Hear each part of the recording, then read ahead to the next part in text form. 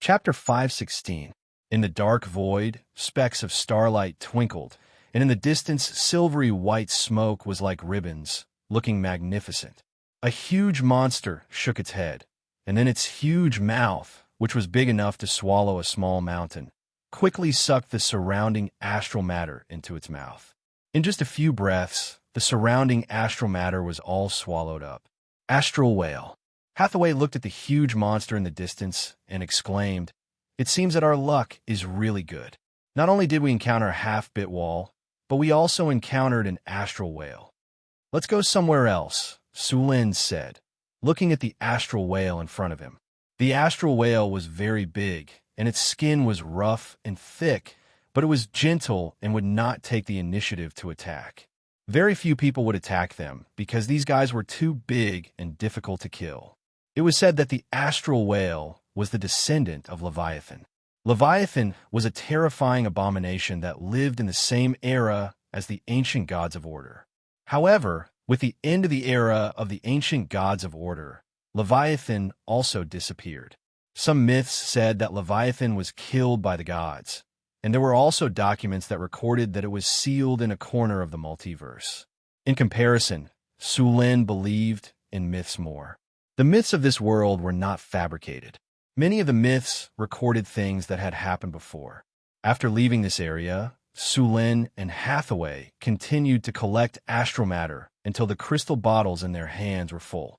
They then left the astral world. Hathaway activated the space waymark of the teleportation circle. With a flash of light, she had determined the location of the wizard tower. Bit wall teleportation. With a flash of light, Sulin and Hathaway were enveloped by this flash of light. The next second, the two figures disappeared from the astral world. Northern Wilderness, North Wind Tower, astrology platform. A flash of light appeared, and Sulin and Hathaway's souls fell like meteors, flying to their bodies in the wizard tower. For a moment, light and shadow intertwined. When Sulin opened his eyes again, he was already back in the wizard tower. Milky Way closed the energy channel. Hathaway finished casting, and the runic array under her feet quickly dimmed. Planar teleportation consumed a lot of mana. If she wanted to explore the astral plane in the future or travel to the astral plane, she would need to establish a stable astral gate. Let's take a look at our harvest this time. After closing the astral gate, Hathaway said with a greedy look, "For you." Sulin smiled and handed the crystal bottle to Hathaway. Many of the following tasks would require the use of astral sand. Hathaway took the crystal bottle and looked at it. "Ah, so many materials. How long will it take to refine them?" "You asked for it." Sulin chuckled. "No, I can't be the only one refining it. I still have a lot of things to do." Hathaway seemed to have thought of something, and she shook her head. In any case, the technique required to purify the astral sand isn't too advanced. Let's divide it evenly between everyone. With this astral sand, the arcane crystal can also be used for the final stage of the experiment. In that case, the materials for making the diamond golem are almost complete. We can consider making the diamond golem now. With the diamond golem, the Golem Legion will be officially established. But the diamond golem technique is still lacking. Whatever, I'll just try a few more times. Hathaway looked at the astral dust in the bottle and couldn't help but smile. Soon, Sulin and Hathaway called Karina, Grace, Alex, Locke, and Andre over and distributed some astral dust for them to refine. After the distribution, Sulin also brought some astral dust to the seclusion room. The astral dust itself was not outstanding in all aspects, but after refining the astral sand, all aspects of its performance would be improved. After the astral sand was integrated with other materials, its hardness and toughness would be greatly improved, and it would also have a good magical property. After adding the astral sand, the arcane crystal could almost meet the technical requirements for making the diamond golem. In addition to these, there were many other materials that also required astral sand. For example, some astral sand was added to magical steel during the forging process to finally produce Titan steel. It was very strong in both hardness and magical conductivity, and also had good ductility and high plasticity. It would be an important material for many constructs in the future. Titan steel was a bluish-silver metal that was used in large quantities in the process of making arcane guards and spell breakers. A crystal bottle contains 10 cubic meters of astral dust. If you want to smelt astral sand with this, you'll need to use elemental fire to refine it. 20 cubic meters of astral dust can be smelted into about 20 kilograms of astral sand, which will be enough for a while. It seems I'll have to make time to collect astral dust in the future. Sulin and Hathaway did not find any astral sand in the astral plane that had taken shape. The two of them collected the astral dust scattered in the astral plane. This dust contained a lot of impurities, but these impurities were not all useless. They could still be refined into other things, such as astral crystals. This was a kind of dark blue crystal-like thing that had very good magical conductivity and was an important material for making many enchanted constructs. In the laboratory, Sulin opened the elemental channel, activated the runic matrix inside, and summoned the elemental fire. A swaying dark blue flame appeared above the runic matrix. Then, Sulin took out the crystal bottle.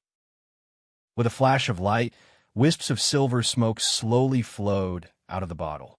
Under the influence of an invisible force, the smoke and dust quickly came to the elemental fire and burned. The smoke and dust in the crystal bottle flowed out continuously like a trickle. As the elemental fire burned continuously, drops of silver liquid appeared in front of them. With a flash of light, the silver liquid instantly flew to the outside of the runic matrix and condensed into silver particles that were smaller than sesame seeds. This was astral sand. The purification of astral sand was not difficult. What needed to be paid attention to was the temperature of the elemental fire and the smelting time. After 2 days, Sulin finally smelted all the astral dust in his hand into astral sand. Sulin finally weighed it and found that it weighed about 5 kilograms. After giving the refined astral sand to Hathaway, Sulin prepared to go to San Filto City. He had been very busy during this time and had not been to San Filto City for more than a month. As a king, Sulin was not in the capital for most of the year, which could be said to be very incompetent. During this time, Phyllis was in charge of the work in Florence. When Sulin came here through the teleportation matrix, it was already nighttime. Phyllis and Sulin had not seen each other for a while. This time, part of the time was to deal with the affairs of the Kingdom of Florence, and the other part was to gradually get to know Phyllis and Sandy. After all, they were newlyweds, and they could not always be separated. Thinking of this, Sulin's heart was burning. After all, when an eel starved to the end, there would always be abalone. Sulin came to the palace and walked directly to Phyllis's bedroom. Without any delay, Sulin soon arrived at Phyllis's palace. When he entered the palace, Phyllis and Sandy were chatting. Seeing Sulin suddenly come, they were very surprised. When they were about to say something, Sulin had already carried them up. Then, the surrounding maids immediately retreated outside the palace. The entire bedroom was sealed, and no one was allowed to come close. Then, the sound of rain breaking banana leaves came from the palace. Between the valleys, the bottom of the flowers is slippery, and the spring water flows hard under the ice. A poem began to be recited, and Phyllis and Sandy followed along to learn. After the silver vase breaking, the water splashing, and the cavalry charging out, the poem finally came to an end and entered a harmonious state. After cleaning up the battlefield, Sulin asked the maids to bring some food. Is everything going well in San Filto City during this time? Did anything happen? Not bad. Those nobles are very obedient. The city renovation plan you made has been progressing steadily, Phyllis said while panting. She had the blood of the red dragon, so her physical strength was very good. Among Sulin's women, she was only second to Chris and Alex. How about Harvest City? Did anything happen during this time? Sulin asked while chewing the barbecue. Phyllis rolled her eyes and said, You just killed a lot of people there and exiled so many nobles. How long has it been? Now those nobles are all as obedient as babies. Why would they dare to cause trouble? Those nobles are all greedy by nature, and they don't want to make progress. They also hindered my reforms, rebelled against the country, and some even joined evil cults. Killing all of them is too easy for them, Sulin said without a care. If those people don't teach them a lesson, they won't know how to behave. It is indeed a bit outrageous. Phyllis had almost recovered. She got up and put on a bathrobe to wash her body in the hot spring. She was sweating all over and felt very uncomfortable. I just sent a batch of new graduates from San Filto Academy to Harvest City. Harvest City is almost on the right track now, Phyllis said as she got up to take a bath. Sulin reached out and took off the towel. Long legs, a slim waist, and a jade bowl in front of her chest. She was very beautiful. Let's take a bath together. No, I can't take a bath with you. Phyllis knew Sulin's personality very well. She didn't even think about it and rejected him. However, she was no match for Sulin. A spear moved like a dragon. Overlord spear thrust, followed by Seven Snakes spear coiling spear. Phyllis's red dragon warlock's flame breath was also blocked. Sulin stretched out his arms and picked up Xanthi, who had not recovered yet. The three of them went to the hot spring nearby to take a bath. The hot spring in the palace was very beautiful. Steam filled the air, making it look like a paradise on earth. Chapter 517. Hundreds of millions of soldiers were killed in one night of battle. Su Luan was checking Sandy's body. Don't get me wrong, he was checking her body and blood. Although it looked like most humans were normal humans without any mixed blood, this was not the case in the world. After dozens of generations, there might be mixed blood from other races. However, after so many times of mixing, the proportion was very low. Most of the heroes in the ancient times were mixed blood. There were many races in this world. After a long history, almost all of them had mixed blood. According to the wizard's research, many humans had a very weak trace of dragon blood in their bodies, which might have been mixed into their bloodline in the ancient times. For example, the northern barbarians had a very weak trace of giant blood in their bloodline. However, this bloodline was too weak.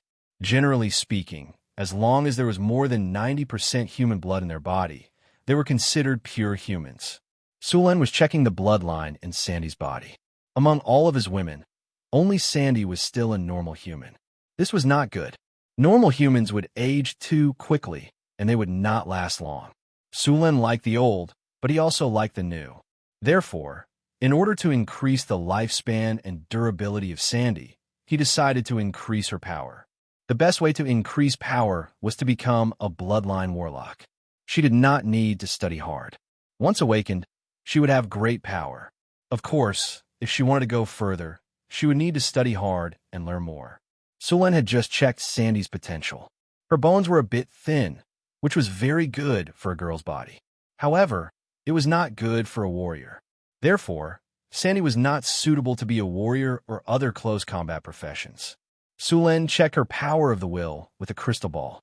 Sandy's power of the will was very normal, barely reaching the bottom line of a wizard.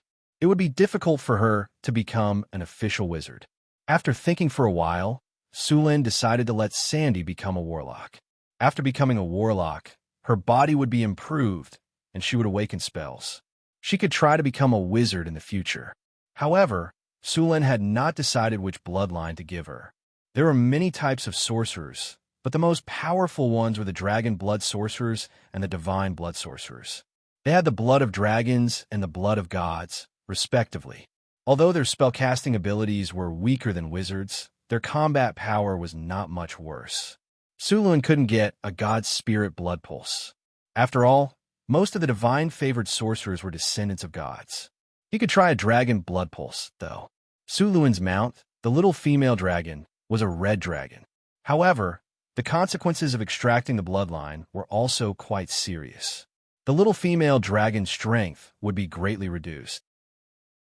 Sulin wouldn't go so far as to attack the little female dragon. Furthermore, if the bloodline was fused with a weak bloodline in the body, there was a chance that the bloodline would be activated and the concentration of the bloodline would increase. What Sulin didn't expect was that, after a series of tests, Sandy actually had some fairy blood in her body. Fairies were a species that was almost extinct on this continent. Fairies were creatures of nature. There were many types of fairies, such as water fairies, flower fairies, big fairies, and many more. Fairies had pointy ears, green or golden hair, and beautiful facial features. They were born with magic, loved peace, and were good at illusions and nature spells. They were not good at fighting, so there were very few of them. However, for various reasons, many of these fairies were captured. For example, flower fairies. They were also called flower fairies or little fairies. They looked like humans, but they had a pair of transparent wings on their back. They were only about 15 centimeters tall, and they could take care of the plants. Many wizards had captured flower fairies in the past, and flower fairies could be used to make fairy dust. Fairy dust was used in many experiments, and many people had captured flower fairies for profit. Tree fairies were similar to fairies, but they were shorter than fairies. They were about 1.5 meters tall, and they also had a pair of translucent wings.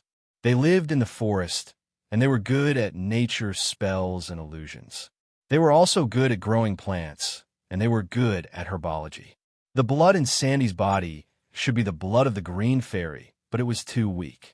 It was only about 3% of the blood in her body. It was basically impossible to awaken it with such a low concentration. It was also almost impossible to find a fairy and extract her blood. There had been no traces of fairies on this continent for thousands of years. Maybe there were fairies living in some remote and dangerous areas, but it was very difficult to find them. All right, nature oak. Sulen suddenly thought of the nature oak in the mystery realm. Tree fairies and nature oak trees could live together.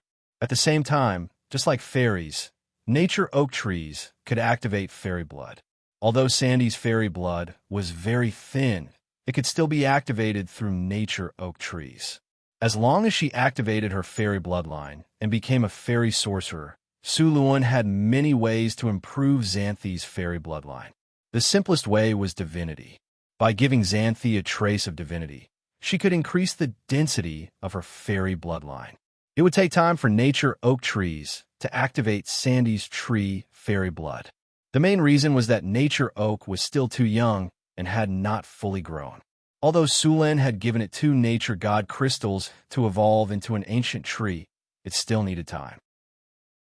If nature oak successfully evolved into an ancient tree, then it would only need to cast an initiation spell to awaken the fairy blood in her body. Now, Sulen could only let Sandy learn wizard knowledge and meditation techniques while living around nature oak trees. This was how to activate the bloodline. In fact, if Sulen took a bit of divinity from his body and put it into Sandy's body, it could also awaken her bloodline. However, Sulen's divinity was just enough for him to become a demigod. There were many things that could enhance fairy blood, so Sulen was not worried about Sandy's bloodline being weak. The nature god crystals he gave to nature oak trees last time could also work, and they were very effective. He could only give them to her in the future. Sulen stayed in San Filto City for a week to finish up all the work he had to do during this time. Then, he brought Sandy back to Northern Town City. As soon as they arrived, Sulen went to Northern Wind Academy and helped Sandy with her enrollment.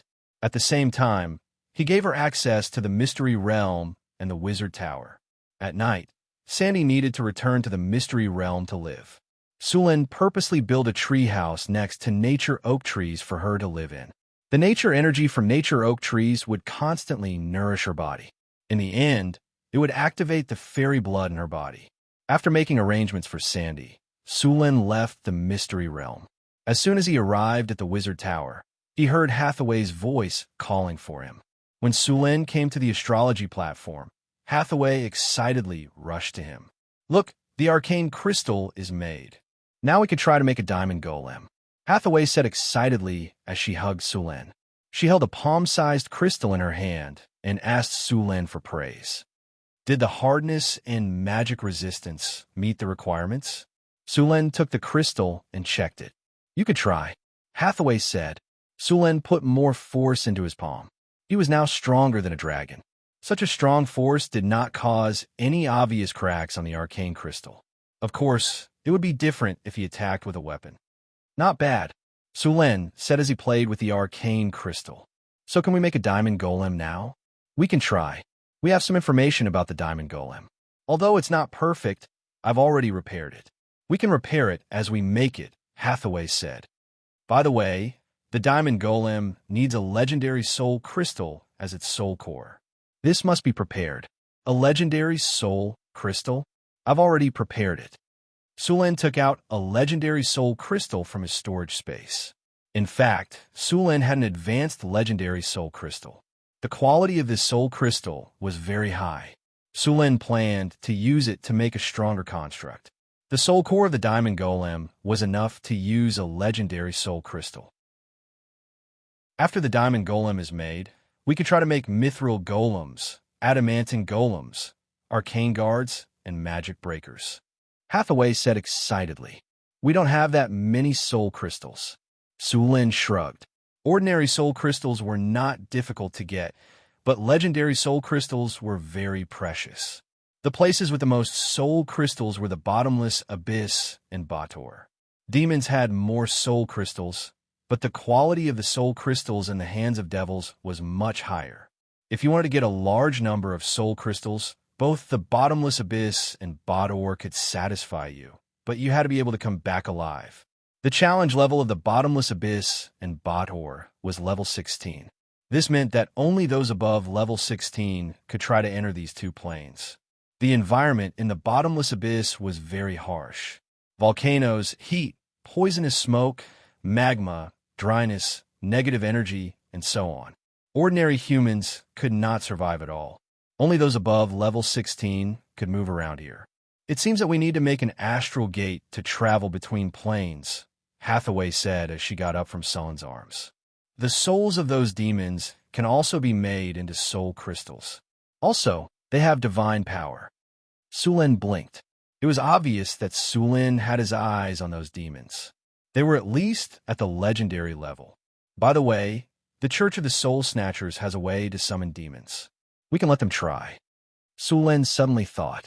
The Church of the Soul Snatchers had dealt with demons too many times. He could rely on these cultists to summon demons. Chapter 518. Sulen had arranged for the members of the Church of the Soul Snatchers to stay in Harvest City. Phyllis had sent many of her men there, including a few high-ranking members of the Church of the Soul Snatchers. Since Sulen wanted to deal with the demons, it was necessary for him to learn more about the situation from these high-ranking members of the Church of the Soul Snatchers. Sir, the members of the Church of the Soul Snatchers have arrived. Are you ready to meet them now? A servant asked respectfully in the study. Sulen nodded and put down the documents. Let them in. Please wait a moment. The servant bowed and took 2 steps back before leaving. Soon, 2 middle-aged men were brought in by the guards. Your Majesty, they are here. Understood. You may leave. Sulen nodded at the guard. After the door to the study closed, Sulen looked at the 2 higher-ups of the Church of the Soul Snatchers. Both of them were in their 40s, and their hair was neatly combed. Their eyes were deep and lustrous, and they had a scholarly aura. They looked like scholars. No one would have thought that these 2 were actually cultists, and cultists who dared to scheme against abyssal demons and demon gods. Now that you have acknowledged Hathaway as your master, I will not pursue the matter from before.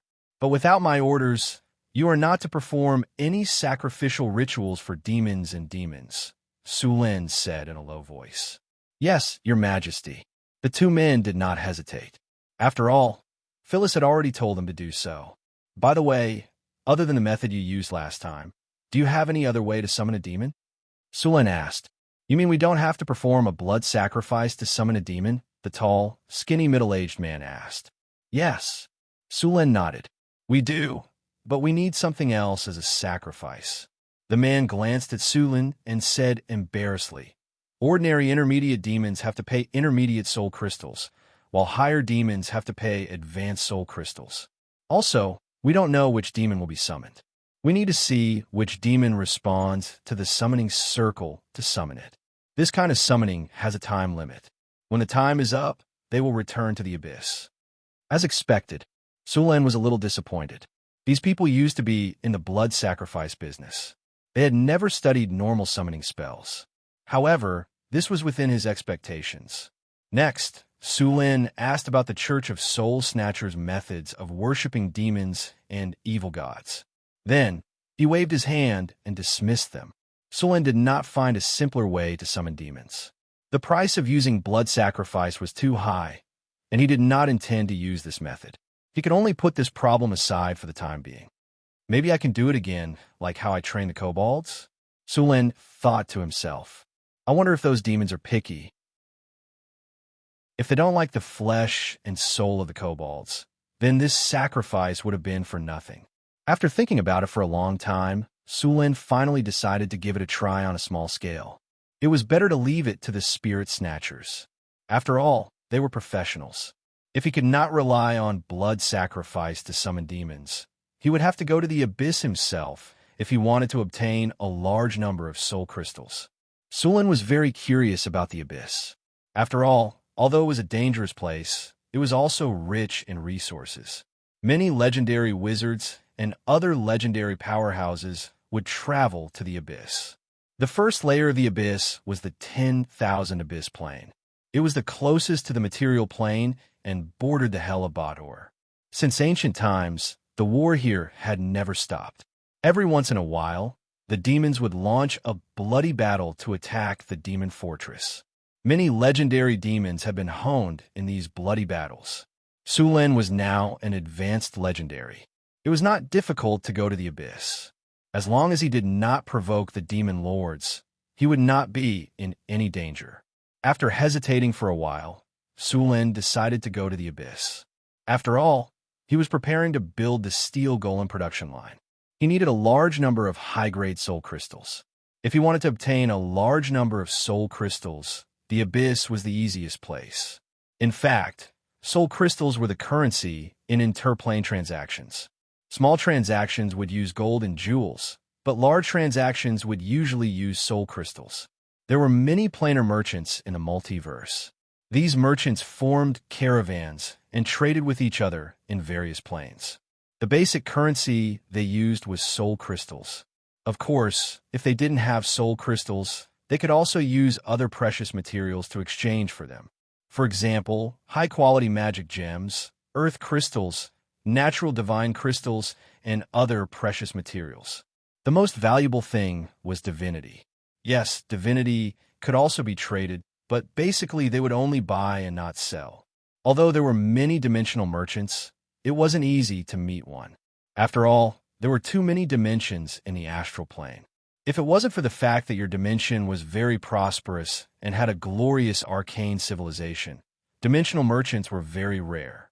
After all, it was easier to get good things by trading with these prosperous planes. Of course, if they encountered a more primitive plane, these plane merchants would be happy to trade with those people.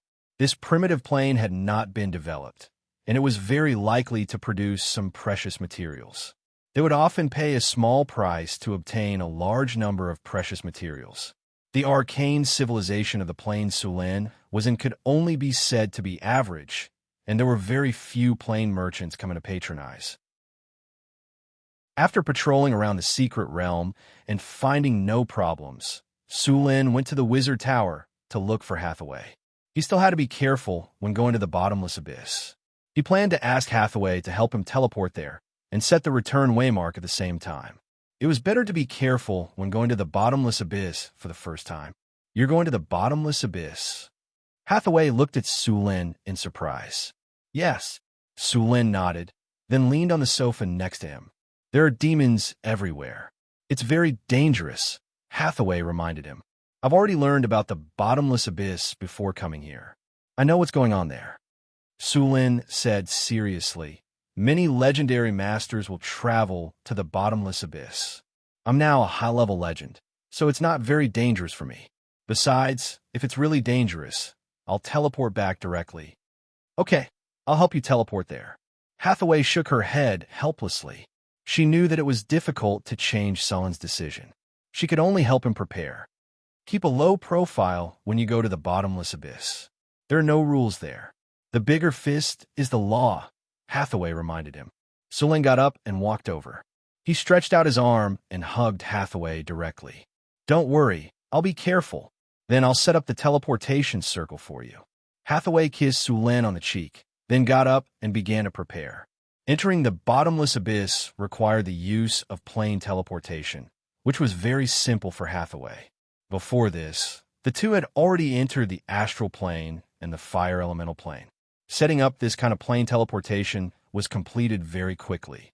Sulen stood on a runic array, and Hathaway made some adjustments again before saying, "Get ready, we'll start." "Okay." Sulen nodded. "Remember to keep a low profile. If there's a problem, immediately teleport back. Don't try to be brave," Hathaway reminded again. "Don't worry, I won't take the risk. I can't bear to part with you guys," Sulen said with a smile. Hathaway rolled her eyes at him. "Sweet talker. Okay, I'll try to operate it first," Hathaway said as she opened the energy channel. The runic array slowly lit up. After seeing that the teleportation circle was working properly, Heather gestured to Sulen. "Get ready. Activate." A dazzling light rose up. The light from the teleportation circle shot into the sky. A wave of spatial fluctuation came. The next second, the teleportation light disappeared with Sullen's figure in an instant from the wizard tower. Dark clouds rolled in the dim yellow sky. The ground was full of stones, and the air was filled with a strong smell of sulfur. Some ferocious-looking plants grew sparsely around. Barrenness, drought, and chaos represented everything here. There were very few living things here, and animals were even rarer. Occasionally, a mouse would run out of those ferocious vines and quickly disappear. The animals here had been demonized. Even the mice had dark red eyes and sharp fangs. They were very aggressive. A dretch was hiding in the weeds. Its prey was an abyss lizard. Food was very scarce in this desolate land, so it had to be careful. The lizard did not realize that danger was coming. It lay motionless on the rock. Its yellow scales were its best camouflage. Its two eyes were constantly looking around. It was looking for prey. At this moment, on the other side of the mound, a dretch was quietly approaching. Soon, when it was less than a meter away, the dretch suddenly rushed over and grabbed the lizard that was trying to escape. The dretch was very excited. It grabbed a stone and smashed the lizard to death. It began to eat. At this time, a light suddenly fell from the sky, and then a figure appeared in this desolate world. "This is the abyss? It's really bad."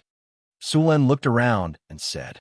Seeing the appearance of a human, the dretch was slightly stunned. In its inherited memory, this creature seemed to be called human. Their flesh and soul were very delicious, and they were very weak. The dretch quickly swallowed the lizard, grabbed a rusty blade next to it, and rushed towards the human. The welcome ceremony of the abyss is a bit special. Seeing the dretch rushing over, Sulen smirked and waved his hand gently. A green wind blade instantly formed, then flew over. Blood splashed everywhere. The dretch was directly cut in half by the wind blade. Chapter 519. The Plane of 10,000 Abyss was the first layer of the abyss.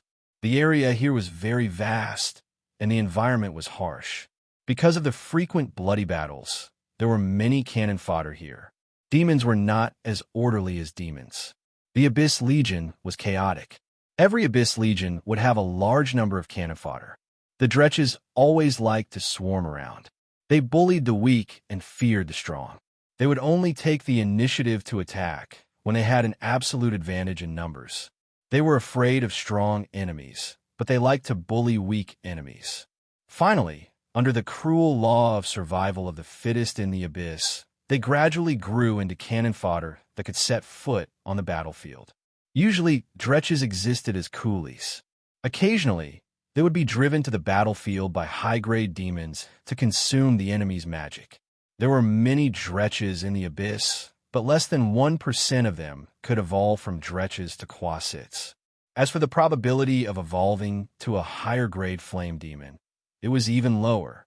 Under normal circumstances, there might not be one high-grade demon in 10,000 dretches. In the abyss, only high-grade demons could be considered to have escaped the stage of cannon fodder. No one knew exactly how many levels there were in the bottomless abyss, but every level had different characteristics. For example, there was a bone-chilling ice field, a neat swamp filled with poison, a salt pool with rising mist, a land of lava with magma volcanoes, a strange wasteland with fierce north winds, and so on. The characteristics of these planes were all bestowed by the demon lords and evil gods. The abyss was unfriendly to everyone. It was very difficult to survive here. This place was filled with slaughter. Even the newly born soul worms were devouring each other. Only in this way could they get enough energy to transform into low-grade demons. However, evolving into a demon was just the beginning of their life as cannon fodder. Although the law of survival of demons was bloody and cruel, their speed of evolution was very fast. As long as they killed opponents of similar strength, they could absorb their souls to strengthen themselves. In theory, it would only take a few months for a soul worm to evolve into a high-grade demon. Sulin teleported to a relatively remote location in the plane of 10,000 Abyss. There were no high-grade demons around. There were only a few dretches wandering around. Su Luan cast the invisibility spell and the flying spell and chose a direction to move forward. After flying for about 2 hours, Sulin saw a boundless lake in the distance. Just as he was about to approach the lake, a powerful soul wave appeared there. Sulin immediately stopped. This is the mother of worms. In the lake, a gigantic creature slowly floated up. At the same time, a demon egg was sent to the shore by the lake. Thousands of demon eggs began to hatch as soon as they touched the beach. In the blink of an eye, soul worms broke out of their shells. Seeing this, Sulin immediately understood that he had come to the abyssal blood pool, the birthplace of the abyssal demons. After knowing that this was a blood pool, Sulin did not continue to approach. The mother of worms was a special demigod in the abyss. They were the guardians of the blood pool in the abyss, similar to the existence of the demon lord. The abyssal blood pool was the territory of the mother of worms. Here, it controlled everything around it. In the abyssal blood pool, there was even some order. Demons could not attack the soul worms. At the same time, all demons or other creatures were not allowed to approach the abyssal blood pool. Once violated, they would be attacked by the mother of worms. In the abyssal blood pool, the mother of worms could easily kill a powerful Baylor under the blessing of the power of the rules.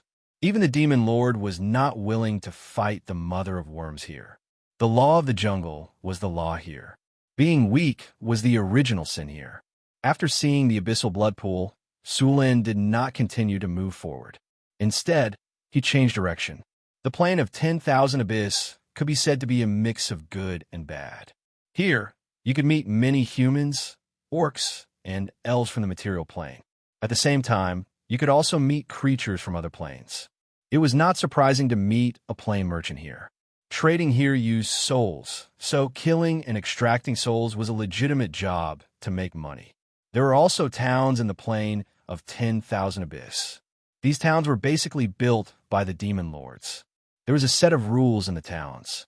These rules were built by the demon lords. After moving forward for more than an hour, Sulin finally saw a town. However, he did not approach it directly. Instead, he hid and observed. Although he had checked the information about the abyss before coming, it was better to see the actual situation in person. This was a dilapidated town. There were not many buildings in the town. Sulin waited outside the town for a while. A 6-armed Naga walked out of the town. After confirming that there were no other demons, Sulin's figure flashed and followed. The 6-armed Naga was a high-ranking demon in the abyss. It had 6 arms and used 6 longswords. These 6-armed Nagas were very strong. The weapons they used were much heavier than the swords used by human knights. When they attacked, the 6 swords were very fierce. After the 6-armed Naga was some distance away from the town, Sulin began to prepare. He took out the storm halberd from his storage space. With a flash of lightning, he suddenly appeared above the 6-armed Naga's head. The storm halberd slashed down with a fierce wind. Clang! With a loud sound, the 6-armed Naga, who sensed the danger, blocked Sulin's attack. However, the power of the storm halberd forced it back. Its arms became numb and trembled. Sulin did not hold back. His figure flashed and rushed up again. The 6-armed Naga, who was only a high-ranking demon, could not resist the full attack of an advanced legendary. In just one exchange, it was defeated by Sulin. Control Demon. With a flash of light, the six-armed Naga in front of him immediately became sluggish. After seeing that the six-armed Naga was under control, Sulin began to ask it about the specific situation of the plane of 10,000 Abyss.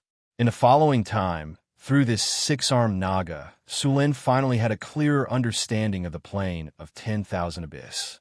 The Lord of the Plane of 10,000 Abyss was a powerful succubus warlock named Red Shroud. Sulin was confused about this race and did not understand why it was called this. The largest city in the Plane of 10,000 Abyss was the Broken Zone. It was also the largest trading area. Basically, all the people and other creatures that came to the Plane of 10,000 Abyss would come here to trade. Sulin had the Naga tell him everything it knew and then had it draw a map. However, the six-armed Naga's drawing skills were limited. The map was very abstract and could only be used as a reference. After all the information was obtained, the six-armed Naga lost its value. Sulin's storm halberd gently slid and beheaded the six-armed Naga. Soul assimilation. A gem flew up. The six-armed Naga's soul was instantly bound by a chain and then absorbed by the gem. The originally colorless and transparent gem also turned purple. A high-grade soul crystal. Sulin reached out and played with it for a while. There are indeed a lot of souls in the abyss. With the information given to him by the six-armed Naga, Sulin began to go to the Broken Zone. Along the way, it was a barren land with no sign of human habitation, not even a blade of grass growing, and a deep red sun scorching the earth. Some demons wandered in twos and threes. When Sulin found a high-grade demon, he would secretly sneak over. When they were not paying attention, he would launch a sneak attack. Those high-grade demons were not his match at all. Along the way, Sulin had more than a dozen high-grade soul crystals on him. The Broken Zone was built near a huge pit in the abyss. Around the Broken Zone was a collapsed tower. The rocks next to it were bright red with blood. The blood-red walls were traces of bloody battles in the abyss. Even now, the remains of high-grade demons were inlaid on the walls. The largest building here was the underground tomb, which had a large number of undead creatures. Assassination in the abyss was completely legal. As long as the guards did not discover it, it was not considered murder. Many adventurers who had just arrived here were here. In the underground tomb, there were also many shadow liches. They usually lurked in the underground tomb. Only the Lord here could command them. At the same time, this was a good place to dispose of corpses. A large number of corpses were sent here every day. Those shadow liches had created a large number of ghouls here. It was very dangerous. Sulin entered the town. As soon as he entered, he felt many malicious gazes fall on him. Sulin coldly snorted. A flash of lightning flashed in his eyes. Those people and demons who had been staring at Sulin suddenly felt their eyes ache. They knew that they had met an expert and hurriedly looked away. There was no such thing as hiding one's strength here. The humans and demons did not hide their auras.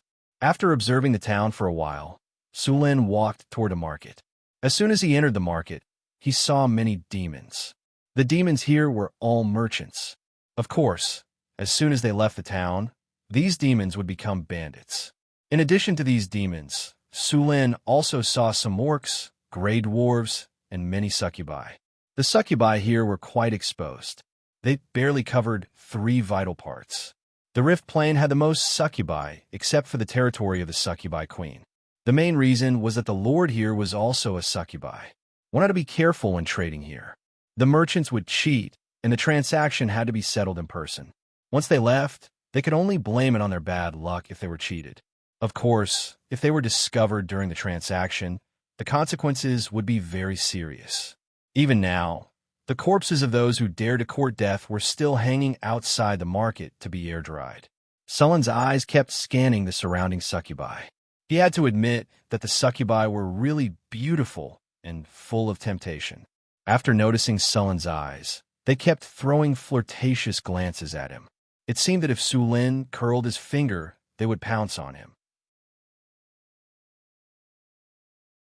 Chapter 520. The slaughterhouse was the largest trading market in the entire abyssal region. There was nothing that couldn't be traded here. As soon as Sulin entered, he saw some abyssal beastmen hawking their wares.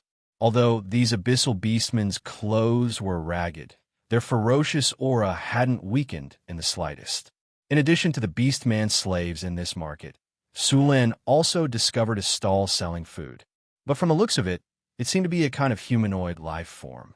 Some demons nearby were secretly sizing him up with cunning and evil eyes.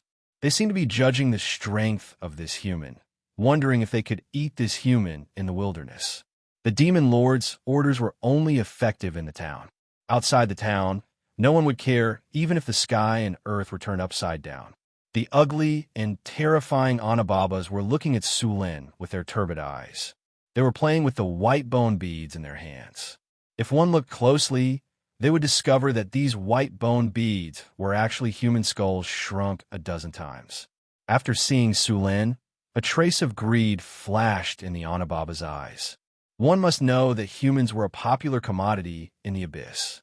Souls were a popular commodity, and the flesh on the body was a rare delicacy. Sulin could clearly feel the malicious gazes all around him, but he didn't let it go. He came to the abyss this time for the soul crystals, and he was very covetous of the souls of demons and demons. Besides himself, Sulin also discovered many humans here. Most of these humans had sturdy bodies and ferocious faces. Their bodies were surrounded by a fierce aura, and he could even smell the smell of blood on them. At a glance, he knew that they weren't to be trifled with. These humans were basically notorious villains of the prime material plane. They were basically wanted by the church and various kingdoms. In order to escape, they took the risk to enter the abyss. These people's bloody and chaotic ways were very suitable for the abyss. Here, they would quickly be assimilated by the abyss's pollution and eventually turn into a half-demon, half-human form. These people could no longer leave the abyss. Even if they died, their souls would fall in the blood pool, decompose and reassemble, and finally become a soul worm. What attracted Sulin's attention the most was a group of people covered in gray cloaks. These people were not as sturdy as demons. They looked a little tall and thin, and they were surrounded by an evil aura. These people were night witches, herders of the abyss. They collected the wandering soul worms and then sold these souls to demons or demons. At this time, a soul was placed casually next to the night witches not far away. They were obviously going to sell it. How much is this soul? Sulin came to the night witch's stall and asked. At 2 soul crystals. The knight's voice was like 2 rough boards squeezed back and forth. That's sullen zest, he said, and then walked. At this time, a succubus walked up to Sulin. Her eyes were hot and full of provocation. When she came in front of Sulin, she brazenly rubbed her foul weapon against his arm. Then, she winked at Sulin and left. Sulin saw through these succubi very clearly. She thought she hid it well, but in fact, the evil in the depths of her eyes had been exposed long ago. As a high-level succubus, she would absorb the other party's strength and even life force during mating. Often, some newbies would be sucked dry by these succubi. When you go out, don't think that the girls take the initiative to greet you because you are handsome or rich. They're just lusting after your body. Boys should remember to protect themselves when they go out. They should firmly resist those temptations. Otherwise, they would lose everything. It was a small matter if they ran out of ammunition and food. Be careful not to be sucked dry. All the gazes in the surroundings were filled with malice. According to the laws of the material plane, it wouldn't be enough for all of these guys to die 10 times over. If they used a detect evil spell, they would probably all turn red and purple. Sulin strolled around the market. He had to admit that there were many products in the market. Even he was a little jealous of many of them. Unfortunately, he did not have the money to buy them. Sulin glanced around with some regret and left the slaughterhouse. Just as he left, a dozen little tails appeared behind him. Sulin was well aware of these tails. He had just shown himself in the slaughterhouse because of these guys. Otherwise, where would he find high-level soul crystals? Low-level soul crystals were easy to find in the abyss, but high-level ones could only be obtained from high-level demons. There weren't many high-level demons in the wild. Sulin was too lazy to spend a lot of time looking for them in the wild. Now, he had just strolled around, and there were at least a dozen high-level demons following him. Sulin pretended to be cautious and sneaked out of Desolate Town. After making sure that those guys were following him, he left the town and walked towards the wasteland. After leaving the town, Sulin immediately quickened his pace and walked towards the depths of the wasteland. It didn't take long for the tails behind him to catch up. The dilapidated and desolate wasteland exuded a faint smell of sulfur. A gust of wind blew, and a rancid smell came from the air. Several rats with blood-red eyes madly attacked Sulin. However, when they were 4 or 5 meters away from him, a lightning flashed, and the abyss rat turned into a lump of charcoal. A burnt smell came from the wasteland. Sulin stopped and turned his head to look not far away. Footsteps echoed, and a figure appeared in front of Sulin. It was an evil demon. "Just you?" Sulin frowned slightly. The evil demon didn't have the intention to speak at all. Its figure flashed and instantly appeared beside Sulin. The sharp sword in its hand directly slashed at his neck. It seemed that it wanted to kill him with one blow, but it obviously found the wrong opponent. The moment it appeared, Sulin's Storm War halberd instantly struck. Dazzling lightning exploded in an instant. Bang! There was a loud noise. This evil demon that was distorted by the abyss was thin and wrinkled. Under Sulin's exaggerated strength, it was smashed to the ground together with its weapon. Endless lightning instantly wrapped around it. After realizing that something was wrong, the evil demon subconsciously wanted to escape but was paralyzed on the spot. Then, a cold light flashed and endless darkness descended. The evil demon's ugly head flew up, and smelly blood sprayed on the ground. This evil demon was killed by Sulin in one blow. Soul extraction. Soul capture. Sulin's body flashed, and in the next second, the evil demon's gray soul was forcibly pulled out by him. Then, a magic gem appeared. The evil demon's soul was directly sealed in the gem without any resistance. The purple soul crystal fell into Sulin's hand. Not bad, a high-level soul crystal. Sulin played with it for a while and casually put it in his storage space. This time, he went fishing in Desolate Town and lured a lot of bait. Now that the fish had taken the bait, it was time to reap the rewards. "Who is it?" Sulin suddenly grabbed something behind him, and a palm completely composed of the power of thunder and lightning appeared in an instant. Then he clenched his fist. The big thunder and lightning hand seemed to have caught something, and then a Glabrizu figure was pulled out of the distorted space. Glabrizu. This was a high-level demon from the abyss. This was one of the few demons in the abyss with intelligence. They had violet skin and were proficient in charm. Their combat power was slightly inferior to the Bailers. These guys often served as mid-level officials in the demon army in the abyss. Although they were demons, they were different from the chaotic demons. They were one of the few demons that could form a formation.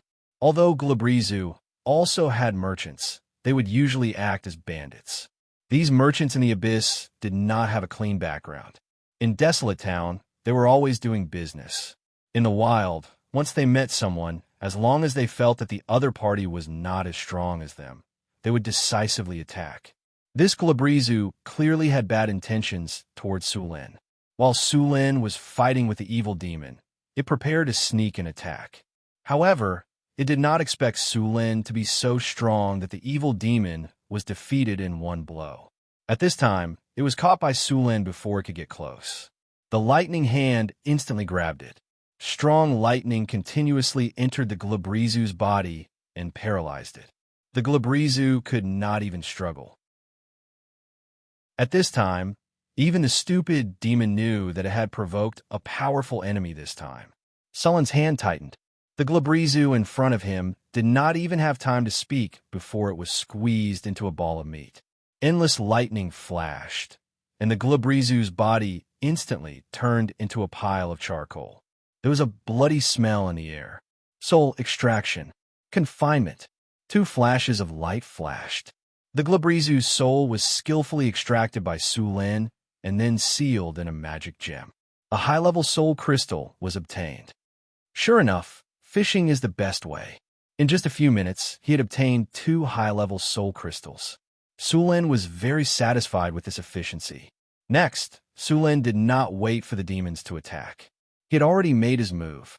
It was hard to guarantee that the demons would notice. If they discovered Sulin's strength and ran away, it would not be easy to catch them. Sulin's body flashed. In the next second, he appeared near an old guy wearing a tattered robe. Lightning shrouded him. The storm battle halberd instantly broke the energy shield on the surface of his body. Perhaps it had triggered an accident, but the old guy's body flashed continuously. However, as soon as the light appeared, it dissipated. Sulin immediately cast an anti-magic spell. These guys who had not yet reached the legendary realm could not cast any spells at all. With a flash of lightning, the shabby robe was directly shattered into countless pieces, and the withered and ugly head was directly cut off. Then 2 flashes of light rose, and a purple soul crystal quickly appeared in his hand. Chapter 521. Phew, they've all been dealt with. Not bad. On the wasteland, Sulin put the soul crystals he'd just obtained into his storage space. A human lay at his feet, but this human now had a lot of demonic characteristics. This was a human who had been assimilated by the power of the abyss. Normally, he looked no different from a normal human, and he would only turn into a demon when he attacked. This person, who had committed all kinds of crimes in the prime material plane and ended up in the abyss, had finally bumped into the muzzle of a gun and been cleanly disposed of by Surin. It's really easy to do business in the bottomless abyss. I've earned more than a dozen high-grade soul crystals in just a short while. Sulin chuckled. Sulin looked at the half-demon on the ground, resting his chin on one arm as he calculated. By the way, I don't know where this guy is. How much is the reward? Should I bring his head back to claim the bounty? In the end, he still chopped off the guy's head and dealt with it with a spell. However, Sulin didn't store the head in his storage space. Although things in the space were automatically isolated, there were still some psychological effects. Therefore, he used a spell to open up a dimensional space to store the head. You're really lucky to be able to get a single room after death. I'm too merciful. Sulin shook his head and casually threw the head in. This time, Sulin had obtained a total of 13 high-grade soul crystals from fishing. Of course, this was probably the only time he'd made such a huge profit. The deaths of more than a dozen high-grade demons would still attract some attention. Not to mention that these demons had followed Sulin out. Although Sulin had killed all the demons, they'd be cautious if he went fishing again. It would probably be difficult to fish again. Maybe I can use another method, Sulin thought. In addition to the soul crystals, Sulin had also obtained a lot of materials from the deaths of a dozen or so high demons. Although the craftsmanship of the high demons' weapons was average, the materials were still pretty good. Most of them were abyssal magic iron, and some were even mixed with abyssal fire copper. He could still sell them for some money. Moreover, he still had a dozen high-grade soul crystals, which was quite a fortune in the bottomless abyss. Soon, Sulin came up with another plan and began to prepare. First, he reforged these weapons and repaired the damaged ones. The reforged weapons looked much better than before. With a flash of light, Sulin's human form turned into a tall, thin, and ugly evil spirit. He made a mask out of abyssal fiendish iron and put it on. Then, he concealed his aura and walked toward Desolate Town again. When he came to Desolate Town again, Sulin was already very familiar with this place. Moreover, this time, he had changed into an evil demon disguise. The people who paid attention to him instantly decreased by more than half. Those demons just glanced at him and moved away, unlike the first time when they wanted to eat him. Obviously, Desolate Town was quite friendly to him this time. Sulin did not stop. He went all the way to the slaughterhouse market. At this time, it was still very lively. Sulin found the manager and rented a stall. Then, he took out the weapons and sold them. There were good and bad demon craftsmanship. Sulin's weapons were better than the average. Soon, demons came to inquire about the price. These things were not very expensive in the abyss. Sulin sold 2 scimitars and a beheading sword and received 10 mid-grade soul crystals. After taking out 2 soul crystals to pay the tax, Sulin got up and left the slaughterhouse. This time, he was going to change the location of his fishing. As the city of demons, Desolate Town also had bars. The Horn of Plague was the largest bar in Desolate Town. It was said that this bar was opened by Red Shroud. As for whether it was true or not, Sulin did not know. However, no one dared to cause trouble in this bar. The corpses of those who dared to do so were already hung on the display wall outside the bar. As soon as Sulin entered the bar, he felt like a group of demons were dancing wildly. He saw all kinds of demons and travelers from the independent material plane. However, no matter if it was demons, devils, evil spirits, gray dwarves, orcs, or humans, they all behaved very politely. There was no drunken madness. The waitresses in the bar were all succubi. These succubi were dressed in revealing clothes. The pieces of cloth on their bodies were not even the size of a palm. They were also covered with a layer of gauze, which was very tempting. However, the strange thing was that no demons touched these succubi.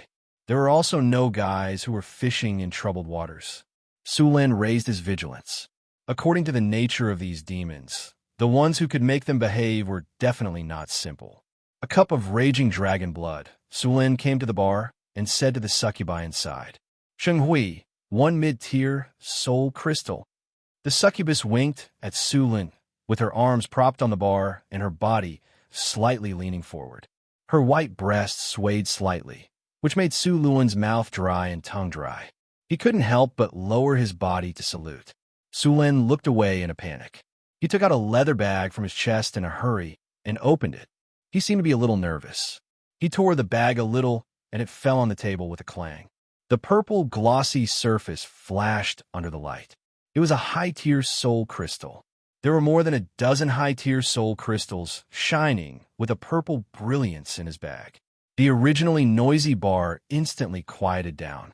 No matter if they were demons, humans, evil spirits, or devils, they all looked greedily at the bag in Sulin's hand. Sulin seemed to have just reacted. He hurriedly put away all the soul crystals and put them back into his chest. Sulin took out a mid-tier soul crystal and handed it to the succubi. He then looked around as if nothing had happened. The bar became noisy again. However, the situation inside was a little different from before. Many demons, evil spirits, devils, and travelers from the origin material plane couldn't help but glance at Sulin. Obviously, the dozen or so high-grade soul crystals just now had completely attracted the attention of these guys, and their attention was completely focused on Sulin. Many demons were already estimating Sulin's strength. They wondered if they could kill him in the wild and take the soul crystals for themselves. In the corner of the bar, the eyes of some assassin demons shrouded in shadows flashed. It was clear that they were also tempted. These assassins among demons loved to hide in the shadows and launch sneak attacks.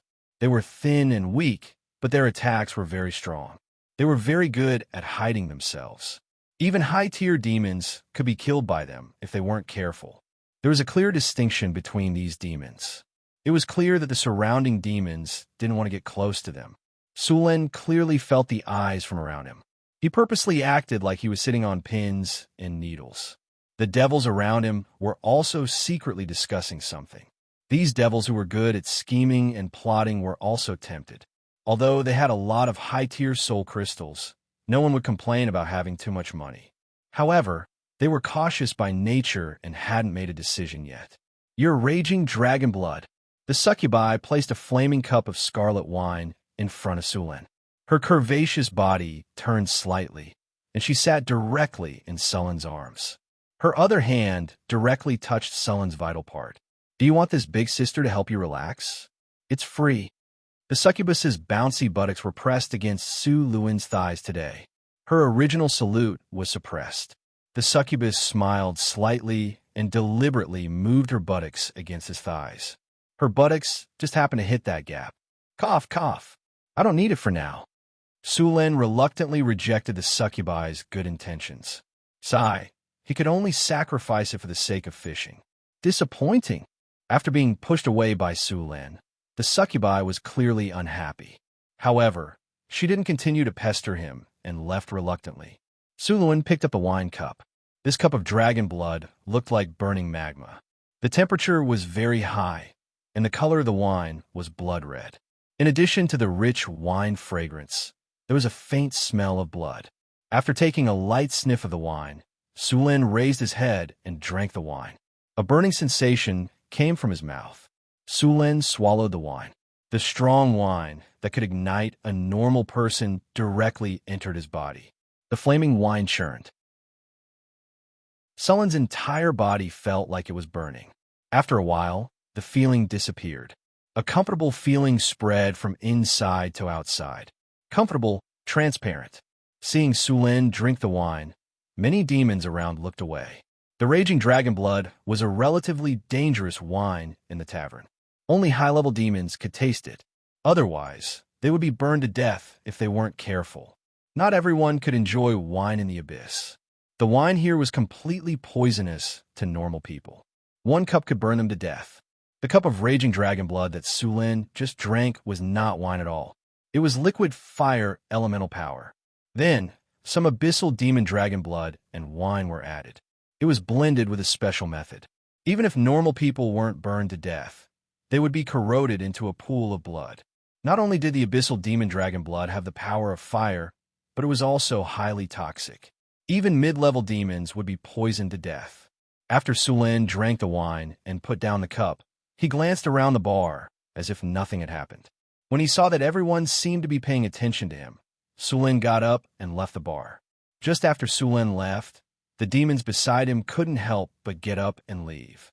As these demons left, the other demons and evil gods couldn't help but get up and leave the bar. They all went to stay with Sulin. The demons were getting anxious. They stood up and prepared to leave, but as soon as they stood up, the leader of the demons pulled them back, shook his head slightly, and sat down. Then he said to the confused demons, "Sit down, we won't participate." Chapter 5:22. In the dim yellow sky, an evil sun shone on the earth. The evil sun was constantly radiating the evil and chaotic power of the abyss. The streets of Desolate Town were filled with a strong smell of sulfur, mixed with a faint smell of blood. Although killing was forbidden in Desolate Town, it was only on the surface. As long as one was not discovered, the guards would not interfere. Therefore, it was not as safe as one imagined. Sulin walked on the street expressionlessly. He knew that there were many eyes behind him. Without stopping in the town, Sulin hurriedly walked out of the town. As soon as he left the town, he immediately sped up and ran towards the wilderness. Before he started fishing, Sulin had found a suitable place nearby. Now he was going to lure the demons and demons there. Seeing Sulin fleeing, the demons and demons behind him were not anxious at all. Instead, they vigilantly looked at the demons and demons who had the same idea as them. In their opinion, Sulin was a fat sheep on the chopping board. They could eat him however they wanted. The only problem was that many demons had their eyes on this fat sheep. A dozen high-grade soul crystals were enough to tempt these high-grade demons. Demons and demons could absorb soul power to enhance their strength. A dozen high-grade soul crystals could even make a high-grade demon evolve into a legendary demon. These demons could not resist this temptation at all. About half an hour later, Sulin stopped at a call and then quietly waited for the fish he had caught. "They're here." Sulin's eyes flashed. Then, he suddenly pointed to a place not far away. Anti-magic field. A strange power descended from the sky and instantly shrouded the surrounding area. At this moment, the area seemed to have been sealed. All demons, and humans seemed to have been isolated from the abyssal plane at this moment. The original spell-like abilities had all lost their effect. At this moment, no matter how stupid these demons were, they knew that the guy they had treated as a fat sheep was actually a peerless beast. 17. Seems like we have a good harvest this time. Sulin's voice sounded in the ears of these demons. Upon hearing Sulin's voice, the expressions of the demons changed drastically. Without thinking, they turned around and tried to escape. However, as soon as they moved, more than a dozen lightning bolts fell from the sky and struck them instantly. The powerful power of lightning instantly paralyzed the bodies of these demons. Immediately after, countless lightning bolts descended from the sky, instantly enveloping all the demons. With Sullen's current strength, these demons that had yet to reach the legendary level wouldn't be able to last long against the lightning that he summoned. There's a little mouse here. Sulin raised his hand and threw a bolt of lightning at a thorny bush on the side. Lightning flashed, and the space was instantly torn apart by the lightning. A tall figure jumped out in a sorry state, and the lightning whip instantly trapped the figure. This was a high-level succubus. She had tried to escape by hiding in the dimensional space, but Sulin had torn the space apart and caught her. Stop! I didn't mean to offend you. My master is Red Shroud. The succubus shouted the moment she was caught by Sulin. She was afraid that she would end up like those demons earlier if she was a second late. The opponent was unexpectedly powerful. She didn't have any room to resist and was restrained in an instant. Sulin stopped what he was doing, and the dazzling lightning in his hand gradually dispersed. Seeing this, the succubus heaved a sigh of relief. She was almost scared to death just now. Your master is Red Shroud? Sulin waved his hand, and the succubus that was bound by the lightning whip flew to him. Yes, my master is Red Shroud. After hearing Sullin's question, the succubus nodded and said, Why are you following me? Sulin asked directly. He didn't intend to kill this succubus. If he did, it was likely that the ruler of the broken region, Red Shroud, would be attracted. Red Shroud was the lord of the Rift Plane. She could obtain a plane bonus here and was a powerful demon lord. There were rumors that Red Shroud was the daughter of the succubus queen, Mechanut. There were also rumors that Red Shroud was an incarnation of Mechanut. However, no matter which one it would be very difficult to deal with. Red Shroud had ruled this layer of the abyss for thousands of years. She hadn't been overthrown until now, so one could imagine how powerful she was. Sulin didn't want to offend her so easily, not to mention her relationship with Mechanut. There were two most dangerous women in the bottomless abyss. One of them was the Spider Queen, Lolth, and the other was this succubus queen who had lovers all over the universe. Who knew when she would be in the mood to ask her lover for help? The Rift Plane was the core battlefield of the Abyss Blood War. Many demon lords left their flags here. The succubus queen was not an easy person to deal with. I just followed to take a look, the succubus said embarrassedly. Really, just to take a look? Sulin looked at the succubus and said with a faint smile. It's true. Her Excellency Red Shroud asked us to pay attention to the powerhouses who came to the abyss to collect information. There were more than a dozen higher demons in the tavern moving together, which naturally attracted our attention. This is just a routine check. We don't mean to target you. Seeing Sullin's expression, the succubus quickly said, Well, I'll believe you for now, but you may have to stay here for a while. Sulin smiled gently, and then lightning flashed. Thunder Prison. Lightning instantly fell and completely wrapped the succubus in front of him. The endless power of thunder and lightning entangle with each other and directly formed a cage completely woven with the power of thunder and lightning. Well, as long as you stay in the Thunder Prison, I'll guarantee your safety. If you don't, Sulin smiled slightly, grabbed a weapon made of abyss magic iron, and then threw it on the Thunder Prison. The dazzling lightning instantly exploded, and the weapon made of abyss magic iron melted into drops of molten iron. Don't touch the lightning. Otherwise, you'll end up like these things. Sulin smiled gently, and then pointed at the char demons not far away. The succubus only felt a chill rising from the bottom of her heart. Sullen's smile made her feel that it was the most terrifying thing. She subconsciously nodded and did not dare to have the slightest intention of refusing. Very good. It seems that we have reached a consensus.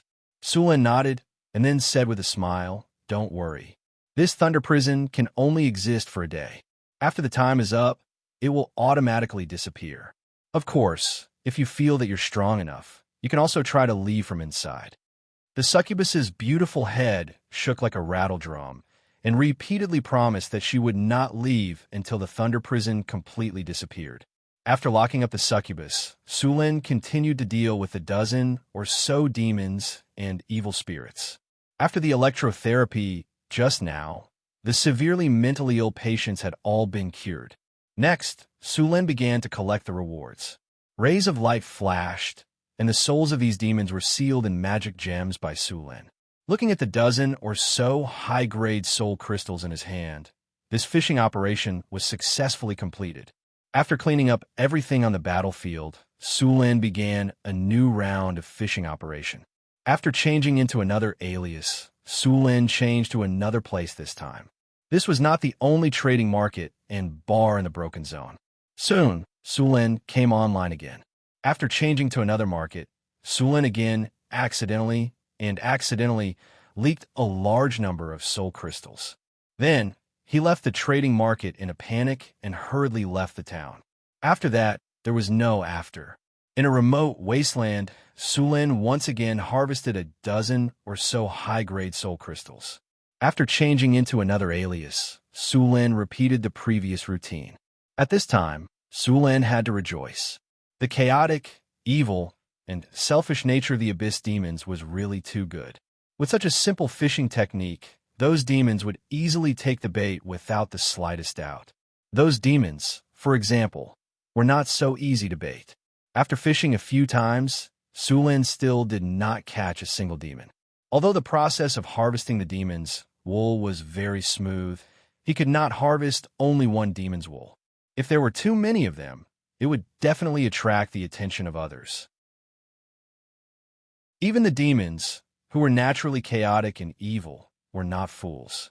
Therefore, after completing 5 fishing attempts, Sulin left the Broken Zone and went to other places in the 10,000 Abyss Plain.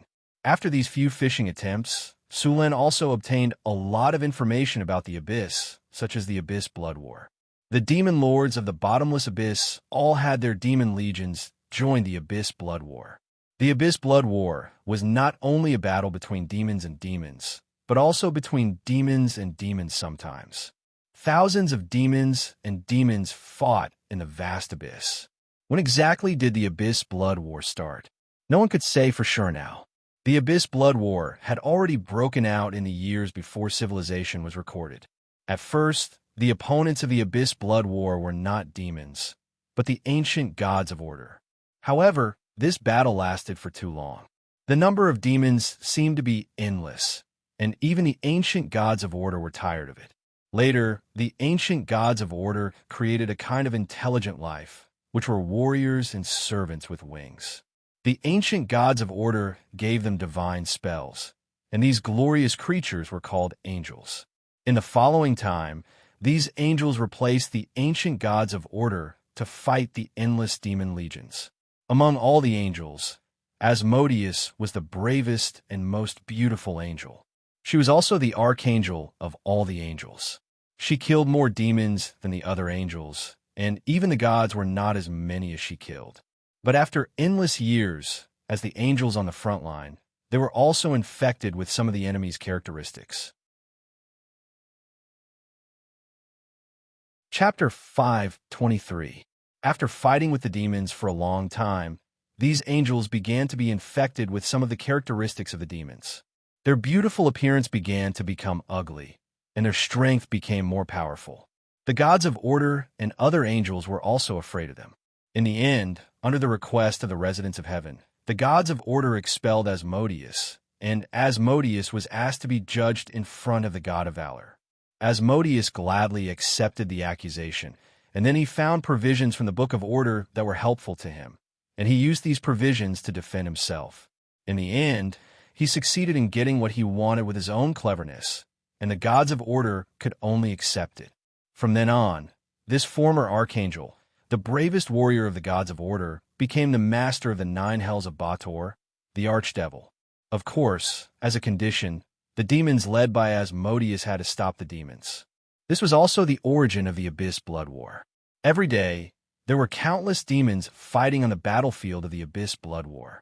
Countless demons died every moment, and there would be countless lesser demons and dretches born under the laws of the plane to continue fighting. The Abyss Blood War had even become a rule. In the Abyss Blood War, killing the enemy could absorb the enemy's power.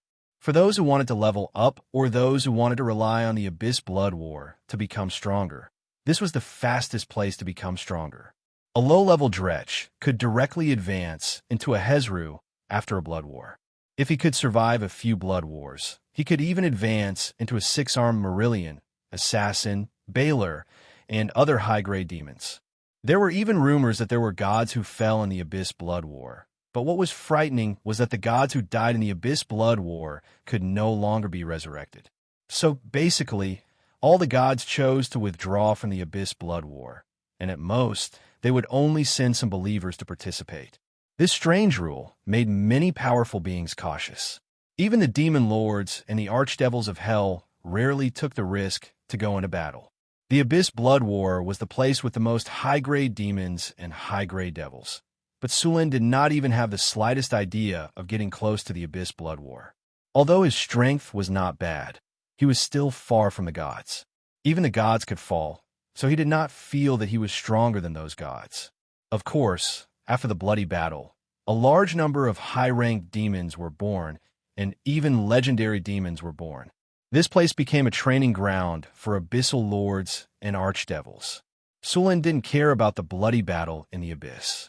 After collecting information, he went to other towns and used the same fishing method to obtain a large number of soul crystals. However, it was a pity that this fishing operation did not catch any legendary demons. After staying in the abyss for some time, Su Luin discovered that the legendary demons and demon lords of the abyss were completely different from ordinary chaotic, evil, and brainless demons. They were deceitful and treacherous, not in the least bit inferior to devils. Those simple-minded demon lords had already been killed by all kinds of schemes and machinations. Of course, the only exceptions were the powerful existences who could ignore schemes and machinations, such as demon princes. None of the surviving demons were simple.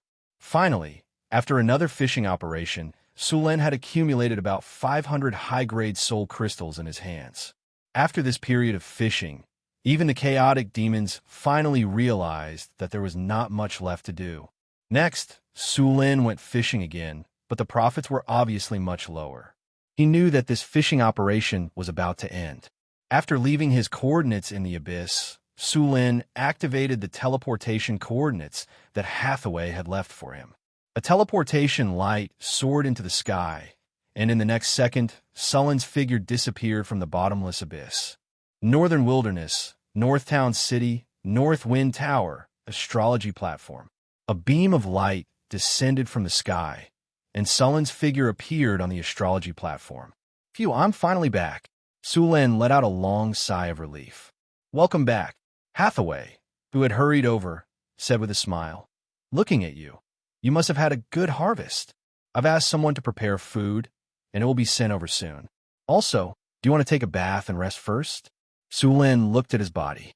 Although there was no dust on him, the thick sulfuric smell, unique to the abyss, was unpleasant. He nodded and said, "I'll go take a bath first. Prepare the food. I'll be back soon." With that, he teleported away and went to the bathroom to wash up. When he reappeared, he had changed into a neat linen bathrobe and was preparing a feast meticulously prepared by the halfling human chef, Frodo. "I haven't eaten this food for a few days. I'm really craving it." Sulin came to the table and quickly picked up food with his chopsticks.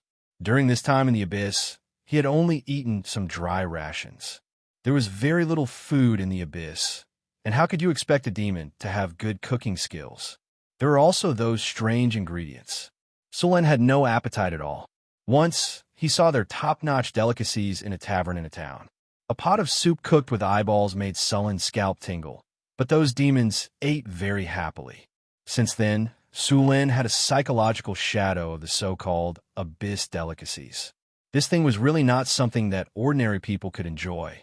After enjoying a sumptuous feast, Sulin drank a cup of green tea with a relaxed expression.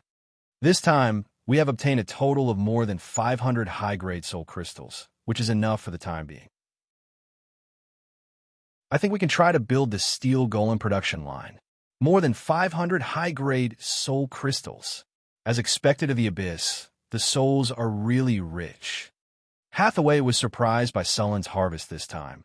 With so many soul crystals, we can indeed use them for a long time. The steel golem production line, indeed, needs to be built. Hathaway nodded and said, the golem factory was a large-scale project.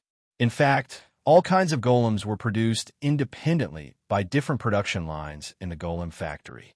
Very few golems could share a set of production lines. Clay golems were molded into a ceramic-like substance. Rock golems were carved, and steel golems were forged from various metals, so they required different production processes. However, they also had something in common, and that was the inscription of magic patterns. All golems needed to be inscribed with mage-weths. However, the techniques used to inscribe mage-weths differed from one golem to another. After all, clay, rock, and steel were made of different materials, so the carving knives and materials needed to inscribe mage-weths were also different. The Magic Pattern Inscription Workshop now only had one magic pattern inscription equipment, which could inscribe 6 golem parts at a time. Sullen did not intend to continue producing magic pattern inscription equipment for the time being. The production of one magic pattern inscription equipment required a legendary soul crystal, and a legendary soul crystal in his hand was prepared for the diamond golems. Sullen intended to make 2 diamond golems, and with the addition of more than 500 steel golems, as well as more obsidian and rock golems, he could form a powerful golem army. With such a large golem army, even dealing with a demon army would not be a problem. After all, magic constructs like magic golems had far too many advantages. They were immune to diseases, lethargy, aging, mental attacks, poison, paralysis, instant death, intimidation, heavy blows, crippling, bruising, attribute absorption, and energy absorption. They also had dark vision, didn't need to eat, drink, or breathe, and could work 24/7. Compared to them, the demons couldn't use many of their methods. Abilities such as Evil Aura, Blasphemous Words, and Stinking Cloud were directly useless. Compared with the chaotic command of the demons, the Golem army would strictly follow orders. That was why the Arcane Kingdom could rely on the Golem army and the Floating Space City to conquer the multiverse. Not long ago, Sullen learned in the Abyss Blood War that compared with the Demon army, the number of the Devil army was usually only 1/10 of the Demon army. However, when the gap was 10 times larger, the Devil army would basically win the final victory. One of the reasons was discipline. The Devil army had very strict discipline, which was completely incomparable to the scattered Demon army. Compared with the Golem army, even the Devil army could only admit defeat. Sullen now had a clay golem production line. Later, after building the obsidian factory, he built the rock golem production line. However, the scale of the rock golem production line was not large, and many places needed manpower to make them. As for the steel golem production line, a large amount of steel was needed as raw materials. The steel workshop in Northern Town needed to be transformed, and then it would provide materials for the steel golem production line. Some simple parts could even be cast in the steel workshop, while those difficult parts needed to be forged mechanically. Although the steel golem had steel in its name, the material used was not ordinary steel, but magic steel. This metal required the addition of some other materials during the smelting process. It was a special alloy. High-quality magic steel was hard and tough, resistant to corrosion, abrasion, high temperature, and had good plasticity. At the same time, it also had good magical properties. It was very good to use this material to make steel golems, and after engraving various magic patterns, the physical and magical defense of the steel golems would be raised to a very high level. The next steel golem production line would need a lot of clay golems to act as workers to operate it. It wasn't that Sullen didn't want to only do a fully automated production line. The main reason was that he didn't have many legendary soul crystals. The fully automated production line needed soul crystals to make the tower spirit to control it. The cost of only making a set of steel golem production line was very high.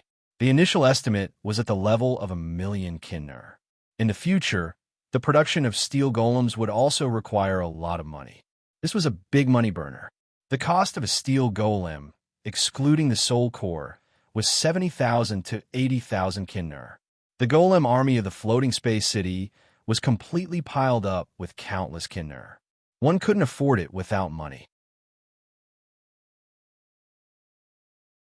Chapter 5:24. Some people said that arcanists were just throwing money at others, and it did make some sense.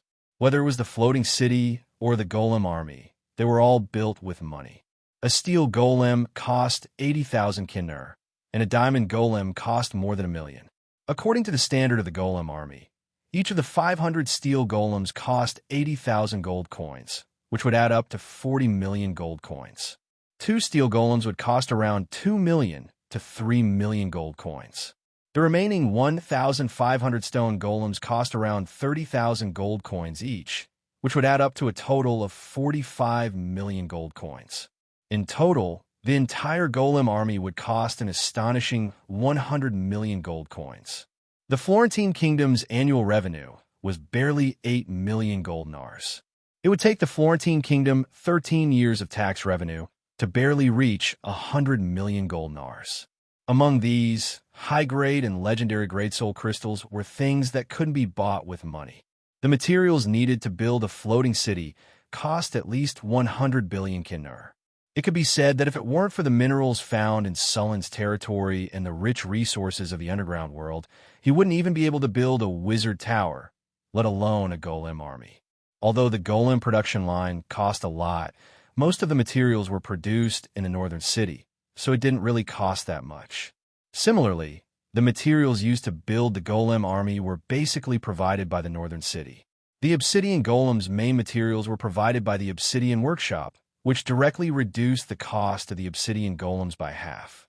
In addition, most of the other materials could be obtained from the secret realm and the underground world, which ultimately reduced the cost of the obsidian golems by 80%. If it weren't for the various resources in the underground world and the secret realm, Sulin wouldn't even be able to build the golem army, and even the construction of the wizard tower would have been delayed for a long time. He had to admit that it was a wise choice to build a city in the northern city. Who would have thought that he would find a passage to the underground world here? In addition to these resources, the northern city also built a large number of factories. Originally, there were pottery, brick kilns, wine, sugar factories, and other factories in North City. Now, Sulin had also opened a porcelain and glass factory.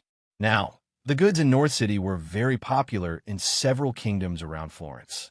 In addition to these, the perfume and soap factories proposed by Sulin had also begun to be put into production. Perfume and soap products could be said to be the favorite of those noble ladies and ladies who were even crazy about these daily necessities. These daily necessities weren't cheap at all. They were all consumables. It could be said that northern garrison cities' income had been steadily increasing. After some calculations, northern garrison cities' monthly income had reached 1.2 million kinnar. The income of Bayfong Duchy's 3 cities was higher than that of the entire Kingdom of Florence. If not for the fact that Sulin had become the king of the Kingdom of Florence in his own strength, he would not have been able to defeat Sulin.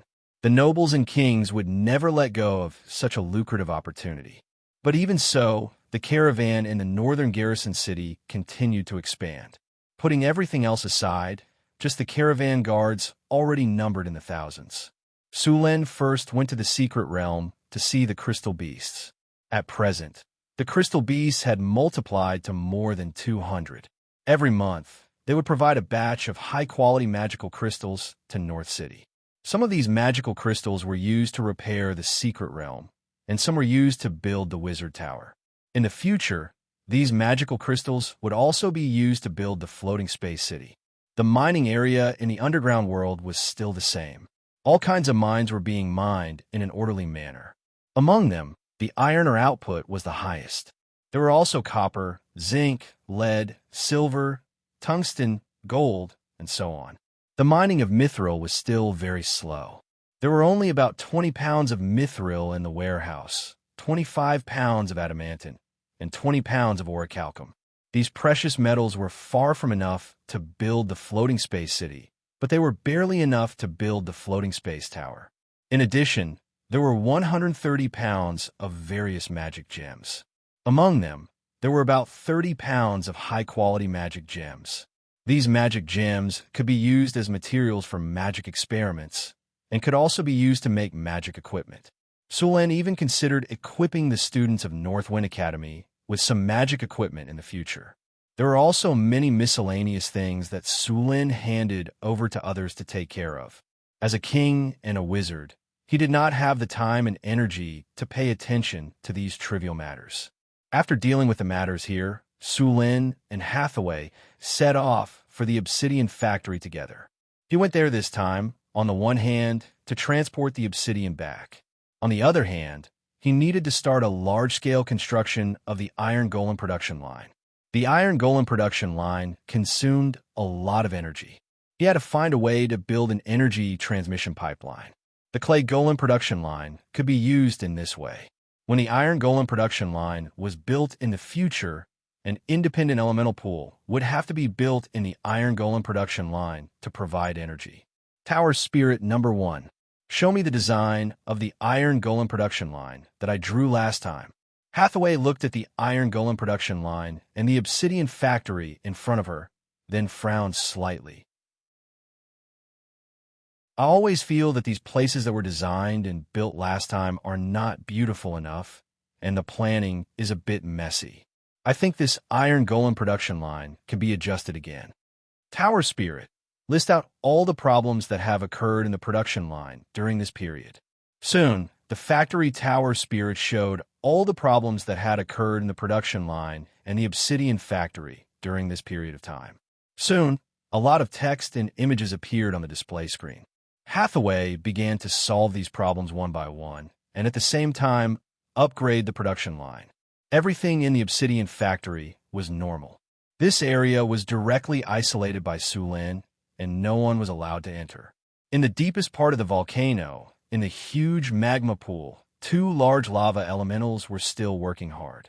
They were like fish in water in this magma environment. The Tower Spirit scanned the obsidian factory with its aura. All the clay golems were operating normally, and the obsidian produced was regularly placed in the warehouse. The upgrade plan of the Wizard Tower had not stopped.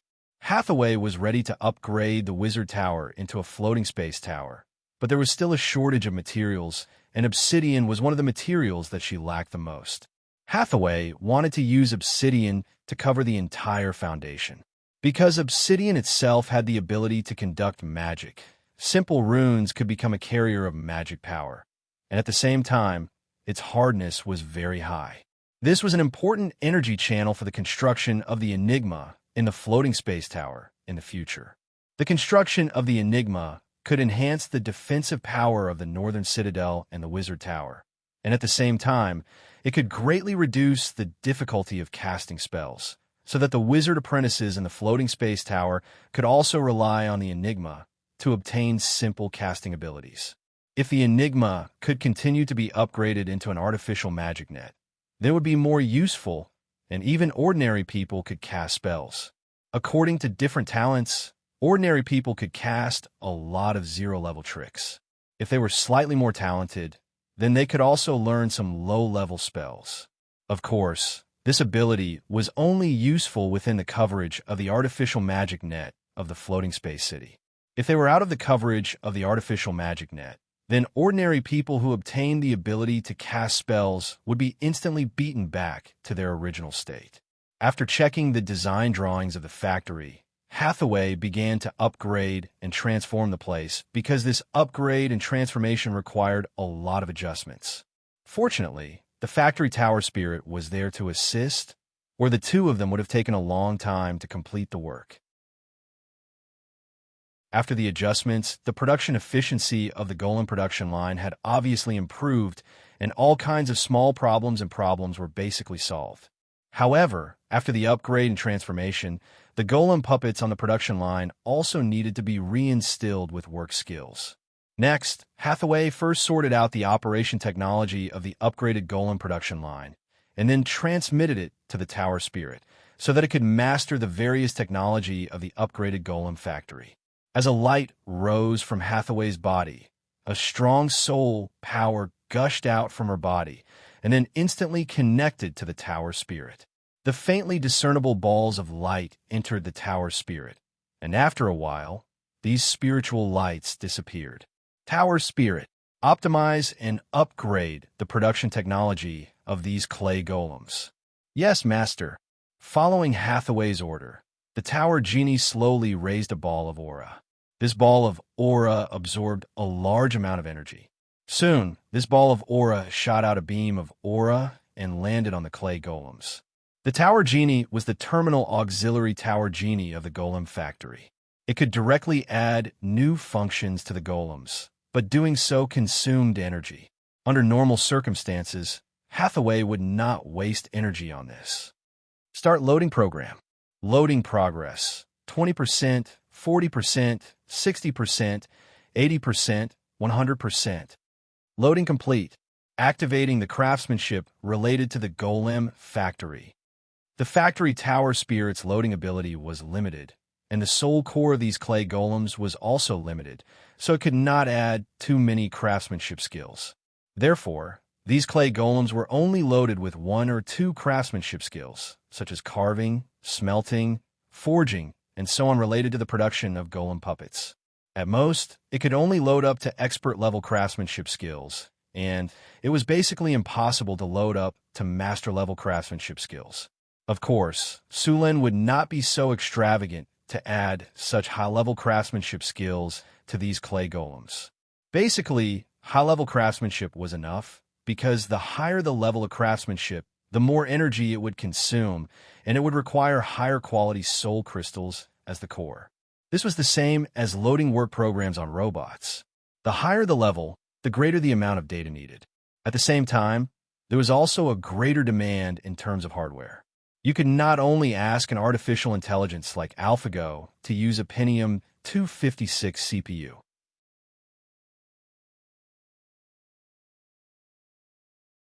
Chapter 525. The soul core of an ordinary clay golem was made of low-level soul crystals. If the legendary Tower Genie was compared to a quantum supercomputer, then the soul crystal of this clay golem was at most the CPU of a Pentium 512. The difference could be said to be like heaven and earth. In fact, the difference was even greater. After upgrading the production line and the Obsidian Workshop, Sulen and Hathaway began to expand the factory. The 2 production lines originally took up more than 1,000 square meters of space. This time, the steel golem production line needed even more space. The production of the steel golem could be divided into 3 parts. The first was the construction of the limbs. This step could be done separately. The raw materials needed for the steel golem were made in the steel factory. Some of the parts were directly cast, so this part could be completed by skilled craftsmen. After the casting, the various parts would be polished. In addition to these cast parts, there were also some parts that needed to be forged. After these parts were completed, they had to be sent to the next workshop for Mageweth engraving. The second part was the Mageweth engraving. This part was very critical, and there could not be the slightest deviation. Otherwise, it would cause the entire golem to not operate smoothly, stop working, and so on. The third part was the assembly of the body structure. This step was like piecing together toy models to assemble the complete structure of the golem. The fourth part was the activation of the spell.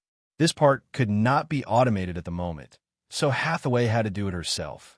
Because there was already an automatic inscription machine for Mageweth engraving, the main work of the steel golem production line was the first 2 parts.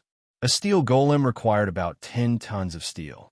This steel was called black magic steel, and it was the steel used for steel golems. There was basically no problem with this.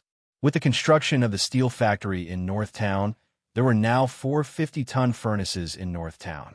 With full production, they could completely meet the needs of the steel golem production line. Black magic steel was ordinary steel with some other metals and enchanted materials added to it. Finally, it was smelted into a special alloy. The main craftsmanship to make a steel golem was pouring and forging. These required the craftsman to polish the parts. The Mageweth engraving part could be done by the automatic Mageweth engraving machine controlled by the Tower Genie.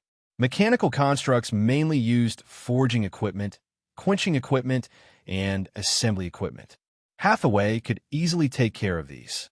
In the end, the completed steel golem would be stored in the warehouse, and there would be no soul crystals installed as its core. The soul core of the steel golem was made from high-grade soul crystals. This kind of soul core required Hathaway and Sulin to personally make it. Of course, Alex and Karina couldn't escape from this task as well. They couldn't make legendary-grade soul cores. Only Hathaway could. Although making a soul core of this level was difficult for the few of them, it was still manageable. If he wanted to activate the steel golem, he would need to put in a soul core and then cast a spell to activate the life of the construct. This step would have to wait until the golem factory had accumulated a certain amount of stock before letting Hathaway complete it in one go. Although all of this sounded simple, it was very difficult to actually do it. After all, if this wasn't a magical world with extraordinary powers, it would take months or even years to complete a production line with just 2 people. The two went back and forth between the Wizard Tower and the Obsidian Factory almost every day. It took him nearly a few days just to lay the energy transmission pipes. During this time, 80 to 90% of the magic crystals stored in the Obsidian Factory had been consumed. The clay golems that were loaded with the new technology underwent a second modification after a short period of adaptation. After the previous modification, many of the clay golems still had some minor problems in their work. This time, it was to make some adjustments to these clay golems. After the adjustments, the clay golems produced basically had no other problems, and the operation of the assembly line was smoother. The entire golem factory was operated in the manner of an assembly line. The head, torso, and limbs were all made separately. These clay golems loaded with crafting skills were each responsible for a part. Out of almost 100 finished products, 97 could be used. Finally, Hathaway was responsible for the acceptance and monitoring of a clay golem specially made. Hathaway even used a high-grade soul crystal to give it more powerful computing power and intelligence. With higher intelligence, this clay golem could determine whether the golem body parts produced were qualified, then complete the assembly process and put them in the warehouse. Preliminary statistics. With sufficient raw materials, the steel golem production line could produce 1 unactivated golem puppet every day if it operated at full capacity. If she wanted to further increase the production capacity, Hathaway would have to recruit wizard apprentices or load new auxiliary golems. If 1 clay golem a day, 30 can be produced in a month. Now, 500 high-grade soul crystals can be used for about a year and a half. It can be used for a while, Sulin said after some calculations. After testing the golem production line, Hathaway nodded and said, "In terms of materials, we can let Alex and Karina take turns to replenish. The completed steel golems can be activated once a month. There are also legendary soul crystals." How troublesome. Hathaway shook her head and said, "It's very difficult to get soul crystals in the material plane. It seems that we'll have to go to the abyss every once in a while." Sulin said after thinking for a while, "Let's not worry about that for now. We need to test the normal operation of the factory first." With Sulin's order, the entire steel golem production line began to operate. The clay golems operated normally, and the entire assembly line ran smoothly. After seeing that the steel golem production line was running well, Sulin and Hathaway were relieved. Looking at the steel golem production line running normally, Sulin and Hathaway looked at each other and smiled. "It seems that we've succeeded this time. The next thing we need to prepare are the diamond golems."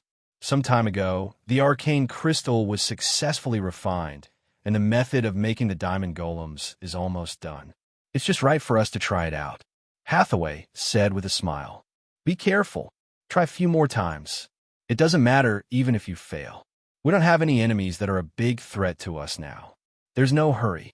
Sulin nodded and said, "Don't worry, I won't mess around." Hathaway said. Chapter 5:26.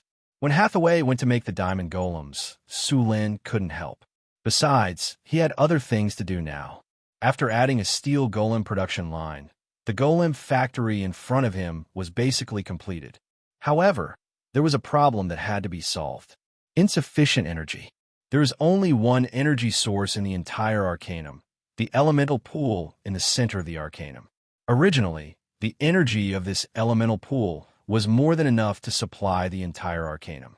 However, Sulin continued to transform the arcanum, adding crystal beast breeding bases, nature oaks, and now the Golem Factory. The Golem Factory had the highest energy consumption. Originally, the energy consumption of a Golem Factory required an elemental pool. However, Sulin's Golem Factory only had a simplified version of 2 production lines, so it was barely enough. Now, with the addition of the steel Golem production line, the energy consumption was huge, so the Arcanum's energy was tight. Sulin was going to build an elemental pool here. He was already familiar with the technology of making elemental pools. Even if there was something he didn't understand, he could ask Hathaway for help. After making the decision, Sulin began to build the elemental pool. According to Hathaway's notes, Sulin began to try to make the elemental pool. The Golem Factory didn't need a large elemental pool. A medium-sized elemental pool was more than enough. Sulin found a suitable open space in the factory and began to excavate the ground. The elemental pool wasn't big, and the basic materials weren't precious. The pool was made of pure, white, high-quality marble, and it also needed a large amount of thorium, orichalcum, and other metals to cover it. Finally, runes had to be engraved on the pool, and the runes had to be filled with mithril. Mithril was good at conducting magic. It was resistant to corrosion and oxidation. As long as it wasn't deliberately damaged, it wouldn't be damaged for thousands of years. This was also why many relics left by ancient arcanists could still function after thousands of years. The silver-white carving knife quickly carved on the pool, and beautiful runes appeared on the pool.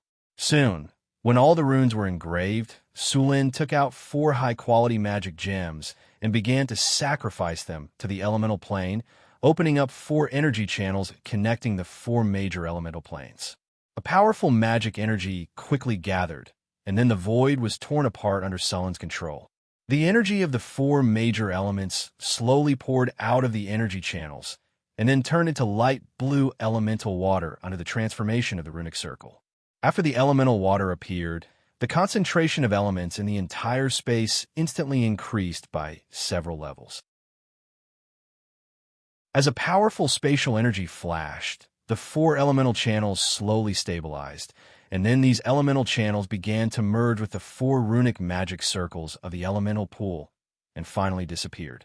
The light blue elemental water in the elemental pool was like a trickle and began to slowly fill up the entire elemental pool. Tower. Master, close the Golem Factory. Understood. Shutting down the Golem to the assemblies, turning off the clay mixer, shutting down the clay molding workshop, shutting down the Golem assembly workshop.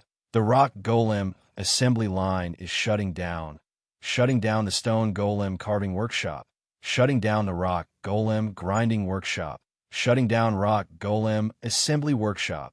The Golem to...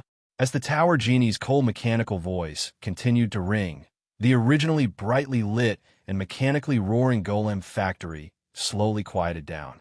In the end, only some lights were not extinguished. Master, all energy channels have been closed. Very good. Now begin to connect to the Golem Factory's elemental pool. Sulin directly ordered. Yes, Master. Connecting to the elemental pool. Connection successful. Opening the energy channel. Energy replenishment is in progress. 20%, 25%, 30%, 85%, 90%, 95%, 100% charging complete. Sulin stared at the elemental pool as he watched the energy constantly pouring out. Restart the Golem Factory. A large amount of elemental energy began to be consumed, and the Golem Factory started up again. System self-check, please wait. Self-check complete. Everything is normal. Startup. The clay Golem production line has been successfully started. The stone Golem production line has been successfully started. Seeing the 2 production lines start up again, Sulin secretly breathed a sigh of relief. The next step was the most important. The golems produced by the stone Golem production line and the clay golem production line were not considered strong. The steel golems were the main force of the golem army. Start up the steel golem production line, Sulen said slowly after the two production lines were running normally. Yes, master. The steel golem production line has begun self-check. Self-check complete. Starting up. The equipment slowly started up, and the clay golems on the production line also began to officially run. Soon, the steel golem production line that had just been completed officially began to run. After seeing that the production line was running well, Sulen left the golem factory and let the Tower Genie number 1 reseal the area. Back in Northern Town, Sulen was ready to give himself a vacation and slack off. Then he ran to Frodo's place to steal some food, and then dress casually to go shopping. Da-da-da. There was a rush of footsteps, and then a servant came in and said, "Your Majesty, I just received news that the expedition team that was sent to explore the east of the wasteland has returned." Hearing the servant's words, Sulen's eyes widened. The expedition team was a project that he personally started after returning from the astral plane. Last time in the astral plane, Sulen saw the entire world. Other than the continent they were living on, there were several other continents on this planet, and the closest one was the eastern continent, which was across the sea. To the east of a northern wasteland, across the sea was the eastern continent. Sulen had sent people to explore, and he planned to try to open up a new route. If he could open up a trade route from the northern wasteland to the eastern continent, it would definitely become a new golden waterway. It should be known that the coastal countries in the south, even after being exploited by the Red Dragon Queen, still made a lot of money by relying on the sea trade. If Sulen opened up a trade route from here, the profits contained in it would greatly accelerate the development of his territory, and at the same time, earn a lot of money for the construction of the floating city. The floating city cost 100 billion Kinnar to build. Even Sulen was shocked. To build such a top-level magic crystal in the arcane era, it would require a lot of resources and money. If he did not expand trade and make money as soon as possible, when would he be able to? The expedition team sent by Sulen followed the simple map provided by him and advanced along the Red Sand River. The Red Sand River stretched all the way to the sea. Chapter 5:27. The northern wasteland and the eastern continent were separated by an ocean. Normally, the route would pass through the southern sea islands and enter the southern sea. The merchant ships in the southern sea would buy the goods from the east and sell them to the north, while the rest would be sent to the west by sea. The trade route would not pass through the northern wasteland. Sulen would have to open up a trade route himself if he wanted to get a share of the profits. The northern wasteland used to be desolate, with no human cities. There were only gnolls, kobolds, goblins, barbarians, and beastmen. These people would never trade with merchants. They were better at robbing. Now, the only way to open up a trade route was for the merchants of the northern wasteland to travel to the eastern continent.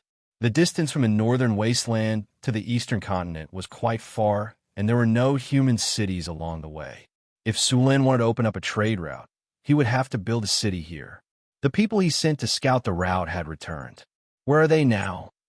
Sulen asked immediately. Your Majesty, they are still in the city hall, the servant reported. Tell them to come see me. Yes, please wait for a moment. The servant left in a hurry. About a quarter of an hour later, Sulen saw this group of adventurers. These adventurers looked very tired. Their armor was full of scars, their hair was disheveled, and their faces were dirty. They looked travel-stained. Did you finish scouting the route? Sulen asked in a deep voice. Yes, Your Majesty. We followed the Red Sand River to the southeast. Along the way, we encountered the Jackalan tribe, the Orc tribe, the gnomes, the lizardmen, and many other evil enemies. After a lot of hardships, we finally arrived at the eastern sea and saw the sea. After that, the middle-aged man in the tattered leather armor said, I know, and I will give you a generous reward. Now I want to know if you have sorted out all the routes and situations along the way into a map. Sulen interrupted the middle-aged man's complaint and asked directly. Handsomely rewarded. A map. We have a complete map. Not only the route, but also some areas by the sea, the adventurer said happily after hearing Sulen's words. Where's the map? Let me see, Sulen said.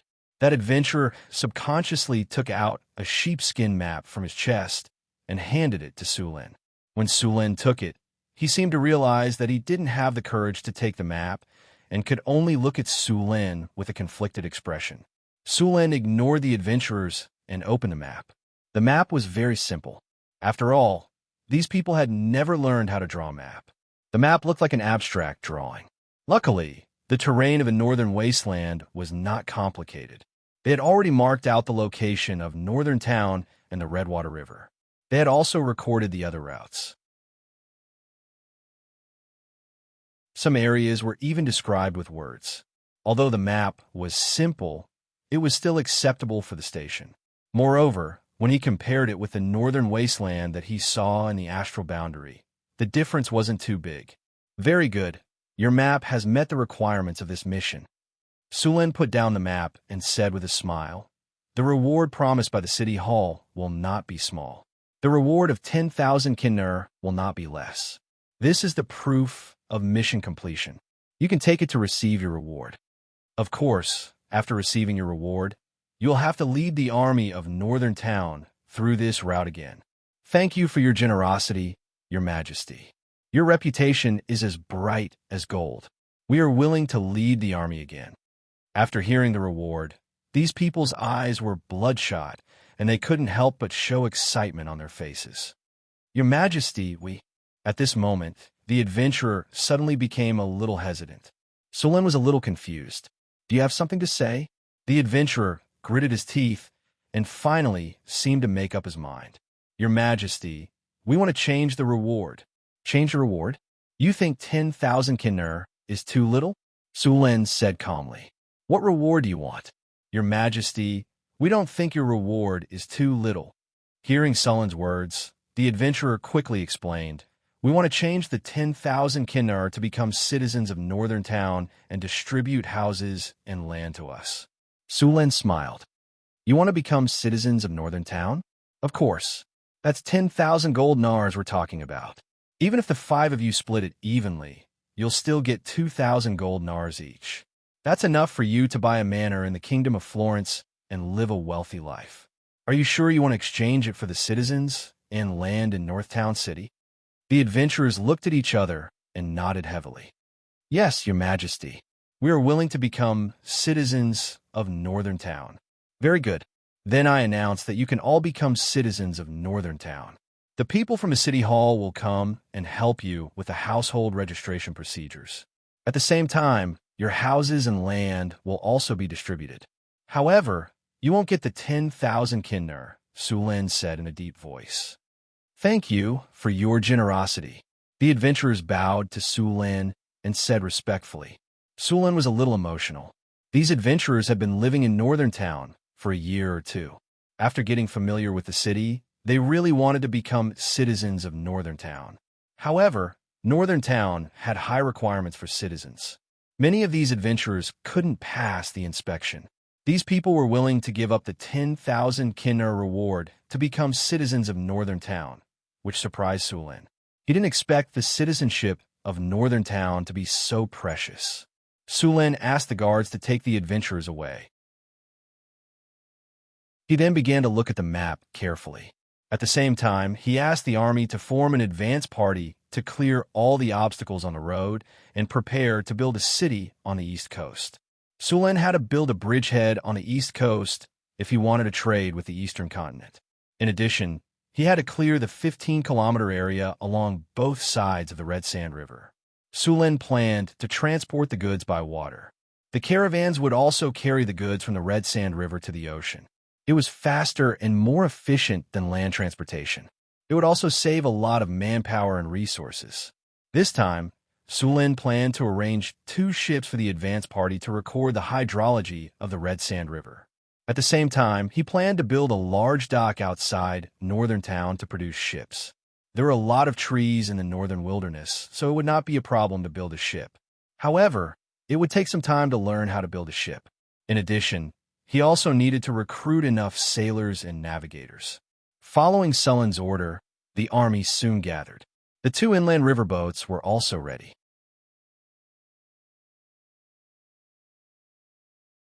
Chapter 528.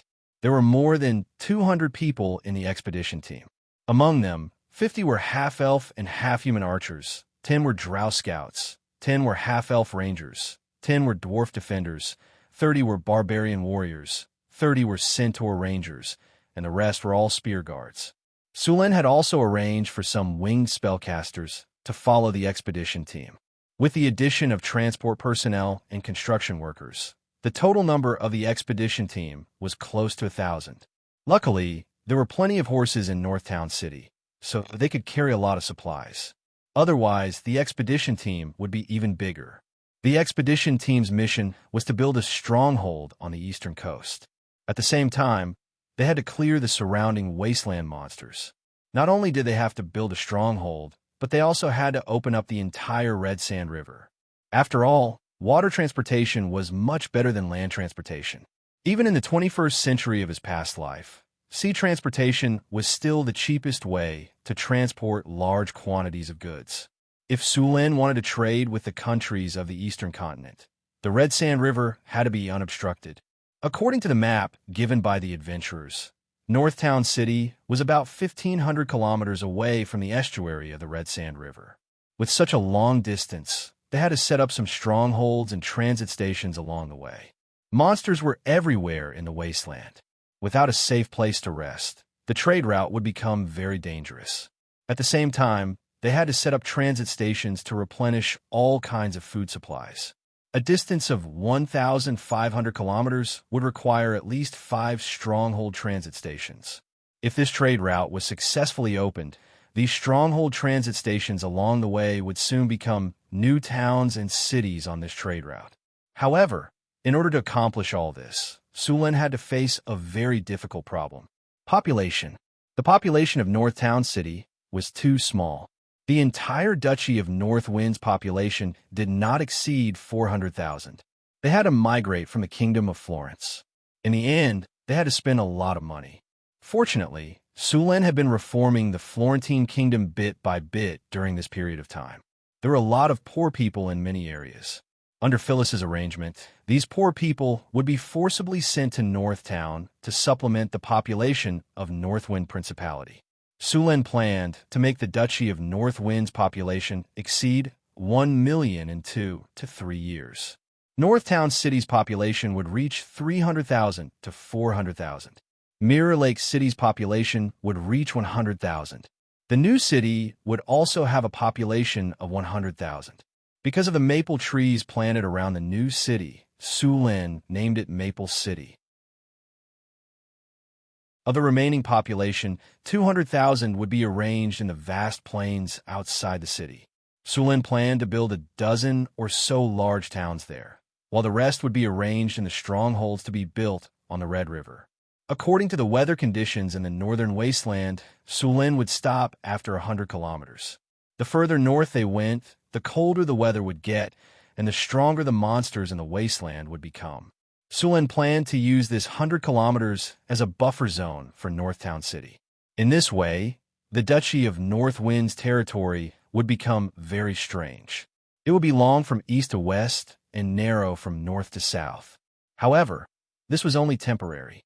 Sulen planned to slowly develop the southern part of the northern wasteland, which meant that he would continue to develop from Mirror Lake City to the south. The weather in the south of Mirror Lake City would be warmer. Although there was not as much rain as in the south of Florence due to the mountain range, it was still good. As long as this place was cleaned up, it would be able to grow food and feed more people. In the southeast of Northtown City, after crossing the swamp, there were grasslands and forests. There were also many resources there. Sulen planned to take over this place in the future. 2 days later, the exploration team was finally ready. Sulen personally led the exploration team along the Red River to the east coast. According to the description on the map, following the Red River to the south was the direction of the sea.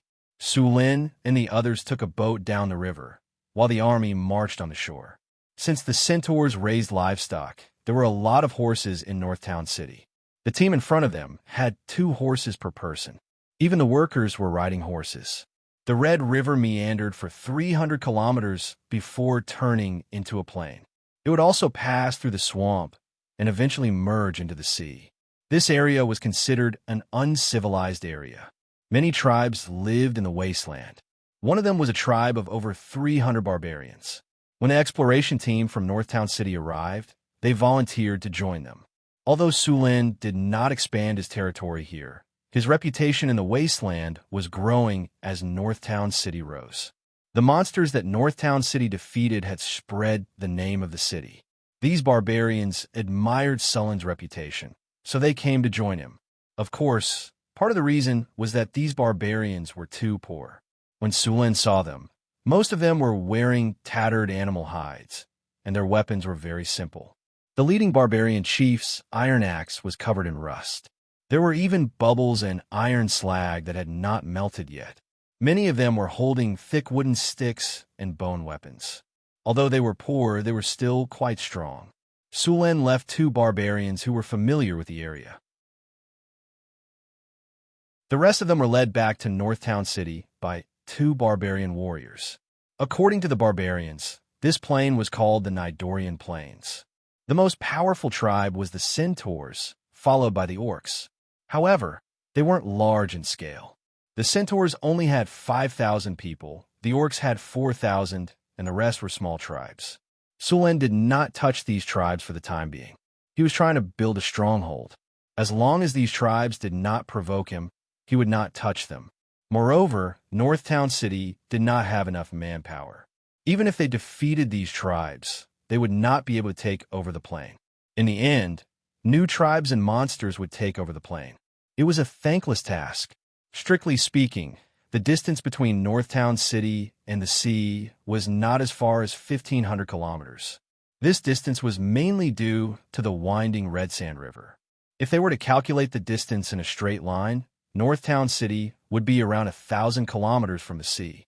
The Red Sand River originated from the depths of the Sierra de Lotus to the north of Northtown City. The Whitewater River originated from there as well. The 2 rivers had formed a large alluvial plain over the past few thousand years. The Whitewater River flowed east, then turned north, and finally merged into the ocean. In fact, the Whitewater River was closer to the ocean, but Sulin did not choose the Whitewater River because he had observed it in the astral boundary. The sea area where the Whitewater River merged into was too far north and would be frozen in winter. On the contrary, the Red Sand River was an ice-free port.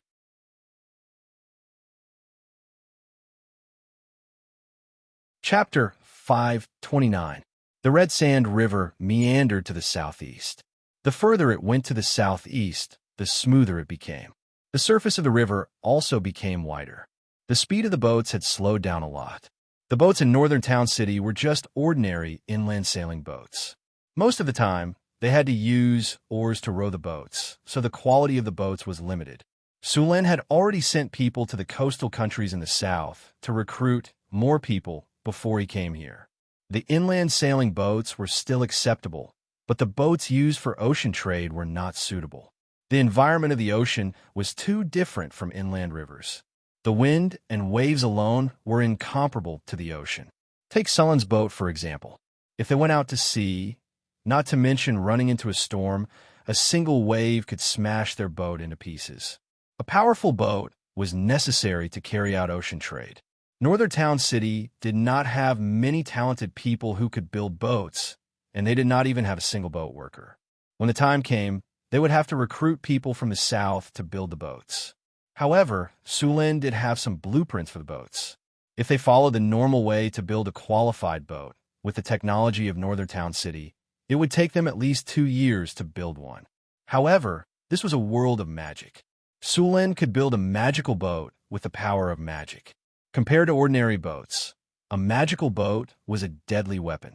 The cost of a magical boat was not cheap, but Sulin could still afford to build one. Overall, the Red Sand River was relatively safe, but there were still some ignorant people who wanted to attack them. Then, there was nothing else. Over 200 elite soldiers from Northern Town City could easily take down a city with 10,000 people, let alone a few tribes in the wasteland. The soldiers from Northern Town City easily wiped out 5 or 6 small tribes.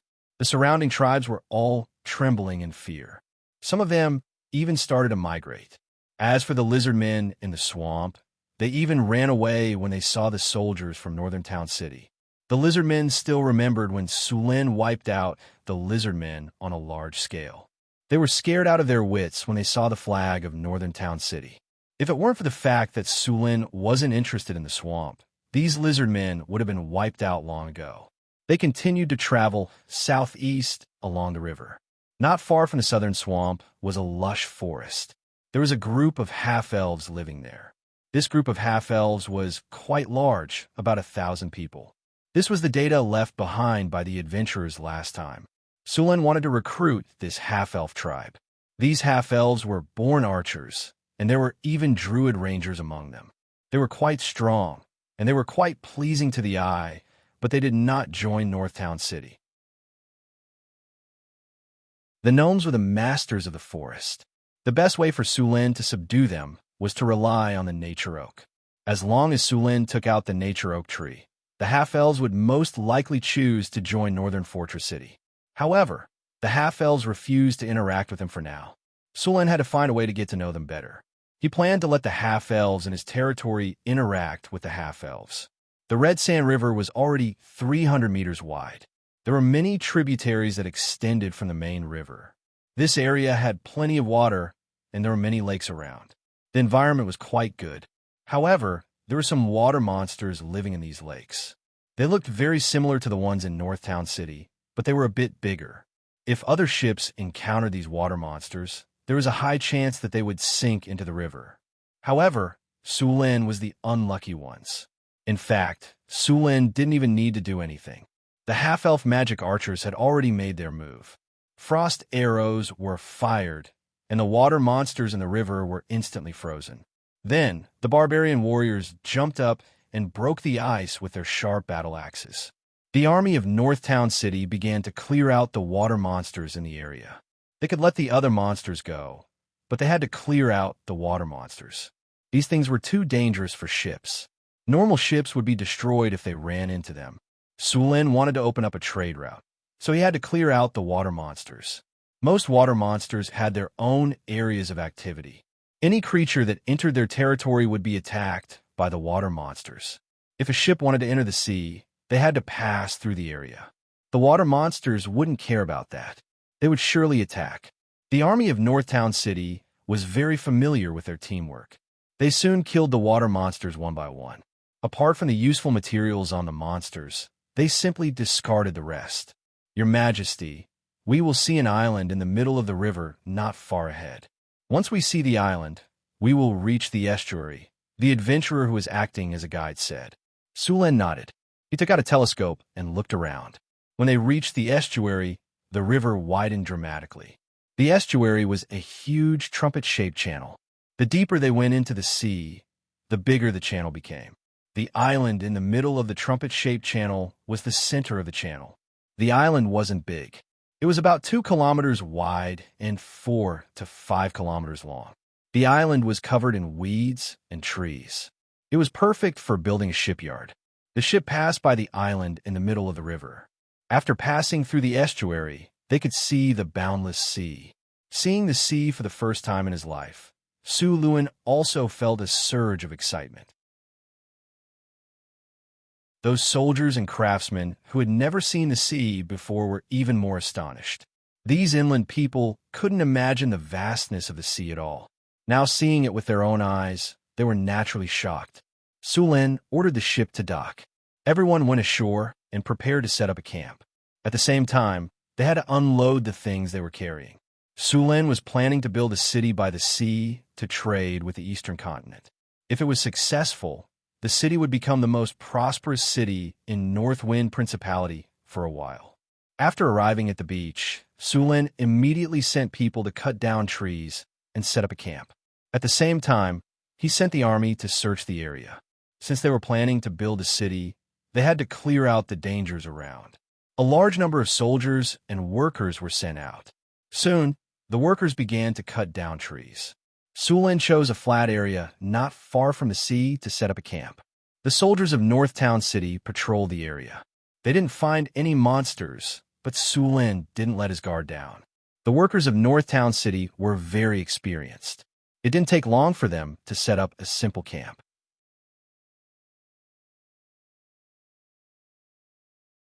Chapter 530.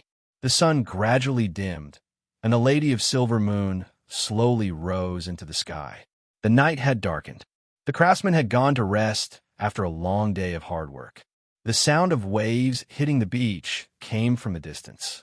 The camp in Northtown City was not big. Apart from the night watchers, everyone else had gone to bed. Sulin was drawing a map of the surrounding area. Sulin didn't plan to live here for a long time. After the construction of the camp was completed, he would build a teleportation circle here. This would become the most important port city of the Northwind Principality and even the Kingdom of Florence. At the same time, he had to draw up a plan for the city. The next day, as soon as the sun rose from the east, the camp was already bustling with noise and excitement. They had freshly caught seafood for breakfast. There was a lot of seafood in the area. No one had been here for thousands of years, so there were countless fish. There was no need to worry about food. With enough food, Sulin did not have to spend so much effort to transport supplies from Northtown City. A few hundred craftsmen began to build the stronghold, but it was not enough to build a town with so few people. Sulin ordered the army of Northtown City to sweep the surrounding wilderness and capture all kinds of slaves to build the town. The nearby tribes were unlucky this time. With Northtown City's strength, these mid-sized tribes with less than 1,000 people were easily defeated by a few waves of arrows. Following that, they began to capture people from all over the place. In just 3 days, over 5,000 monster slaves had been gathered around the settlement. A large number of slaves began to build the town under the command of the craftsmen. The exploration team had brought a lot of resources and enough manpower. The construction of the town was very fast. While the town was being built, a shipyard was also being built on the island in the middle of the river. Sulin left the teleportation coordinates here and returned to Northtown City. At the same time, the second exploration team was ready. This time, there were 5,000 people in the team. Apart from 1,000 soldiers, the rest were all craftsmen. Sulin wanted to finish building the port as soon as possible, so he had transferred half of the workers from Northtown City. As Sulin was preparing more resources, he suddenly heard Hathaway's voice in his mind. "Sulin, come to the Wizard Tower. Wait a moment, I'll be right there." Hearing Hathaway's telepathic message, Sulin did not delay. He put down the work in his hands and walked straight to the Adept Tower. "Why did you call me here in such a hurry? What happened?" Sulin asked as soon as he arrived at the astrology platform. Hathaway quickly stepped forward and grabbed Sulin. Then, with a flash of light, the two of them arrived in a strange space. "Look, what is that?" Sulin only felt his vision blur, and then he arrived in a strange space. Following the direction of Hathaway's finger, he saw a 3-meter-tall golem shining like diamonds appear in front of him. "Is this a diamond golem?" Sulin recognized the colossus at a glance and exclaimed in surprise. "Yes, the diamond golem," Hathaway said proudly. "For this big guy, I've spent a lot of precious materials, but it's all worth it," Hathaway said as she came in front of the diamond golem. With a flash of light, the sleeping diamond golem slowly woke up. "Master," the golem's cold mechanical voice sounded. "How strong is it?" Sulin circled the tall diamond golem and asked. "Legendary level. Its defense is very high, and its attack is not weak either. You can try it yourself," Hathaway said with a wink. "That's good, but what if it's broken?" Sulin said eagerly. "That's easy." Hathaway smiled slightly, and then a dazzling light rose from her body. Mirror dimension. A strange light instantly enveloped Sulin, and then he felt his body enter a strange space. The whole space seemed to be silver white, and in front of him, there was a person who looked exactly like him. "This is..." Sulin stared at Hathaway with wide eyes. Hathaway smiled and said, "This is a legendary level spell, Mirror Dimension. It can create a mirror world, and in this world, it can create a perfect mirror clone. As long as the mirror dimension is not broken, it will not cause any harm to the main body. It's more than enough to test the strength of the diamond golem." "There's such a spell? It's perfect for training," Sulin said with bright eyes. Hathaway glanced at him and said, "Don't even think about it. This is a legendary level spell. It's not that easy to use." Sulen was a little embarrassed. It seemed that it was impossible to use this spell as a training ground. "Okay, control your mirror clone and train with the Diamond Golem." Hathaway snapped her fingers, and the Diamond Golem was instantly activated. Sulen did not hesitate. He took out the Storm Halberd and rushed up. Clang! There was a muffled sound. The Diamond Golem did not care about Sulen's attack at all. The Storm Halberd smashed against it, and sparks flew. The Diamond Golem directly slashed down, and the heavy greatsword came down with a whistling sound that tore through the air. Bang! Rocks flew. Sulen's figure turned into an afterimage. He dodged the Diamond Golem's attack and jumped to the side in an instant. "What's going on? Why is the power of my weapon so much weaker?" Sulen stared at the Diamond Golem and asked, "Your legendary level weapon can't be completely simulated with a mirror dimension spell, so it's only at the level of a high-grade magic tool." Hathaway shrugged. Although the mirror dimension was powerful, it required a lot of energy to create a clone of a legendary level tool. Now that she had made the Golem, it would be difficult to make Sulen's weapon. That was why Hathaway did not make one. The mirror dimension was actually used by mages for group fights. Brilliant arcanists could create a large number of mirror clones to attack the enemy. These mirror clones could basically reach 80% of the original strength, apart from the equipment. "You're discriminating. It's not fair." Sulen's face darkened. Although legendary level warriors were powerful, they relied more on their equipment than legendary level wizards. A barehanded legendary level warrior and a legendary level warrior with equipment and weapons were two completely different concepts. Fortunately, Sulen was not a pure warrior. "You'd better hurry up and deal with the Golem." Hathaway winked mischievously and then said to the Golem, "Big guy, beat him up for me." "Yes, master," the Diamond Golem said in a deep voice, and then rushed towards Sulen with heavy steps.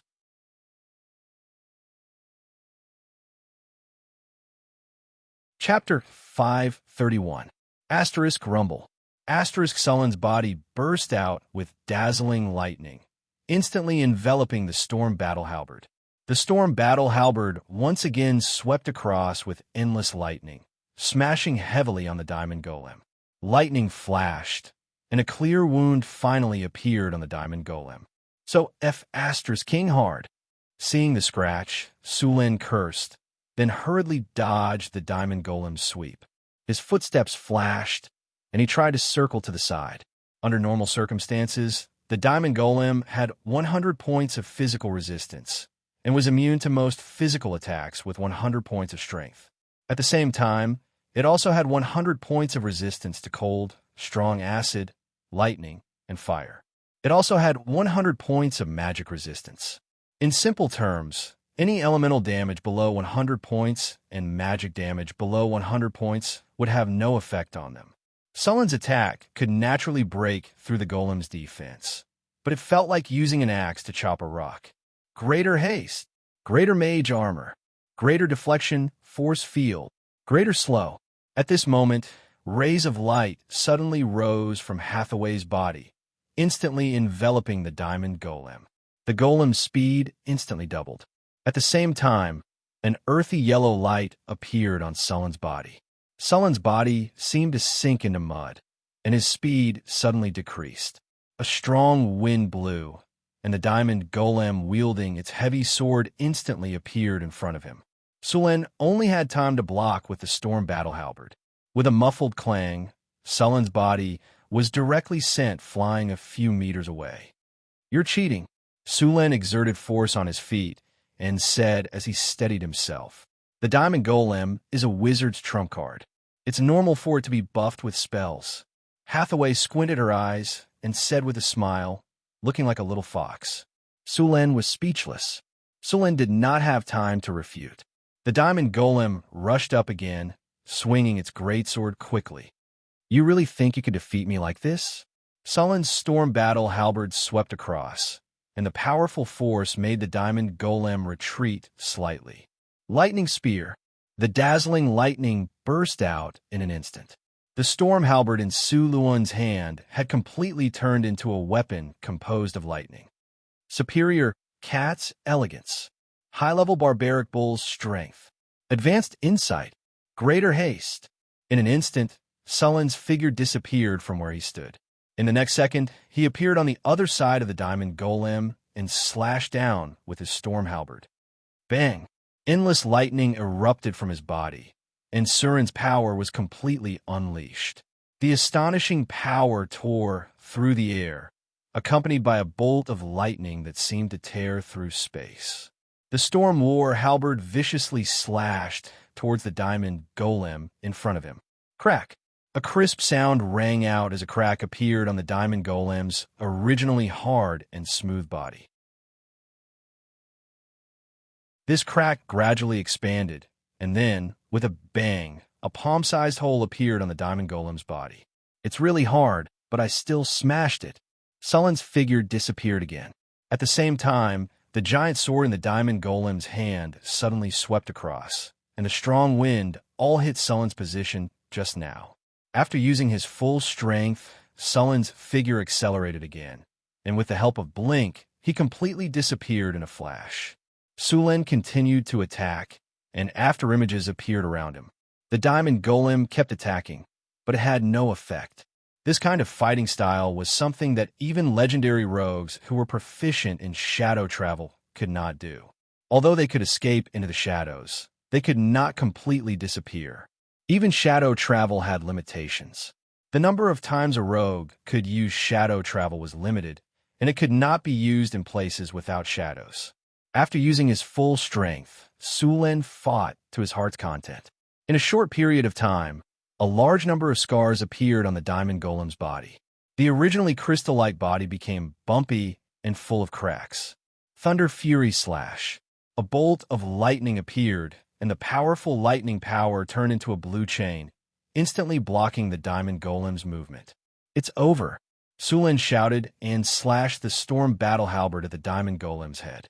With a flash of dazzling lightning, the tall diamond golem in front of him was instantly divided into two parts. Boom! The huge diamond golem fell to the ground in an instant, and the originally hard diamond shattered into countless pieces in an instant. Although the storm battle halberd mirror projection was only at the level of a high-grade magic weapon, the diamond golem could not withstand this kind of attack after being blessed with many spells and Sullen's abnormally powerful strength. As the diamond golem was completely destroyed, the diamond golem, which had been shattered into countless pieces, quickly turned into a fluorescent light and disappeared. Clap, clap, clap. A burst of crisp and pleasant applause sounded, and Hathaway said with a look of amazement, "What a wonderful performance. Such a powerful diamond golem was torn apart by you. Don't think that I'll forgive you just because you praise me. Tonight, I'll teach you a good lesson and let you have a taste of the lightning spear." Sulen waved his hand and dispersed the lightning. HMPF, you're lucky this time. I still haven't given the diamond statue a fighting ability. Wait until I give it to him, then you'll know how powerful he is. Hathaway snorted. She then waved her hand lightly, and the mirror image space in front of her shattered into countless pieces in an instant like a mirror.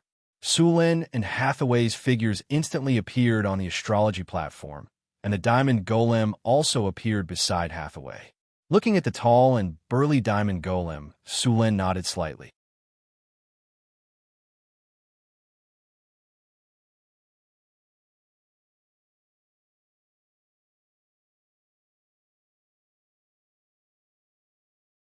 Chapter 532. The second batch of explorers was about to depart. Sulen summoned Boulder back from Maple City and asked him to lead the explorers to the East Coast. Last night, Sulen severely taught Hathaway a lesson and made her beg for mercy under his thunder spear. He went in and out 7 times and killed all of them. When Sulen woke up the next day, there was a hubbub outside. Sulen carefully removed several warm and fragrant bodies beside him.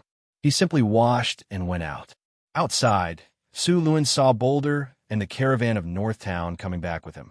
Boulder had sent a batch of shipwrights from the Kingdom of Florence to Northtown. Boulder brought back a lot of people. The construction of Maple City was still going on, so they couldn't transfer too many people. However, the caravan brought back a lot of slaves from the Kingdom of Florence. These slaves were chained up in groups of 10. They were thin and skinny, and their skin was a lot darker. They looked shorter than the people in North City. Where did you buy these slaves? They don't look like northerners. Sulen looked at the people in front of him and said. The manager of the caravan bowed slightly and said, Your Majesty, we received your message to recruit shipbuilders, so we immediately went to look for them. Thanks to you, we found these slaves in the slave market. They were slave shipbuilders sold by a company in the southern coastal countries, so we bought them all. These slave shipbuilders were owned by a noble family, but that noble family went bankrupt due to poor management, so they had to pay off their debts. Sulen nodded slightly and said, How many shipbuilders are there in total? The manager thought for a while and said, There are 117 shipbuilders in total. Apart from them, there are also about 600 ordinary slaves. They are all able-bodied laborers. There are also 30 boxes of tea leaves and 30 boxes of porcelain. They are all stored in the warehouse in the city. Well done. Sulen nodded with satisfaction. A caravan like this could bring 30,000 kinar to Northgard City every time. The number of caravans in Northgard City had expanded to more than a dozen, trading with the southern kingdoms, the Desert Kingdom, and the Lorenza Kingdom. Boulder, I'll leave these slaves to you. Send them all to Deepwater City, Sulen said directly. Yes, Your Majesty. Boulder bowed. Sulen named the port that was being built in the east as Deepwater City. The sea level at the port was 8 meters, which made it a pretty good port. After this group of people was sent over, the construction of Deepwater City would accelerate. After dealing with the matter, he returned to the study and sat down. Sulen took out a map of the southern port city and a topographic map of the surroundings of Deepwater City from the bookshelf and began to compare them. It was also the first time that Sulen had seen such a port city. Therefore, when designing Deepwater City, they needed to gain some experience from those port cities in the south. As a powerful professional, he could easily control the muscles on his arms. Even if he didn't use any tools when drawing the design, the straight lines he drew were almost the same as using tools.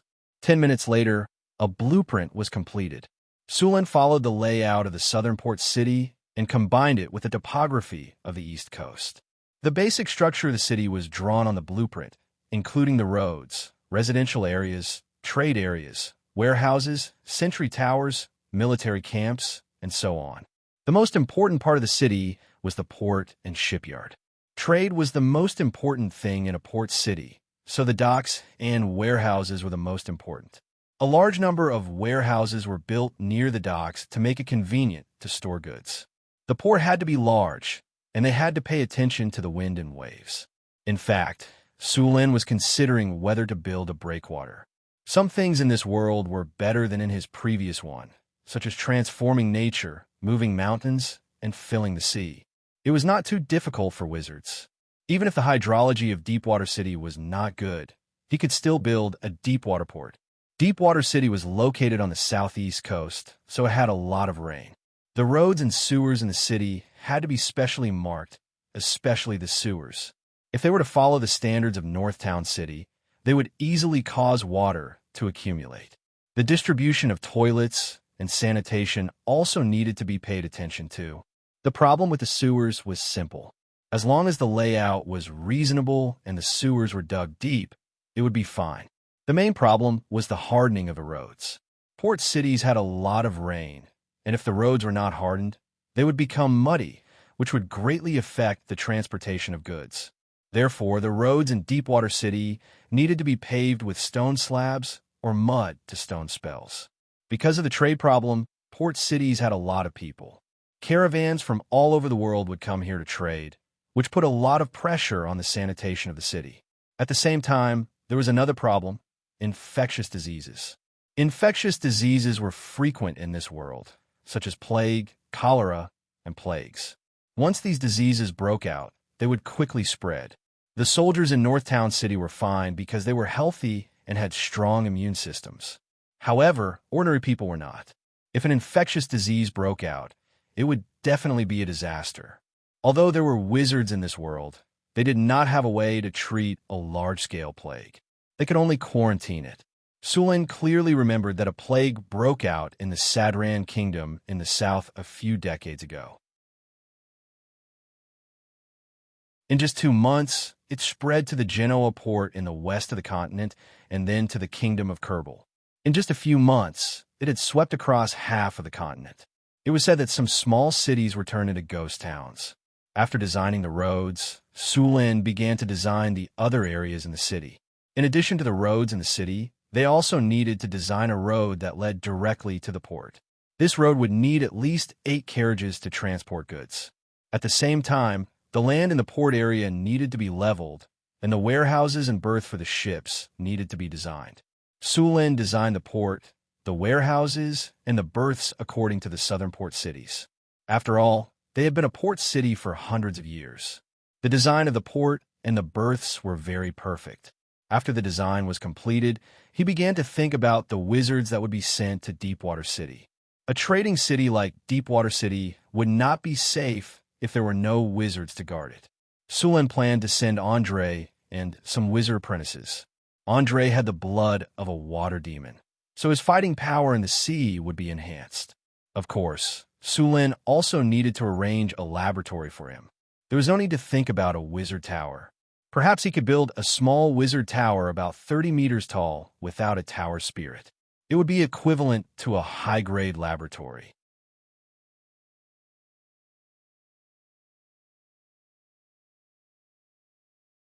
Chapter 533. The weather in the northern citadel was very good. The sun was shining brightly.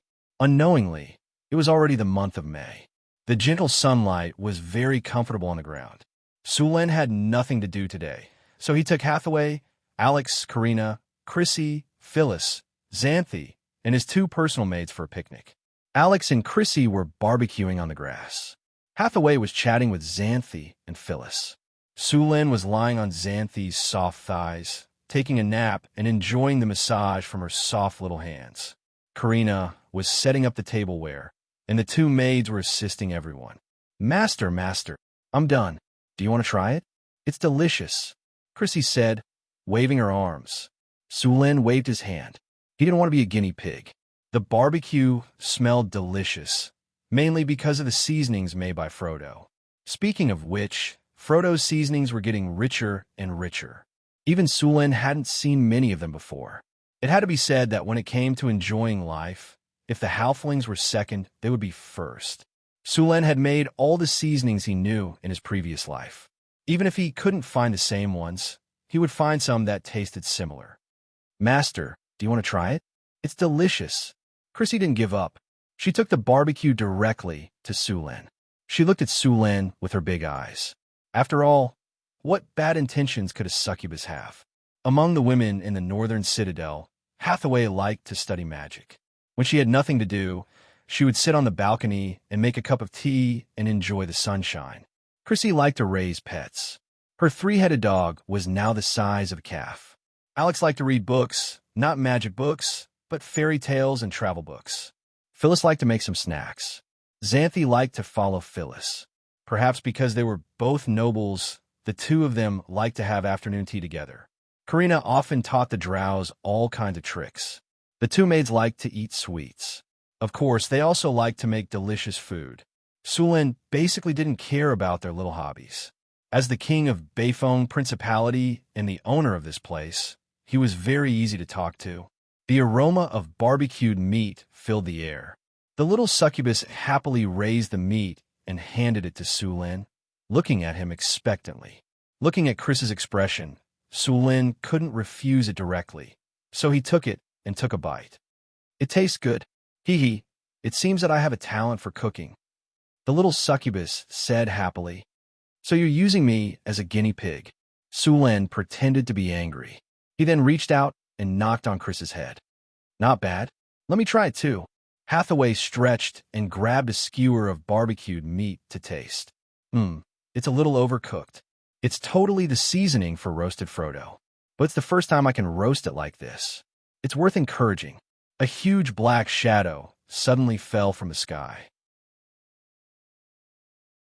Hathaway reacted quickly and instantly raised an energy shield around it.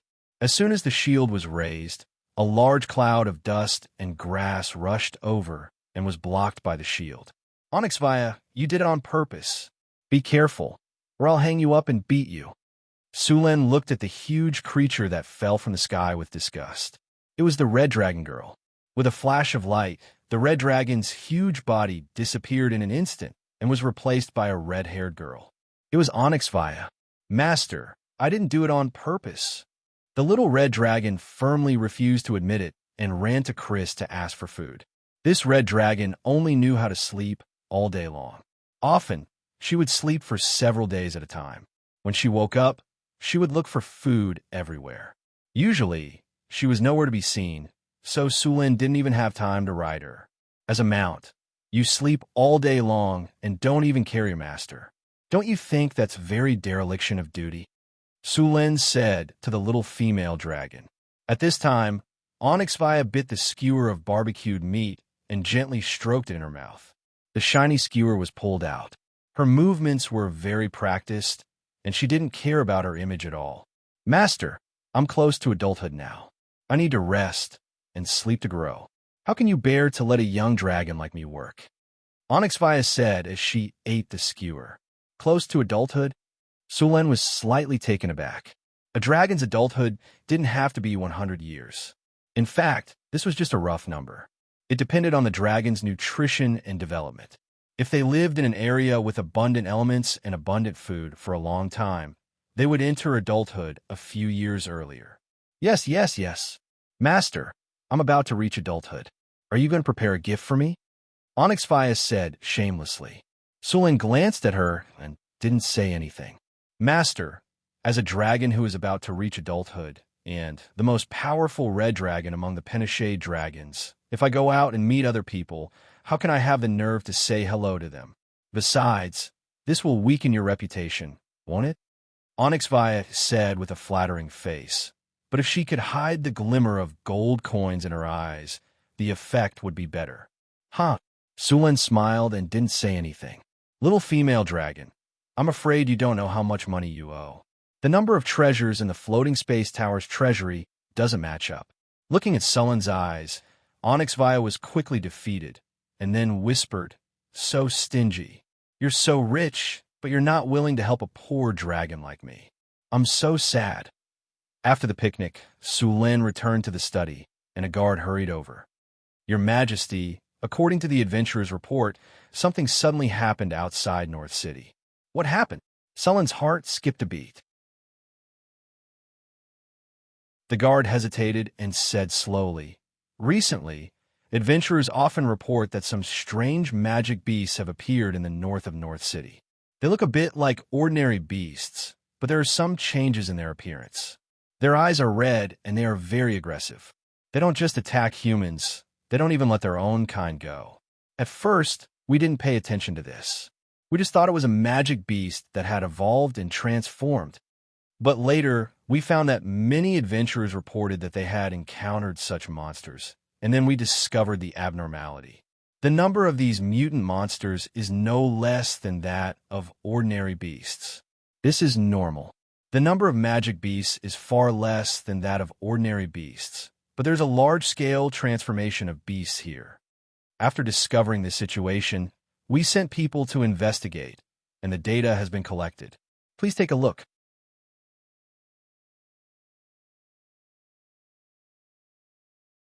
Chapter 534. Sulen took a sheepskin scroll and opened it. It was a map of a northern city with some lines drawn on it. Your Majesty, look at this. This is the pine forest north of the city. In the past month, we've found 5 mutated monsters in this forest, and the number is still rising. Further north, near the Sierra de Lotus, there are even more mutated monsters. We've been giving out quests for adventurers to find the cause, but we haven't found anything. The number of mutated monsters is still rising. Hearing the guard's report, Sulen's expression turned serious. Although these mutated monsters hadn't attacked the city yet, if their numbers continued to increase, it wouldn't be long before these monsters overran the city, and even northern Garrison City would be affected. Sulen looked at the statistics and frowned.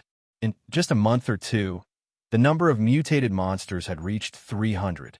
The number that hadn't been counted was probably even higher. The northern city's soldiers were strong, and they often went out to clean up the monsters. If it were any other noble's territory, they might not be able to hold on. Is it because of the elemental tide? Hathaway asked softly. Sulen put down the document and said uncertainly, I'm not sure. Did something like this happen when the elemental tide came in the past? By the way, are these mutated monsters only in the northern city, or are they everywhere in the continent? Sulen ordered the guard, send someone to ask around. See if Maple City and Mirror Lake City have seen these things. Yes, Your Majesty. The guard bowed and left in a hurry. The elemental tide is getting stronger and stronger. The arrival of the elemental tide is a good thing for us, but it's also an opportunity for other species. This is most likely related to the elemental tide. By the way, are there any ancient ruins around here? Hathaway suddenly asked. I don't know about that. Sulen looked at Hathaway strangely. Why are you suddenly asking about this today? Many ancient ruins have some terrifying monsters sealed away.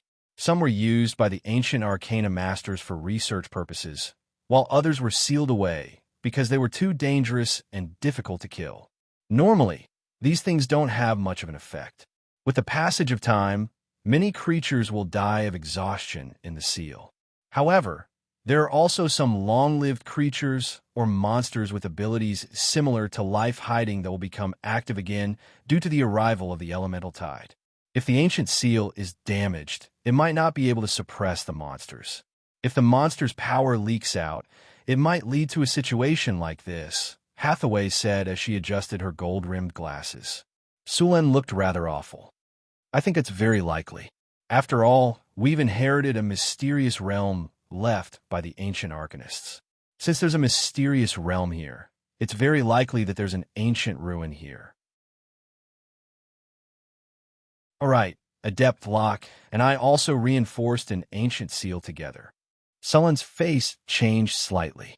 He immediately thought, no, I need to arrange people to search the surroundings carefully. Also, ask the city hall to issue a mission to those adventurers. Guards, guards! Sulen yelled outside the door. Soon, 2 guards hurried in. Your Majesty, what are your orders? The 2 guards asked respectfully. Send someone to the city hall and ask them to search for the ruins around here. Also, issue a mission to those adventurers. Sulen lowered his voice. Yes, Your Majesty. The 2 guards bowed and quickly left. Hathaway quietly watched Sulen give out his orders. When he was done, she stood up and said, How about I try using astrology? No, if you fail, you'll suffer a backlash. Sulen rejected without thinking. Hathaway smiled. It's fine. I'm a legendary wizard now. Even if I suffer a backlash, it won't do anything to me. Plus, I still have you, right? That won't do. Sulen shook his head. Hathaway walked up to him and poked his head.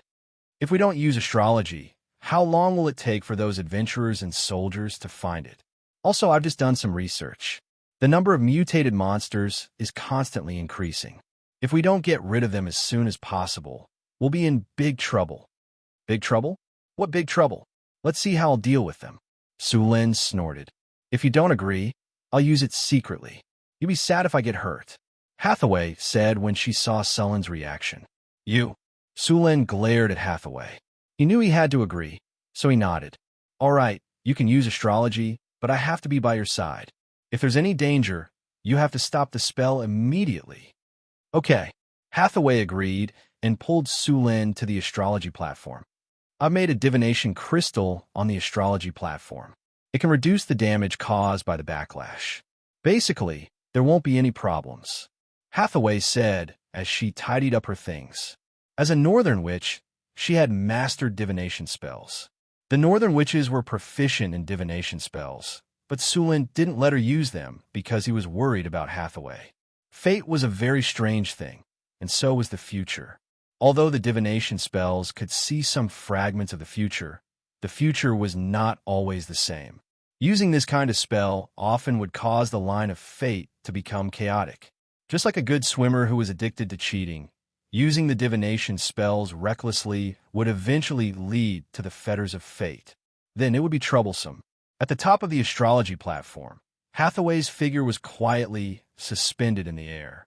Her elegant long hair was dancing in the wind, and a beautifully made crystal ball was suspended in front of her. At this time, a powerful wave of magic came from the crystal ball, and the smell of concentration incense in the whole room became stronger. Sulen looked at Hathaway quietly and didn't dare to disturb her. She was now preparing for the divination ceremony. This kind of spell usually took a long time to prepare. The more difficult it was, the longer it would take. Some even required the cooperation of other wizards to hold a grand ceremony. Under the silver moonlight, Hathaway's figure seemed to be covered with a layer of silver gauze.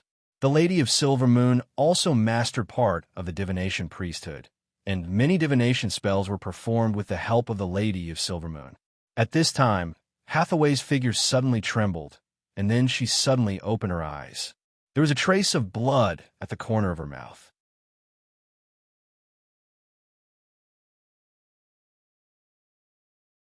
Chapter 535.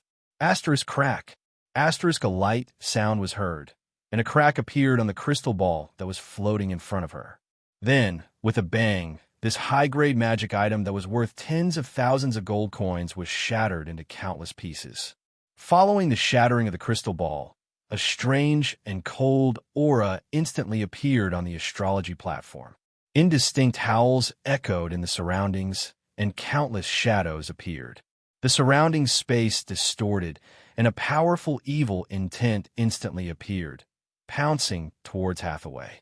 At this moment, Sullen's body flashed, and he appeared beside Hathaway. He stretched out his arms and grabbed her slender waist. Then, a dazzling lightning shot out from his eyes. Get lost! The entire astrology platform seemed to have been struck by a bolt of lightning, and the entire space lit up. In the next second, countless vengeful spirits wailed and scattered in all directions. Countless evil thoughts dissipated in an instant, and at the same time, the eerie feeling also dissipated. How are you? Are your injuries serious? Sulen landed with Hathaway in his arms.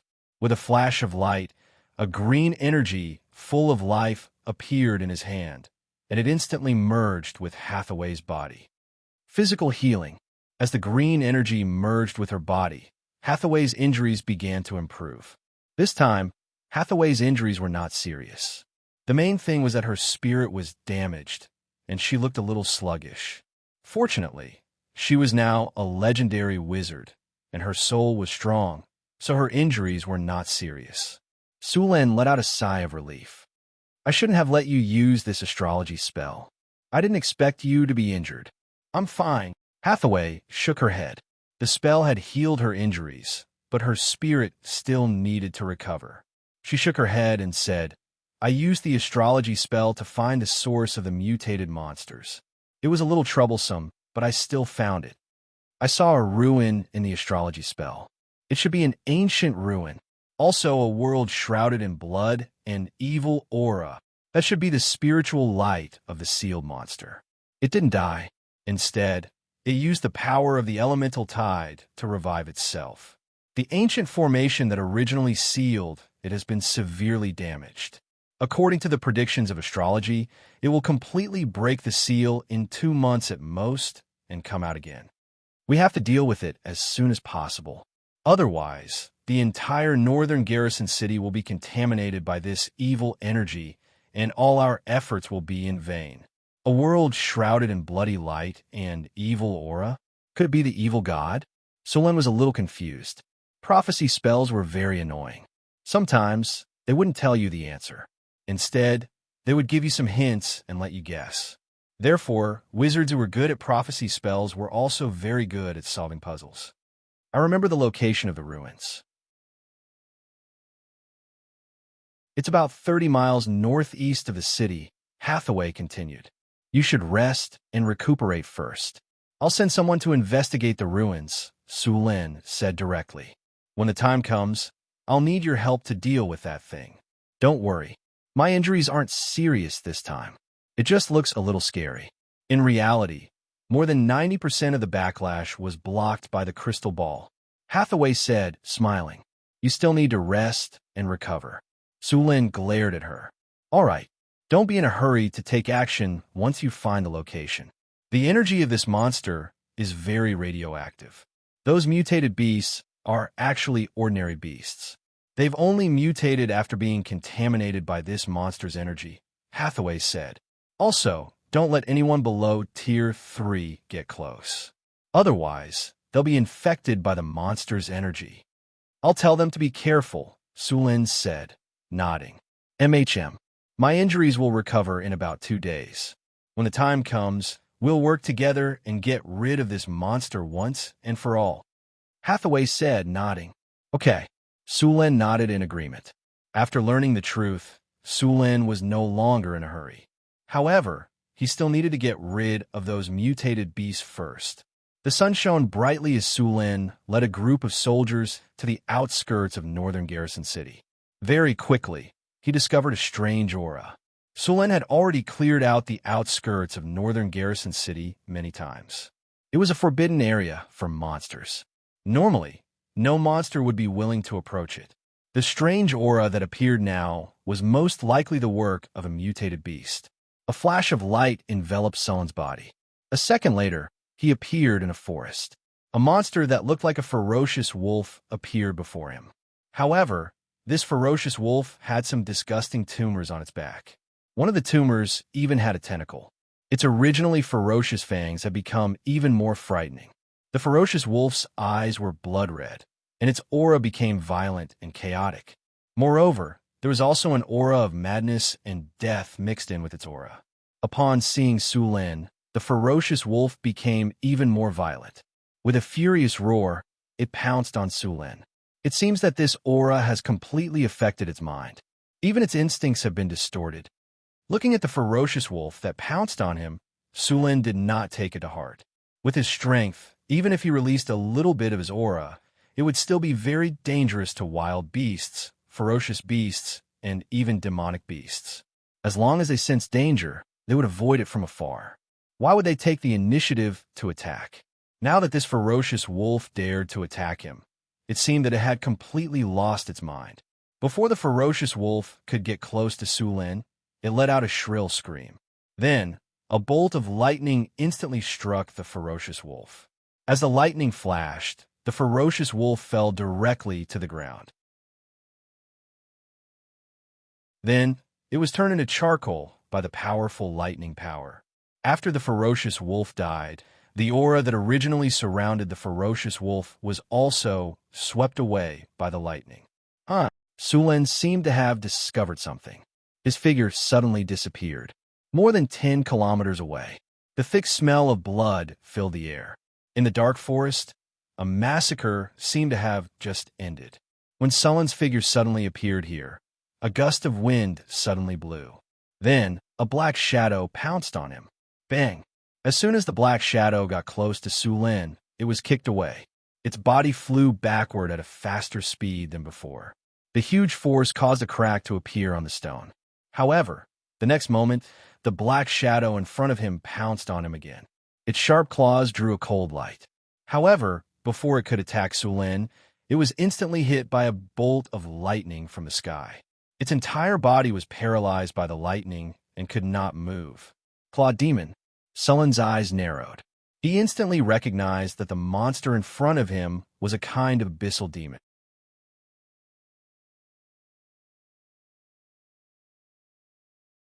Chapter 536. Demon? Sulin said with a cold expression. Now that something has happened, all sorts of monsters and serpents dare to come and cause trouble. Dominate demon. A light flashed, and the low-level demon's eyes instantly glazed over. After controlling the demon, Sulin casually cast a spell and forcibly read its recent memories. Sulin said with an ugly expression, "The dimensional barrier has weakened." The dimensional barrier was a protective layer in the main material world, half-planes, and other planes. With this protective layer, the demons from the abyss would find it difficult to enter this world. The stronger the dimensional barrier, the more difficult it would be to enter. Even if the demons came to the main material world, their power would be suppressed. This invisible protective barrier mainly targeted the existence of the gods. If the energy level was too high, it would be naturally rejected when entering the material plane. This was also the main reason why the gods and demon lords could not descend into the world. In order to avoid this rule, most of the gods used divine power to enter the material plane, while the demons used soul projection. Sulen had just received news from the demon that the dimensional barrier of this world had begun to weaken. This was not good news. Neither the demons from the abyss nor the devils from Bador would give up the opportunity to harvest the soul crystals in the main material world. The arrival of the elemental tide brought a lot of benefits, but also a crisis. The world of demons belonged to the lower planes, including the abyss, Bator, and the dark abyss. It was usually rich in negative energy, but it was not too close to the death god's kingdom. The Styx River passed through all the lower planes and finally flowed into the death god's kingdom. In the multiverse, the worst thing demons and devils did was to steal souls from the Styx River. The water of the Styx River was not something that anyone could touch. If one dared to touch the water of the Styx River directly with their physical body, they would be eroded by the water of the Styx River. Even the gods did not dare to touch the water of the Styx River lightly. In the multiverse, only the death god could bathe in the water of the Styx River. The water of the Styx River had many strange abilities. The most frightening thing about it was that it could erase anyone's memories. This was because the water of the Styx River was originally used to cleanse souls. After erasing the memories of the soul, it could be reincarnated through the death god. Without the interference of the gods, the cycle of life and death was dominated by the origin sea. Souls would quickly melt after entering the origin sea, and the birth of life would absorb energy from the origin sea. At the same time, the source sea was the birthplace of all laws. When a life form ascended to legend, their soul would have a chance to approach the source sea to comprehend the laws. The origin sea was a special plane. No, it shouldn't be called a plane. It was a special space in the universe that was connected to all planes. Sorcerers believed that the origin sea was the source of life and energy in the multiverse. All souls of life, including the ancient gods, were born from the origin sea. This was the beginning and the end of the universe. At the same time, the source sea was also a very dangerous place. It was a place where life was reincarnated. All souls that entered this place would be completely crushed like a grinder. This reincarnation method was to crush all souls into countless tiny fragments and then reconstruct them randomly. The reincarnation presided over by the death god was much simpler. The death god would erase all the memories of the souls and send them back to reincarnation. Of course, because there were too many souls, the death god would also send most of them to the origin sea. The real task of the death god was to ensure the normal cycle of death and protect the souls from being stolen or damaged by others. Demons and devils would take the risk to enter the Styx River to steal souls. But now that the elemental tide had arrived and the spatial barrier of the material plane had weakened, those demons would not let go of such a good opportunity. Compared to stealing souls in the Styx River, the difficulty and danger of going to the material plane to collect souls were much lower. Sulen cleaned up the surroundings of his territory and returned to the astrology platform. He was waiting for Hathaway to recover, and at the same time, he was waiting for news about the ruins. The northern wilderness. In the wilderness, a group of vigilant adventurers was hurrying along. Carlos was wearing a fine chainmail and holding a curved sword in his hand, clearing the path in front. As a sharp curved sword was swung rapidly, the surrounding bushes and weeds were quickly cut down, clearing a barely passable path. Surprisingly, there were a few bald men in this group. Judging from their attire, they should be traveling monks. Since the establishment of the northern wilderness, many monks had traveled through this place to travel to the wilderness. Opening a path in this kind of wilderness was very tiring, and they had to be alert at all times. The people in charge of opening the path took turns. Soon, Carlos was replaced by another warrior. Carlos put away his weapon and took out a sheepskin scroll to check. Although paper was very popular now, some important documents were still written with sheepskin in the wilderness. Because of the harsh environment in the wilderness, paper was too easily damaged. "It should be around here," Carlos said as he flipped the scroll. The scroll was a topographic map of the northern wilderness. After Hathaway saw the ruins with her prophecy, Sulin had marked the general location of the ruins and some of the main features of the ruins and distributed it to the mercenaries who accepted the mission. "Stay alert. We're close to the ruins. The number of mutated monsters we've encountered along the way has obviously decreased, but don't be careless. I don't want to give your compensation to your wives." "Haha, don't worry, boss. We'll be careful." "Boss, I won't give you the chance." The others in the group all shouted. The originally gloomy group instantly became lively. After seeing the status of the group, Carlos secretly sighed in relief. Traveling for a long time in the wilderness would make people feel irritated and tired, but it seemed like the group was in good condition. "Look over there," someone exclaimed. When the others in the group looked up, they all exclaimed. Not far away, a severely weathered broken stone pillar appeared in the weeds. "Ruins. We found the ruins. We're rich. Haha, we're rich. I can consider retiring when I go back, buy a few acres of land, buy a manor, and become a manor owner." After that, the adventurers began to clear away the surrounding weeds and shrubs. As the weeds were cleared away, more and more ruins appeared before their eyes. There were broken stone pillars, heavily weathered statues, and stones that had long been indistinguishable.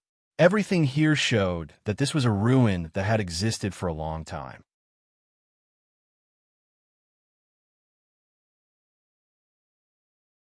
Chapter 537. Carlos looked around. Only a corner of the ruins in front of him could be seen, and most of it seemed to be hidden. There were bushes and lush trees all around. Other than the part they found, there were no other ruins. He had encountered this situation before. Some ruins were protected by a layer of magic, and only by breaking this layer of magic could they enter. It was best to have the help of a spellcaster, or they would not even be able to enter. Some ruins were also protected by magic, but it seemed that the magic had been damaged due to the passage of time or some other reason. These ruins would only appear at a specific time, and when the time passed, they would be covered by magic again. Some ruins were partially exposed, and the other parts were still covered by magic. Of course, most of the ruins were not protected by magic at all, but the valuable things in these ruins had been cleaned out by countless adventurers. There were also some that were buried and needed to be excavated. There were many such ruins in the northern wastelands and deserts, but they were not easy to find. Obviously, the outer layer of magic of the ruins in front of them was not completely destroyed. Carlos was a little disappointed. He had originally wanted to search the secret realm when he received the mission from the city hall. It should be known that the wizards would give a good reward if they sold the things in good condition in the secret realm. He did not pay much attention to the city hall's warning that the ruins were dangerous and that they would report it immediately after discovering it. In his opinion, the city hall wanted to scare them because they wanted the things in the ruins. As for the dangers in the ruins, these adventurers knew very well that as long as they were careful, there would not be any big problems. After all, the magic equipment here had basically lost its effectiveness after thousands of years. "Be careful!" A cry of alarm sounded. All of a sudden, a dense fog appeared in the surroundings and spread rapidly. In the fog, some black shadows quickly pounced on them. The sudden change caught these adventurers off guard, and a few of them were killed directly before they could react. "It's a mutant monster. Everyone be careful. Quick, get close." Be careful of their sneak attack. Under the cover of the fog, the mutant monsters quickly launched attacks, constantly attacking the adventurers. In a short time, the situation became very dangerous. "Be careful, retreat." Carlos roared and rushed forward. The two scimitars in his hands exuded a chilling aura. He waved them like a windmill and slashed at the mutant monster. Blood flew everywhere as a howl sounded out. Following this, countless saber lights flashed out, and 10 or so gashes appeared on the mutated monster's body, and one of its claws was cut off. Carlos had no intention of letting it go. His figure flashed and rushed up again.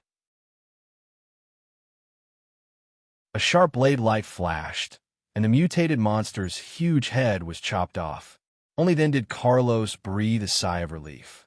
Even he could not sustain such a high-intensity outburst for a short period of time. Although he had successfully killed one of the mutated monsters, the situation he was facing did not improve at all. More and more mutated monsters were rushing over from the fog. "Let's go." Seeing this, Carlos's expression changed greatly, and he immediately shouted for retreat. The surrounding adventurers did not hesitate and immediately retreated. Blazing sun style, a warrior monk clasped his hands together, and in the next second, a dazzling flame erupted from his body. A violent explosion sounded out, and the scorching flames were filled with a holy aura. A mutated monster was directly sent flying, and the flames continued to burn its body. Black blood slowly seeped out of its head and ears. Evidently, it was not going to survive. The surrounding fog also dispersed a little. Slash! Another warrior heavily slashed down, killing a mutated monster. Then, without taking a breather, he immediately rushed out. Charge! A dwarf covered in steel armor rode a strong male goat and rushed out, waving the axe in his hand. A few adventurers immediately followed. Expeditious steps. Gale potion. Seeing that the situation was urgent, Carlos directly opened a bottle of light red potion and had the dwarf gulp it down. A bitter taste instantly filled his mouth, and a powerful force instantly entered his body. Carlos's originally very fast speed once again rose to another level. The scimitar in his hand danced even faster, and the charging mutated monster was directly cut into 10 or so pieces. There were a lot of mutated monsters in the fog. They had a total of 18 people in this operation, including 2 warrior monks, a dwarf ram knight, 3 rogues, 2 rangers, and 5 warriors. Although the city hall indicated that the danger level of this mission was 5 stars, they did not take it to heart. Although these people were few, the whole team was made up of experienced adventurers. Even if they faced enemies more than 3 times their number, they could easily deal with them. But this time, the number of enemies was too much. "You guys retreat first. I'll cover the rear." Another warrior monk saw that the situation was urgent. If they did not escape as soon as possible, they would probably be completely surrounded and killed here. Sunlight burst. Phoenix flame. Dazzling light burst out in an instant, and then infinite flames appeared from his body, instantly turning into a circle of flames that rushed in all directions. Wherever it passed, all the fog dissipated, and even the mutated monsters hiding in the fog were burned to ashes. The surrounding bushes and weeds were cleared in an instant. The figure of the warrior monk suddenly soared into the air, kicking out a series of afterimages in midair. Then, the gravel flew out like a cannonball. The chi energy attached to the gravel caused cracks to appear on the gravel tens of meters away. Although those mutated monsters were strong, several of them were killed in an instant under the warrior monk's attack, and a path was opened at once. "Let's go." Seeing the passage that appeared, the surrounding adventurers did not hesitate at all. They waved their swords and rushed directly to the gap. In the face of crisis, these people burst out with powerful strength in an instant. Diamond Body. After seeing everyone rushing up, the warrior monk did not dare to delay. Although the strength of a mutated monster was not strong, a large number of them could still exhaust him here. Wind Step. The warrior monk shouted in a low voice, and his body was like a tornado, rushing out in an instant. The surrounding mutated monsters could not stop him at all. The warrior monk stepped on these mutated monsters with the tip of his foot. "Let's go." The warrior monk's figure shot out from the crowd, and he said with a dignified expression, "Let's leave here first. Find a safe place to inform Northern Town City. The problem here is not something we can solve."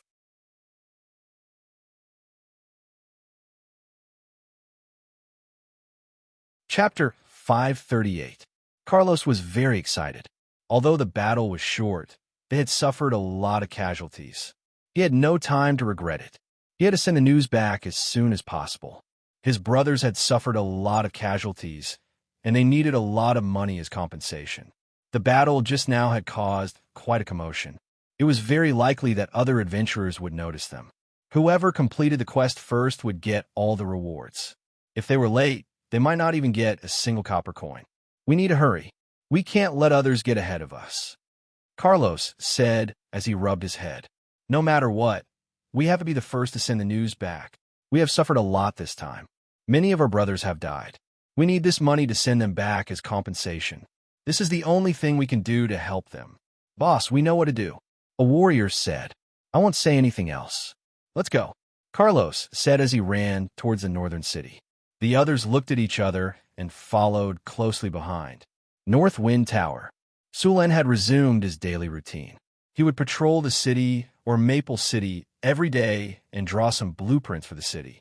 In the afternoon, he would read books and learn all kinds of magic knowledge. As a wizard, Sulen needed to learn a lot of knowledge. Luckily, he had the ability Sage, which allowed him to learn very quickly. Otherwise, the knowledge would be enough to give him a headache. The construction of Maple City had been completed. It was now the gateway to the west of the Duchy of Northwind. All the caravans heading to the northern city would go through here.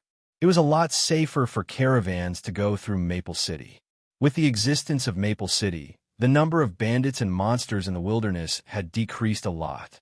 At the same time, the road between Maple City and the northern city had been repaired, so it was a lot easier to travel. The road from Northern Town City to Maple City was one of the main roads in Northern Town City. It was more than 50 kilometers long and 4 meters wide. It was wide enough for 2 carriages to travel side by side. The entire road was paved with pebbles. The middle of the road was slightly arched. Camel beasts pulled stone rollers back and forth to grind the pebbles. Even on a rainy day, there would be no puddles or mud on the road. This road was already better than 99% of the roads in other countries. In order to repair this official road, Sulen had used more than 50,000 slaves of all kinds and spent half a year to complete it. This kind of official road was better than other countries in this era. Compared to his previous life, not to mention the main roads in the city, even the roads in the countryside could not compare. In addition to these, Sulen continued to accumulate all kinds of construction materials, preparing to send these things to Deepwater City. At the same time, the port in Northtown City was being expanded.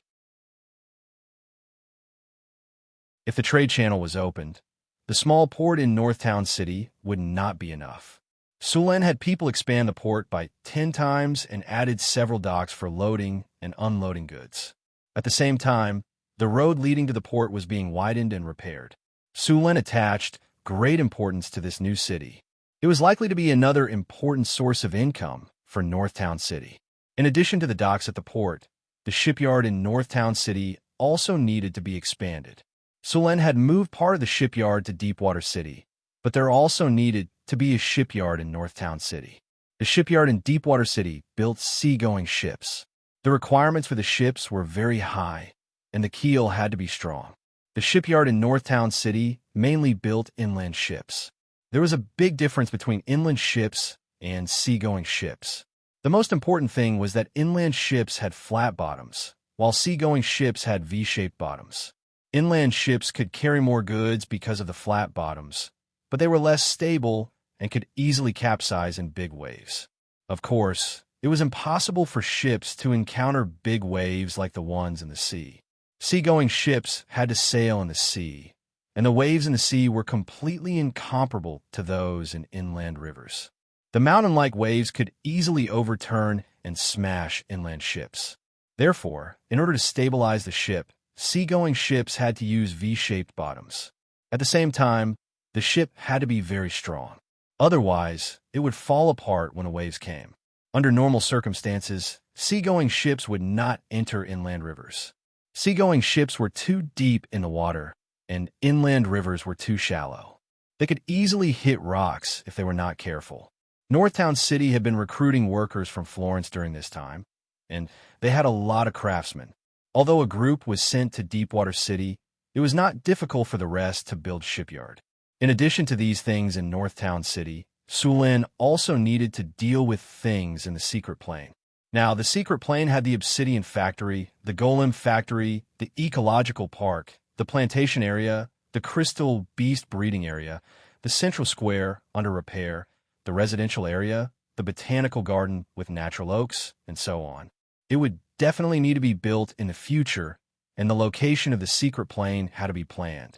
At the same time, Sulin also needed to think about how to move the secret plane to the floating city in the future and open up a half-plane. Milky Way. Check the structure of the energy transmission network of the secret plane.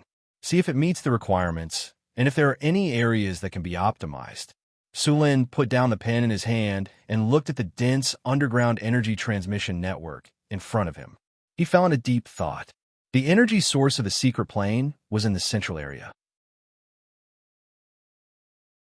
There is a large elemental pool here, so there must be a perfect energy transmission pipeline to supply energy to other places. Efficiency must be considered in this design. If the energy transmission was too wasteful, it would put a burden on the elemental pool. As for the other elemental pool, it was responsible for supplying energy to the golem factory. Start calculating. A series of data streams appeared, and Milky Way started calculating the current energy transmission network of the secret plane. She also marked the location of the central crystal and made modifications to it. Knock, knock, knock. At this time, there was a rush of knocking on the door. Sulin frowned and opened the door to the astrology platform. Alex's excited voice came through. Sulin, news from the city hall. They found the ruins. A group of adventurers found the ruins you're looking for. There are a lot of mutant monsters around the ruins. We may be in for a tough battle. Mutant monsters? Sulin was shocked. He stopped Milky Way's calculations and asked, "You found the ancient ruin? How intact are the ruins?" The adventurers haven't gone in yet. There are mutant monsters guarding outside the ruins. There's also a layer of magic outside the ruins that hasn't lost its effect. Only a small part of it has appeared outside. Tell the adventurers that the ruins they found are very damaged.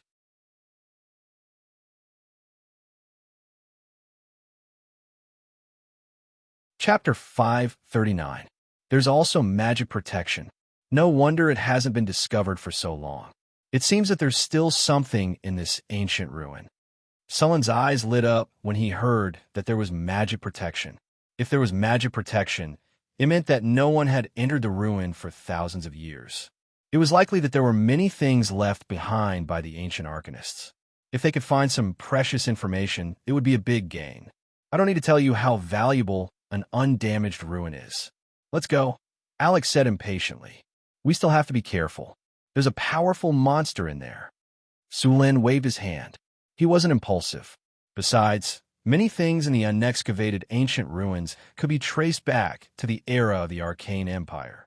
Hathaway was the one who had the deepest understanding of the Arcane Empire in Northtown City. It was necessary to take Hathaway with him. Okay, that's right. I also met 2 warrior monks this time. Alex suddenly recalled. Monks? Sulin was slightly stunned. What are monks doing in the city hall? They came with the adventurers who found the ruin. They said they wanted to see you, Alex said with a shrug. Sulin was also curious about the monks' arrival. When he heard that the monks came with the adventurers who found the ruin, he seemed to understand something. Monks were a very special profession. In the beginning, this profession was only found in the eastern continent. Later, after the sea route was opened, many people traveled to the eastern continent. This profession gradually spread to the western continent. Martial monks had mastered a type of transcendent power called Qi.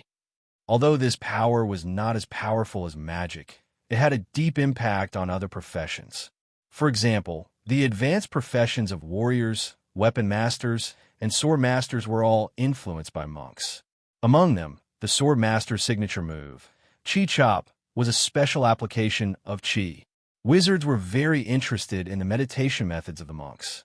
After combining them with the meditation methods of the monks, the wizards' meditation methods had undergone a huge change.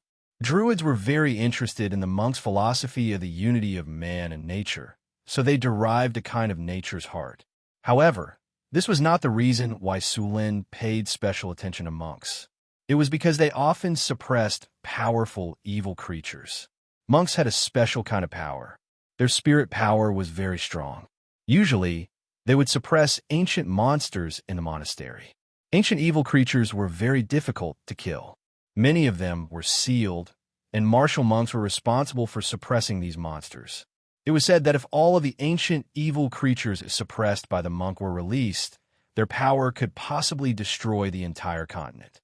Of course, the monks who could suppress these monsters couldn't be just anyone. They had to be legendary level monks. Part of a monk's power came from cultivation, while the other part came from receiving precepts. The more precepts a monk received, the more powerful they would be. These precepts were very strict, and the strength of a monk was directly related to the number of precepts they received. Under normal circumstances, ordinary monks would receive 2 major precepts and 4 or 5 minor precepts. Only ascetic monks would receive more precepts, and ascetics who were at a higher level than ascetic monks were even more powerful. Every year, many monks would participate in the ascetic test, but in the end, only a few passed. As for becoming an ascetic, it was even more pitiful. Many people couldn't stand the precepts of ascetics and broke them. In the end, they could only become ordinary monks. Let them in. Sulin agreed to meet these monks. Soon, 2 monks arrived at the astrology platform. The 2 monks wore shabby hemclothes. The clothes were a little white, and their faces were solemn. Their arms and legs were exposed, and Sulin could clearly see that there were many old wounds on them. They wore tattered straw sandals, and their hands were full of thick calluses. "You are ascetics?" Seeing the 2 monks' attire, Sulin's eyes narrowed. "Yes, your highness." "Hello." The leading monk put his hands together and said, "I am Ming Su, and this is my junior brother Ming Tan. We are here for the monsters in the ruins." "You are going to suppress the monsters in the ruins?" Sulin asked. "Yes, your highness," Ming Su said. "Sorry, but I want to kill that monster."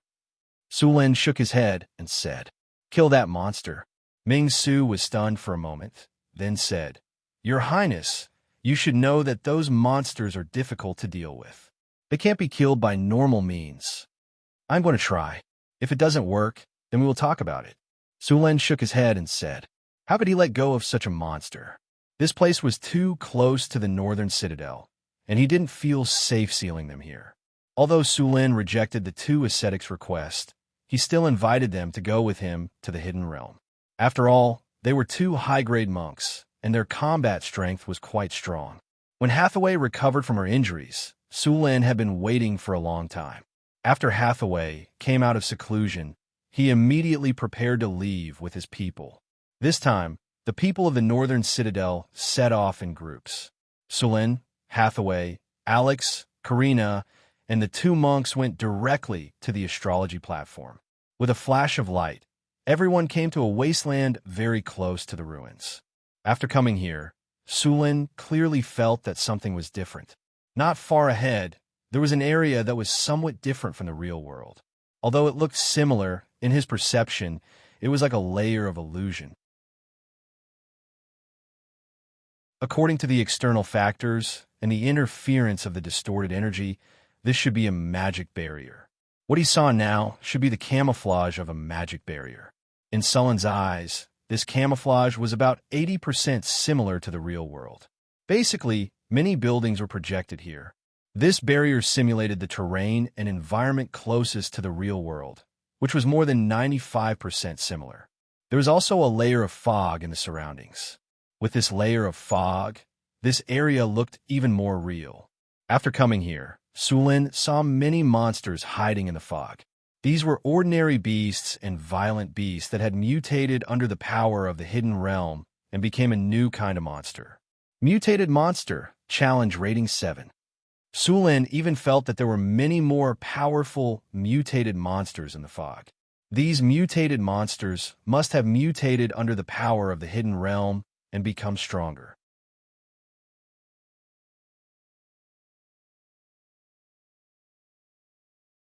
Chapter 540. Mutated monsters were normal beasts and ferocious beasts that had mutated under the radiation of the secret realm. To be honest, Sulen could kill a monster of this level with one hand. However, it was still very dangerous for normal people. Moreover, there were too many of these monsters. Hathaway looked at the fog around them and frowned slightly. Then, she waved the magic staff in her hand and a ray of light flashed across her body. Dispel the fog. Powerful mana fluctuations instantly swept over, and the dense fog that had originally shrouded the surroundings quickly dissipated like snow. It only took a few breaths of time for the fog to completely dissipate. As the fog dissipated, the mutated monsters that were hiding in it were immediately exposed. Wild Wind Blade Dance. Alex flapped her wings twice, and a gust of wind elemental energy flew out from her body. This wind elemental energy turned into a gust of wind in the blink of an eye. In the next second, dozens of wind blades spun and flew towards the mutated monsters. As the wind blades swept across the area, corpses were everywhere. All of the mutated monsters were cut into countless pieces. None of them could last more than 3 seconds. In just a few breaths, the mutated monsters around them were all wiped out. It's done. Let's go directly. Alex waved her hand, and the wind blades that were wreaking havoc began to slowly dissipate. Soon, they turned into a gust of wind and blew away. Only the large number of corpses on the ground and the smell of blood in the air reminded everyone that this place was not safe. Sulen looked at the ruins not far away. There was a strange magic energy surrounding the ruins. It was the ancient ruins that they were looking for. Spatial ripples detected. Spatial ripples detected. The system notification rang in Sullen's ears. This is the power of the mystery lock. Hathaway's eyes flashed with a hint of surprise. This secret realm is protected by a layer of mystery lock. You said this is a mystery lock? Then our mission this time? Sulen asked in surprise. As a part-time wizard, he naturally knew how powerful a mystery lock was. If this mystery lock was to stop them, they would have to spend a lot of time. Even dealing with the monsters here would be unpredictable. Hathaway, can you decipher this mystery lock? Sulen asked. Hathaway did not speak. Her eyes were fixed in front of her. Her eyes kept flashing with light. It was obvious that she was casting a spell to observe the mystery lock. Phew! After about half an hour, Hathaway let out a long sigh. The light on her body also slowly dissipated at this moment. How are you feeling? Do you want to have a rest? Suren stepped forward to support Hathaway. Hathaway shook her head slightly, excitement flashing in her eyes. No need. This is my first time seeing a mystery lock. I'm excited. I can't help but I'm Su Luen smiled. This is Northern Battlefront City. Since we found it, it's ours. You can do whatever you want with it. There's no need to rush. Hathaway shook her head and said, we won't be able to figure out anything about a legendary rune like the Enigma Lock in a short time. Let's get rid of the monsters in this ruin first. Then we can study it. Whether or not we can install the Enigma Lock on our wizard tower depends on this Enigma Lock. Speaking of which, we're in luck. Hathaway smiled. This mystery lock in front of us is not an offensive type. I just observed it briefly and found that it's used to suppress the things inside. This mystery lock is good for us. You're saying that this mystery lock is for the sealed monster in the mystery realm. Sullen's eyes flashed with a hint of surprise. At the same time, he raised the danger level of the sealed monster to another level. A monster that made the ancient arcanist so cautious must be very powerful. Yes, the monster we're going to face this time might be something from the legends, Hathaway said seriously. You know, the ancient arcanists even dared to study the gods. I wouldn't be surprised if there's a demon lord sealed in here. A demon lord? That's even better. It's been sealed for thousands of years, and most of its strength must have been wiped out. With the suppression of the plane, it won't be too difficult to kill it completely. By then, the divinity on it will definitely satisfy us. Sulen smiled. I'm just giving an example. In fact, the probability of it being a demon lord is very small. If it's a demon lord's power radiation, it won't be this kind of mutated monster. It should have the characteristics of a demon, Hathaway explained. However, even if it's not a demon lord sealed in here, I still have to be extra careful. Don't worry. Sulen nodded and said in a deep voice, I won't joke with my life. Hathaway continued, the area covered by the mystery of this ancient ruin is not small. On the surface, it looks like it only covers the area in front of us. In fact, this place uses the same technology as the mysterious realm, spatial folding. I estimate that it's at least 30 square kilometers in size, or even bigger. The energy waves of this mystery are weak now. Maybe it doesn't have enough energy. Otherwise, it wouldn't be easy to find this place.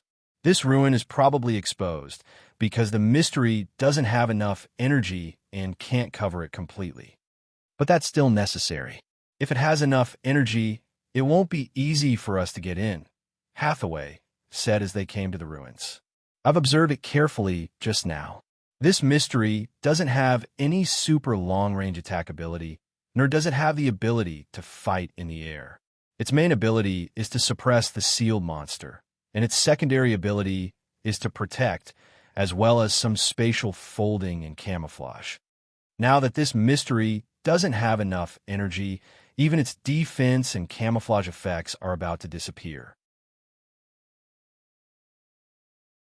Under normal circumstances, the challenge rating of a mystery was 30+. Of course, this was based on the premise that it had enough energy and was maintained well on a daily basis. The mystery in front of them didn't even have enough energy, let alone daily maintenance. However, the mystery still had a terminal defense system. As long as the mystery was still in operation, there would be a mechanical body as the final defense. Thankfully, the main function of this puzzle lock was to deal with the sealed monster. According to the priority order on the puzzle lock, when they appear together with the seal monster, the puzzle lock had to prioritize attacking that monster. Only after the seal monster was dealt with would it attack them. This way, as long as they were careful, the mystery could be of help to them. Of course, considering the current state of the mystery, the help it could provide was limited. Where do we go in? Sulen asked. Wait a minute. I'm looking for the weakest point of the mystery, Hathaway said.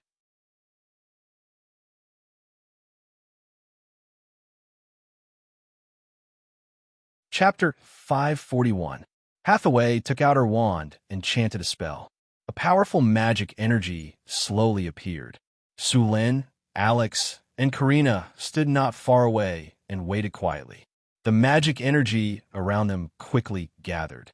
Under Hathaway's control, the powerful energy slowly merged into the mystery lock outside the ruins.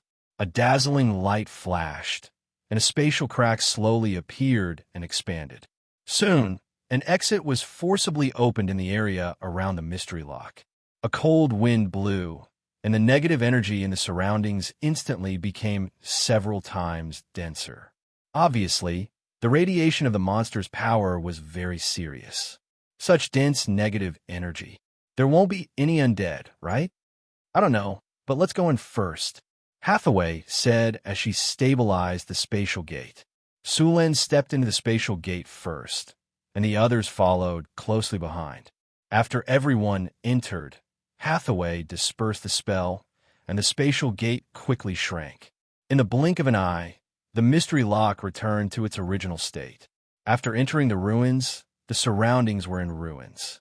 There was a rotten smell in the air, and there were some vague figures floating around in the distance. Those were ghosts. Some monsters in the wilderness had died and turned into wandering ghosts. They were attracted by the dense negative energy here. Sulen frowned. His body flickered, and a surge of lightning energy gushed out from his body.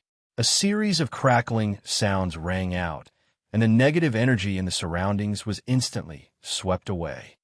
Dispel the undead. Hathaway waved her wand.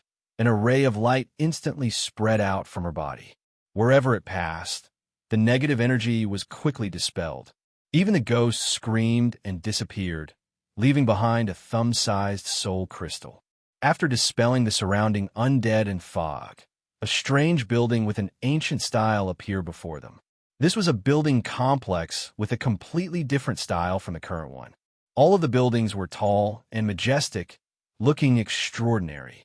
Moreover, There were special magic patterns on the eaves. Metal spears protruded from the rooftops, each embedded with a crystal ball. Magic towers stood in the distance, but due to the lack of energy, the magic light on them had been extinguished. Even further away, there was a magnificent palace. The magic civilization of the ancient Arcanists was very strong, and they had completely solved the problem of basic material life. Moreover, they had entered the interstellar era, so this kind of magnificent palace was very common. Many of these buildings were enchanted with hardening spells when they were built. After thousands of years, most of these buildings were still intact. "Looks like we're in luck," Sulin said happily when he saw the well-preserved buildings. "What's that?" Alex suddenly said. Sulin turned around and saw a stone tablet as tall as a person. There seemed to be many words carved on it. After seeing the stone tablet, everyone hurried over to take a look. "This is the language of the ancient Arcanists, ancient Netherese," Hathaway said after identifying it. "Ferris Laboratory, the Wisdom Tower in the north, the Eye of Enrich." "Laboratory?" Sulin frowned.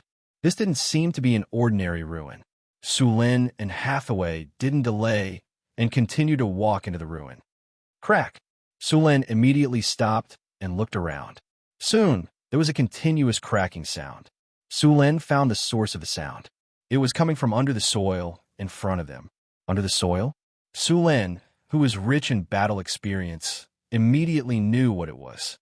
He said to the girls beside him, "Be careful. There are undead below. They smell the scent of living people on us." There was a flash of light on their bodies, and they directly used fly to fly into the air. As soon as they flew, the originally flat ground around them suddenly arched up, quickly forming small graves. Then the graves broke, and skeletons crawled out from the ground. Skeletal undead.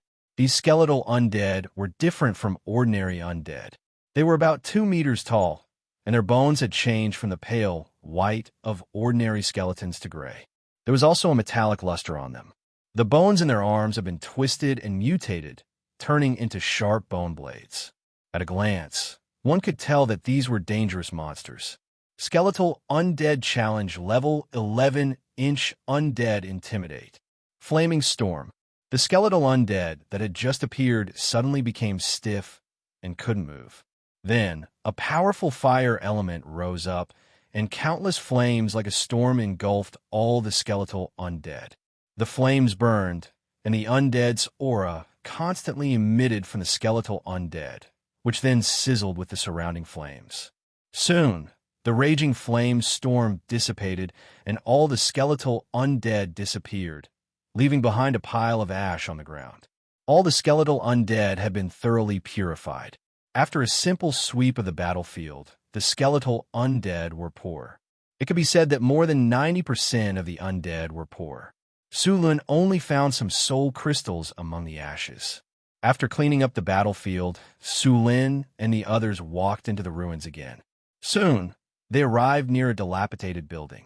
This was already the periphery of the ruins, and there were many dilapidated buildings nearby. Sulin came to a room and gently pushed the door.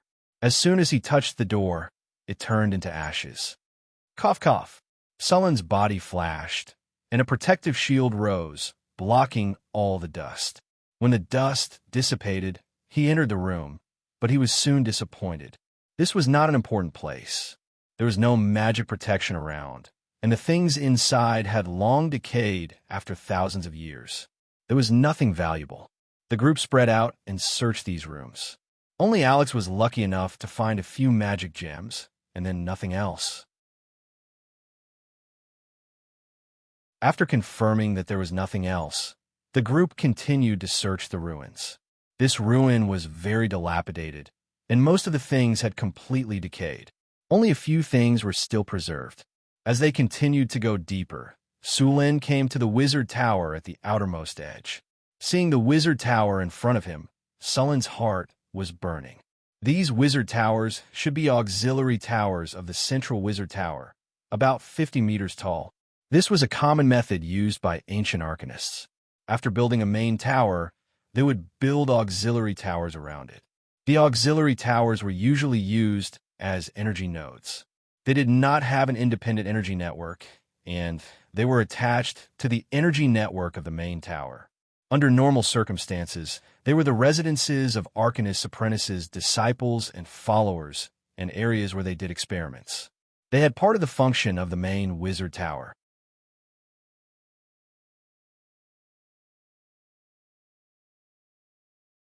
Chapter 542. There's no energy here, Hathaway said as she looked at the wizard tower in front of her. That is to say, more than 90% of the defense facilities inside, including the runic array, have stopped working. Isn't that better? It saves us a lot of trouble, Su Lin said with a smile. Let's go in and have a look. Everyone cast a protective spell, and then Su Lin stepped in first. No one had come to this wizard tower for thousands of years. As soon as the door was pushed open, a thick layer of dust was stirred up. Su Lin frowned. A gust of wind blew in through the door, and after a few seconds, it flew out of the door with a lot of dust. Su Lin entered the wizard tower. Because there was no energy, the wizard tower was dark. Su Lin snapped his fingers, and a soft ball of light appeared, illuminating the whole space. The hall of the wizard tower looked dilapidated, but from the dim decorations and rotten furniture, one could still see how luxurious it used to be. The crystal chandelier in the hall had been smashed to the ground, and the carpet under their feet had decayed into a black mass. Many glassware had been broken, and the inlaid gold foil had lost its luster. It seemed to have no value at all. Su Lin didn't stay here for long. There was basically nothing to be gained in the hall. He simply identified the direction and walked upstairs. The second floor of the wizard tower was a rest area. Several people searched different rooms, but they didn't find anything valuable except decayed things. The wizards who originally lived here seemed to have left in a hurry. The room looked very messy, but the valuable items had been taken away. Several people searched, but except for some arcane gold coins and a few magic props that had lost their magic power, there was nothing else. Su Lin continued to search the upper floor of the wizard tower, and soon the group came to the top of the wizard tower. As soon as they arrived, Sullen's body slightly stagnated, and then he recovered. The scene in front of him surprised him. At the top of the wizard tower was a laboratory. Although thousands of years had passed, it could still be seen that this was a high-end alchemy laboratory. There was a wide test bench and a dazzling array of glassware. Although there was a thick layer of dust, it could still be seen that they were well preserved. In the middle of the laboratory, there was a round cover. The cover looked like a glass cover. It was covered with dust, but they could still see what was inside. In the middle of the glass cover was a table that looked like an operating table. On this table was a tall skeleton. The skeleton's limbs and neck were all locked by metal shackles. This skeleton was not human. It had sharp fangs, thick bones, and horns on its head like a cow's, but much bigger than a cow's horns. Its two arms looked like a pair of scorpion's pincers, and there were two human-like arms on its chest. Its legs were thick and powerful, similar to the joints of cows and horses. There were 3 sharp toes on each foot, and there was a pair of bone wings on both sides of the spine. Su Lin recognized the type of skeleton in front of him at a glance. Not long ago, he had seen many in the abyss. The skeleton in front of him was a demon, and it was a high-grade demon. Judging from the characteristics of its body, it was likely to be a Glabrizu. It was a type of high demon with a challenge rating of level 16 and above. It was a beguiler. It had violet eyes and dark brown and black skin. This type of demon was about 18 feet tall and weighed about 5,500 pounds. Although this type of demon was powerful, it preferred to deceive rather than fight head-on. Of course, once the deceit failed or was exposed, this kind of demon would fly into a rage out of humiliation and directly launch a fierce attack. This kind of demon could perform a wish spell for a mortal once, so they often used this ability to fulfill any wish of a mortal. However, the price was often extremely high, and of course, the result of this wish would not be too good. Compared to other demons, Glabrizu were experts in deception and lying. They would use illusion to hide their true appearance and use all kinds of lies and tricks to trick people. This demon was like a bailer, and it was often used as a commander in the demon army. The master of this wizard tower is not simple. A gust of wind element flew by, and the dust on the glass cover was blown away. The situation inside was completely exposed. A Glabrezu. This may be the only Glabrezu I've seen that was starved to death. Sulen looked at the skeleton in front of him and said with a smile, "It may also be the longest-lived Glabrezu." Hathaway joked, although demons usually had a lifespan of thousands of years. So far, there was no demon in the multiverse that died of old age. This should be a demon that was caught or summoned by the master of the wizard tower, and then forcibly imprisoned here for research. Hathaway stepped forward and looked at the demon in the glass cover. It is said that in the era of the Arcane Empire, the Arcanists even occupied a few layers of the abyss and turned them into their colonies. Maybe this demon was caught and sold here.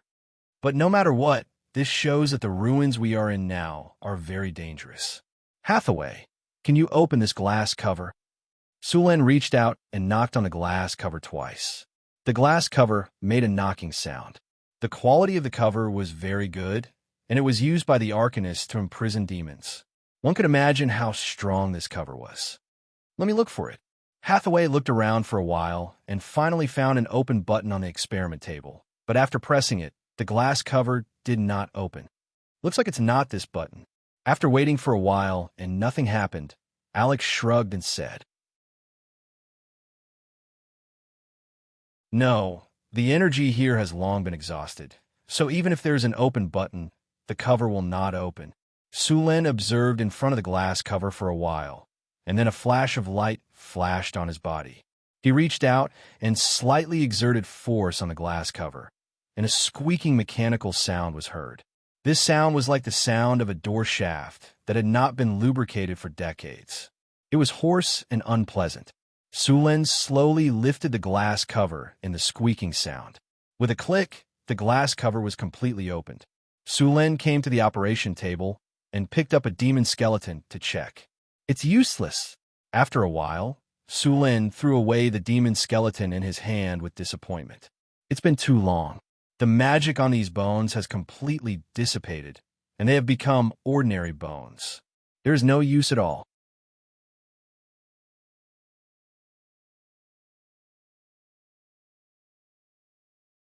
Chapter 543. The body of a high-grade demon was a precious magic material. Although it was a pity that the materials in front of them had lost their effect, there was still one thing that was not damaged, which was the operation table and the glass cover that trapped the demon. These two things could suppress a high-grade demon like the Glabrezu until it starved to death. One could imagine how sturdy and powerful it was. It was great for imprisoning enemies or something similar. "This thing is not bad. Let's take it back." Sulen knocked on the metal table and said, "Next, everyone turn the entire laboratory upside down." Other than a well-preserved experiment record, the only things left were the experimental equipment. The experiment record was a relatively important thing. The paper used was processed parchment. This kind of parchment was expensive and could be stored for a long time. It was a very good recording material. A research report was recorded on it. Research report on the body structure, resistance, and bloodline of the Glabrezu. It recorded detailed information about the Glabrezu, as well as their weaknesses, preferences, body structure diagram, blood, and so on. Looking at the research report, Sulen looked at the demon that had turned into a skeleton with pity. What a good comrade. He used his life to provide us with such detailed experiment data. You are like a candle, lighting yourself up to illuminate others, paving the way for the research of spells. After spending some time carefully removing the binding table and the glass cover, Sulen and the others continued to leave the wizard tower. "Sulen, look over there." As soon as they left the wizard tower, Karina suddenly pointed at a patch of plants in the darkness not far away and said, "Those plants look a bit strange." "Plants?" Sulen's heart skipped a beat. He turned around and looked. The plants that grew in this place were usually magical plants. It was very likely that the ancient arcanist had left behind a herb field. The light spell dispelled the darkness, and the plants gradually became visible. They looked a bit familiar. They looked like piranha flowers, but unlike piranha flowers, they looked like they had been pruned. These magical plants grew in fixed areas, giving Sulin the feeling that they were in the back garden of a villa. After approaching, Sulin's eyes lit up. There were still many fruits hanging on these magical plants. It was obvious that they had ripened, and no one had picked them yet. Since he had encountered them, Sulin was naturally not going to let them go. Sensing the approach of a living creature, the man-eating flowers awoke from their slumber. However, Hathaway immediately cast hypnosis on them, causing them to fall asleep once more. The fruits of the man-eating flowers could be used to concoct life potions. The fruits before her were enough to concoct a dozen or so bottles. Ancient arcanists liked to plant carnivorous plants, such as flesh thorns, man-eating flowers, and magic willows at the borders of their manors or wizard towers. They would kill any animals or humans that trespassed here. After collecting the fruits, the group once again ventured into the depths of the ruins. The path beneath their feet was filled with cracks, and many places were severely damaged. However, they could vaguely see that these paths were more than 10 meters wide. The buildings on both sides of the road were not spared either. All the well-preserved buildings were cleaned up. Although they didn't find anything too precious, the harvest was still good. Soon, the group arrived in front of the tall wizard tower in the center of the secret realm. The wizard tower in front of them was more than 150 meters high, and its whole body was black and brown. The entire wizard tower was built entirely with obsidian, and it was also blessed with hardening magic. Such a wizard tower was completely designed according to the standards of a floating space tower. Seeing this wizard tower, everyone's eyes were burning with passion. Under normal circumstances, this was the most important and easiest place to obtain precious information or items in the entire ruins. However, in the face of the treasure trove in front of him, Sulin did not act rashly. This was because this was the only wizard tower in the entire secret realm that could still function normally. At the same time, the core of the layer of mystery outside the ruins was also here. Can Hathaway crack it? Sulin asked in a low voice. Hathaway's eyes were fixed on the wizard tower in front of her. If there is enough energy here, it's basically impossible to break it by force. In this situation, it's naturally not a problem for me. Just wait a moment. Soon, Hathaway's body flashed. An ray of light was instantly stimulated from her body, instantly hitting the layer of energy barrier outside the wizard tower. The originally dim energy barrier flickered quickly a few times, and a hole was quickly broken. Advanced Dispel Magic. At the moment when the energy barrier was broken, Sulin immediately flew in. At the same time, at the top of the wizard tower, a purple magic crystal flickered slightly. And then a window on the wizard tower suddenly opened, and then a magic energy construct was activated. The red light in its eyes lit up, and this was obviously a special magic energy construct at the legendary level, and it was quickly activated. This golem puppet's appearance was bright silver, and there were many beautiful runes on it. There were many amethysts on its body structure, but before it was completely activated, Sulin threw a maze spell over, and the golem puppet that was activating disappeared in an instant. The maze spell was very effective in trapping people. As long as it did not pass the test, it would be forcibly transmitted to a different dimension space maze, and could only return through the maze, or wait until the spell expired. Under normal circumstances, the higher the intelligence, the faster the return, but for the Tauren, this spell was ineffective. After dealing with this legendary golem, the others followed in. Sulin's figure rushed in quickly. They had to save time and seize the control center of the wizard tower as quickly as possible. An energy barrier appeared on the surface of his body, followed by a few flashes of light. Sulin did not slow down and quickly rushed toward the wizard. Intruder detected. Activate the mystery protection. Activate the defense form. Activate the golem puppet. A mechanical sound rang out, followed by a series of energy beams filled with the aura of death quickly flew toward Sulin, and then 3 golem puppets walked out of the door. Lightning spear. Three lightning bolts instantly appeared in midair, and in the next second, these lightning bolts turned into 3 spears completely composed of lightning energy. The lightning flashed and instantly hit the golem puppets. These 3 golem puppets that had been sealed for a long time trembled violently, and then suddenly stopped.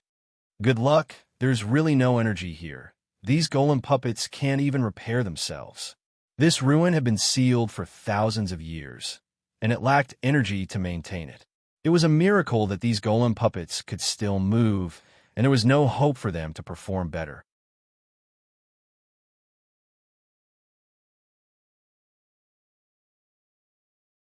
Chapter 544. Once Sulin entered the main wizard tower, he needed to race against time. Due to the lack of energy in other parts of the ruins, all kinds of protective spells and golems have been shut down. However, as the most important wizard tower in the ruins, all the energy would be supplied here first. Sulin's actions would make the wizard tower spirit think that the wizard tower was invaded. The wizard tower's combat mode would be activated, and the golems in the wizard tower would be awakened. This was not good news for Sulin. How many golems were there in a wizard tower? This was directly proportional to the wealth of the wizard tower's owner. Just like the wizard tower in the ruins, the entire ruins belonged to him. With such a large secret realm, it was obvious that the owner of this wizard tower was very rich. Sulin would not be surprised if there was an entire golem legion sealed in his wizard tower. Many wizards were otakus. They would accumulate all kinds of resources like hamsters and then make all kinds of items. The number of golems would also increase over time. If you were fighting with others, having a golem legion would be very comfortable. However, if you were facing a golem legion, trust me, run away as soon as possible. After Sulin rushed in, the wizard tower's defense system had been activated. Although there were only a few golems now, as long as they were given a little time, the golems sealed in the wizard tower would soon rush over in large numbers. At that time, they would have to face hundreds of golems of all kinds. With so many golems attacking together, even a legendary master would have to flee. Fortunately, the space in the wizard tower was limited, and to save energy, most of the golems in the wizard tower were in a state of hibernation. As long as Sulin was fast enough, he could shut down the control center in the wizard tower or take control by force before those golems were all activated. Lightning spears flew out from Sulin's hands and instantly hit those golems that had just been activated. The situation was slightly better than Sulin had imagined. Due to the lack of energy, the golems in the wizard tower were in a state of hibernation. This state could minimize energy consumption. However, the lack of energy maintenance also caused the structure of these golems to age. Thousands of years had passed, and apart from some precious magic materials, the rest of the magic materials would more or less have some problems. When these golems were struck by the lightning spears, the already fragile components of the golems were easily destroyed by the powerful lightning power. Hathaway, Alex, and Karina followed closely behind Sulin. They weren't idle either. Sometimes, when Sulin couldn't deal with a new golem in time, they would immediately attack it with spells. One after another, the steel golems were awakened and then quickly destroyed by the spells. Sulin and the others were very fast. As high-grade wizards, they had all mastered combat spellcasting. They could cast spells while moving quickly without worrying about being interrupted. Even the weaker ones, Alex and Karina, were sorcerers. All right, ladies, don't completely destroy these golems. Sulin couldn't help but exclaim as he watched them cast disintegration and turn the steel golems into piles of scrap metal. These are our spoils of war. After we occupy this place, these golems can still be used after some repairs. After using disintegration, these things will become scrap metal. Alex, you wastrel. Seeing another steel golem being hit by a ray of light and turned into a pile of scrap metal, Sulin reached out and knocked Alex's head. Sorry, Sulin, I'm used to it. Alex laughed. All right, be careful next time. Sulin casually cast a chain of lightning and destroyed a golem that had just appeared. Although he hadn't completely occupied this place, Sulin already saw it as his own. Host, Please pay attention. Domain energy fluctuations detected. A powerful energy instantly spread out from the wizard tower. Sulin only felt that the originally smooth spells had become jerky, as if he had fallen into a quagmire in an instant. This is energy confinement. The enigma has been activated. Sulin's eyes lit up. It seemed that the tower's spirit had sensed the danger. Energy confinement was an ability of the enigma, but it required a lot of energy to use this ability. For a wizard tower that lacked energy, the tower spirit would not activate this ability unless it was absolutely necessary. A ray of lightning flashed, and a powerful lightning energy was instantly released from Sulin's body. A domain that was not inferior to before spread out from his body, and the few women who were originally imprisoned instantly regained control of their magic. After activating the domain, Sulin's power was even more powerful. Soon, the group of people arrived in front of the wizard tower's gate. This gate was made of a silver-white metal. Although it had been there for thousands of years, it didn't seem to be damaged at all. Sulin casually threw a lightning spear, but as the lightning flashed and the lightning energy dissipated, the silver-white gate in front of him didn't move at all. There wasn't even a mark on it. Seeing this, a trace of surprise flashed in Sulin's eyes, but in the next second, the storm halberd appeared in his hand. Lightning spear. The dazzling lightning instantly shrouded the storm halberd, and as a large amount of lightning merged, an invisible torrent of energy quickly gathered around Sulin. The storm halberd was originally completely covered by lightning, and the powerful lightning energy spread to the surroundings, forcing Hathaway and the others to move out of the way. Sulin's warrior robe was also propped up by the static electricity, and more lightning energy was injected into the storm halberd. The powerful energy gathered, and magic weapons that were slightly inferior in quality almost fell apart under this pressure. Even the storm halberd, a legendary weapon, was trembling slightly. It was obviously close to its limit. In the end, the storm halberd that had gathered infinite power was lifted up by Sulin, and in the next second, it fiercely pierced the silver-white metal gate in front of him. Crack! Rumble! The deafening thunder sounded, and the entire wizard tower shook violently, and a powerful energy exploded in an instant. When the light dissipated, the gate in front of them had been completely blown open, and there was a big hole in the gate. Ding! The energy domain has disappeared. The effect of energy imprisonment has been weakened. Sulin panted for a moment, and then directly entered the gate with the storm halberd. On the platform in the center of the hall, a crystal ball was constantly emitting a faint light. It was the host crystal of the tower spirit. Just as Sulin stepped forward and was about to close it, a huge roar came from the other side of the hall.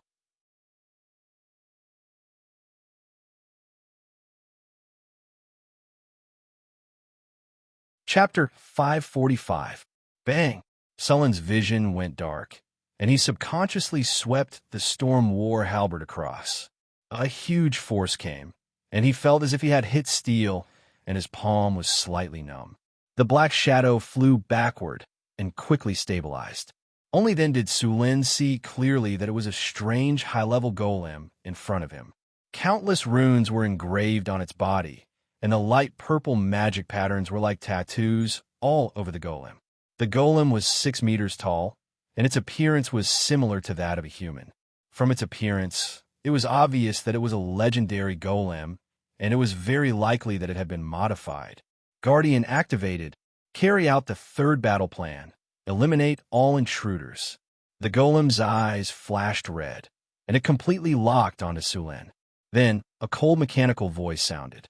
Elemental fission shield activated. Aura / activated. Weakness detection activated. Silver holy sword legendary charged. Armor break activated. Sharpness activated. Greater haste activated. With the cold mechanical voice, a huge beheading sword with a silver glow appeared in the golem's hand. Under Surin's dumbfounded expression, the legendary construct in front of him instantly entered the complete state. Don't interfere. I'll deal with it. Sulen immediately said when he saw the golem. This thing was obviously a high-level legendary golem, a killing machine specially used to guard the core of the wizard tower. Apart from Sulen, no one else could withstand this thing's combat power. Greater haste, maximum spell. Greater displacement force field, maximum spell.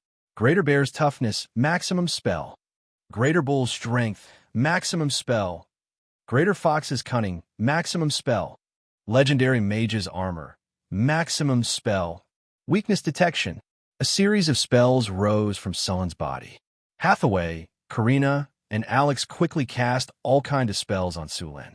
A bright sword light illuminated Sulen's eyes, and a 6-meter-tall guardian statue in the tower instantly appeared in front of Sulen. The silver sword instantly chopped towards Sulen's neck. Sulen had several energy barriers in front of him, but they were shattered by the guardian golem's sword beam. Finally, they were blocked by the storm battle halberd. The guardian's speed was very fast, and his tall body was unexpectedly agile. The speed of his sword was so fast that it left behind a series of afterimages, slashing towards Sulen's vital parts.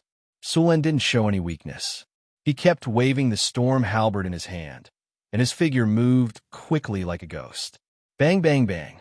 The storm battle halberd and the silver sacred sword kept colliding, and a series of sparks kept appearing.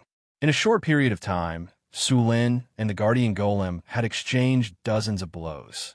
Powerful energy surged in the surroundings. The energy barriers on Sulen's body were all shattered, and even the legendary mage's armor was damaged. The guardian golem wasn't any better. The energy barriers on the surface of its body had dimmed, and scars from the storm battle halberd appeared on its silver body. Thunder slash. Dazzling lightning instantly erupted from Sulen's body, and the storm battle halberd slashed towards the guardian golem with the power of endless lightning. The dazzling lightning completely enveloped the guardian golem's tall body, and a deafening thunder rumbled. In the next second, the guardian golem's tall figure was sent flying. The elemental fish and shield that originally covered its body was completely shattered, and the storm battle halberd left a deep mark on the guardian golem's body. Sulen's figure flashed, and in the next second, he appeared beside the guardian golem. The storm battle halberd waved like a windmill and continuously attacked, forcing the guardian golem, who had just stabilized its body, to retreat.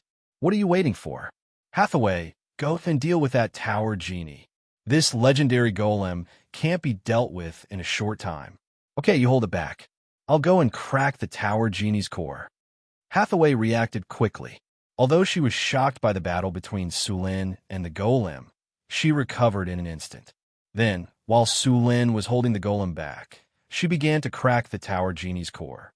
Bigby's flying palm. A huge palm appeared out of thin air, and then directly sent the golem flying. Before the guardian golem could stand firm, Sulen's attack had come again. High-grade legendary golems were very difficult to deal with. This thing had high attack, high defense, fast speed, and surprisingly high magic resistance. Although Sulen was confident that he could tear it down, it would take a long time.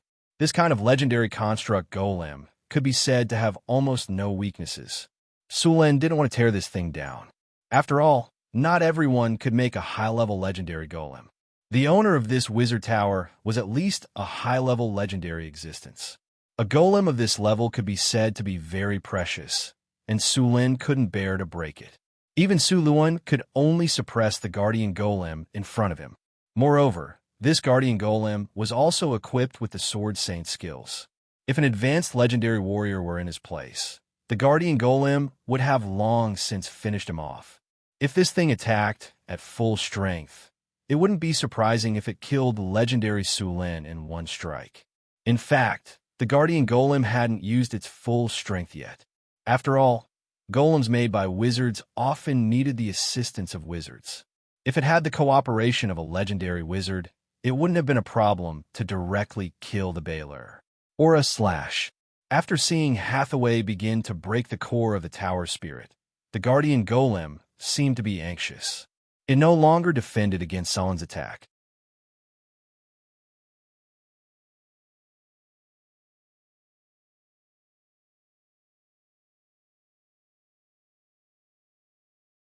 Chapter 546.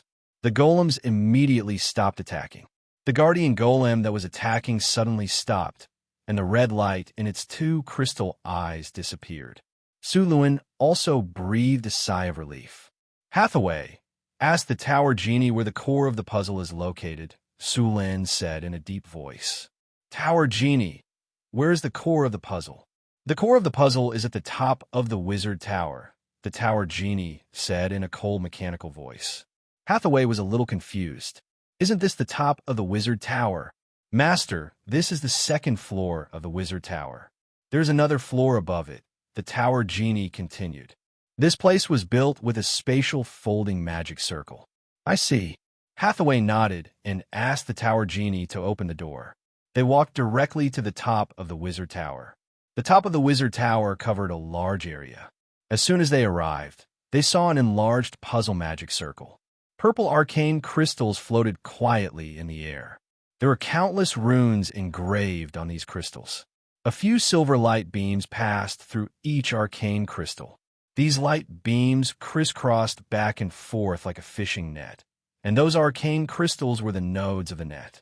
Countless runes were engraved on the ground. These runes corresponded to the arcane crystals in the air. The top of the room was also engraved with a large number of runes. Purple gems were embedded in the ceiling, looking like twinkling stars in the night sky. In the center of the room was an elemental pool with a diameter of 5 meters. At this time, there was only a shallow layer of energy water left in the elemental pool. Because it had not been maintained for a long time, many of the runes on the elemental pool had been peeled off and damaged. Naturally, the energy extracted from the 4 elemental realms was gradually decreasing. The blue crystal that was originally floating above the elemental pool had also become dim. They could not help but worry about whether it would fall in the next second. The arcane crystals in the air were like a fishing net. In the end, all the silver light beams were connected to the crystal in front of them. This crystal was the core of the puzzle. Apart from Hathaway, Su Luan, Alex, and Karina were all confused about the riddle. They had no idea how to solve the riddle in front of them. Although Hathaway had mastered the puzzle lock technology, it was her first time seeing a puzzle lock. Fortunately, this puzzle lock had been in operation for thousands of years. No one maintained it.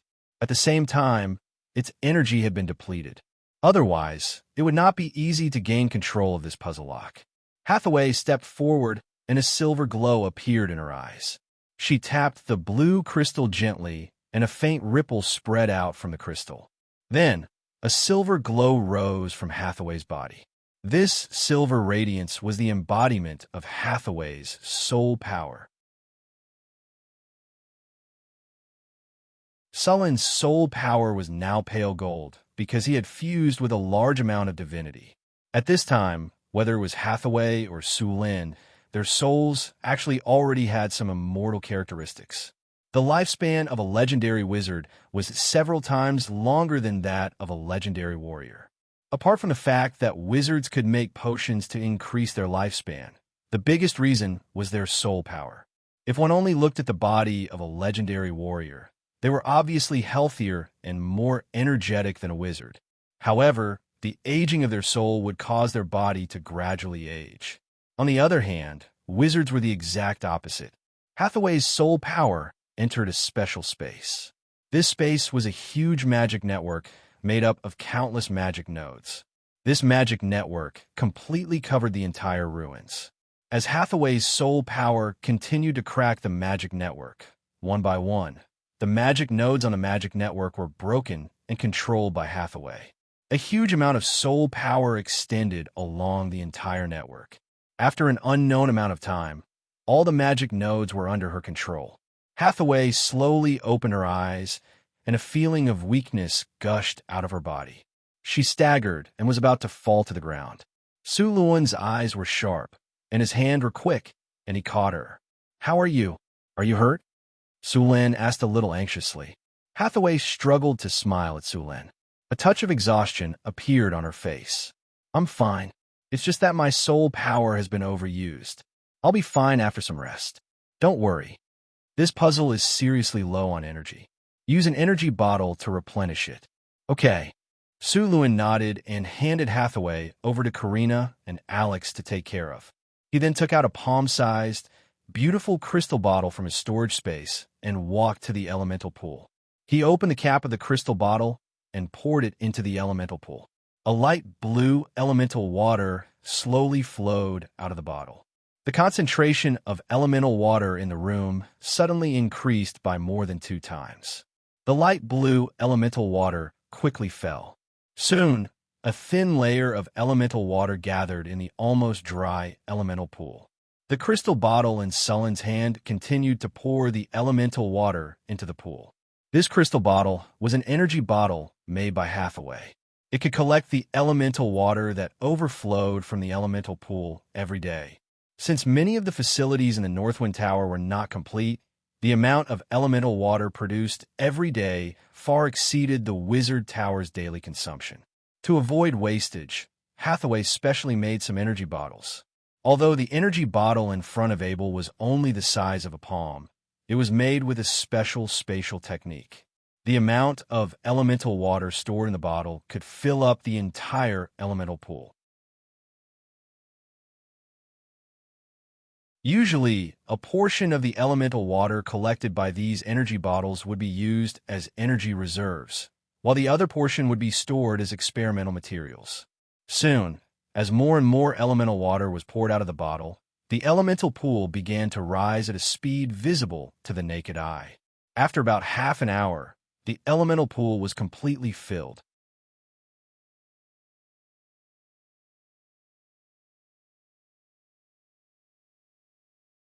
Chapter 547. Tower Genie. Restore the Enigma state and cancel the energy-saving mode. Hathaway ordered after seeing that the elemental pool was full of energy. Then a ray of spiritual light slowly lit up, and the originally dim purple crystal shone brightly at this moment. The spiritual light quickly spread to the surroundings along with the silver light beams. In a flash, the arcane crystals in the air were lit up one by one. The magic gems on the ceiling also lit up slightly, flashing a little bit of starlight. A strange force quickly spread out from here and shrouded the entire ruins in an instant. Outside the ruins that were originally filled with fog suddenly dissipated slowly, and a strange energy swept across. The layer of crumbling camouflage outside the ruins instantly solidified, and at the same time, a spatial force quickly spread out. If one were to look at it from a distance, one would find that the space suddenly looked like a stone thrown into a pool with countless ripples. If one were to stare at it closely, one would find that with the ripples, the space began to slowly fold.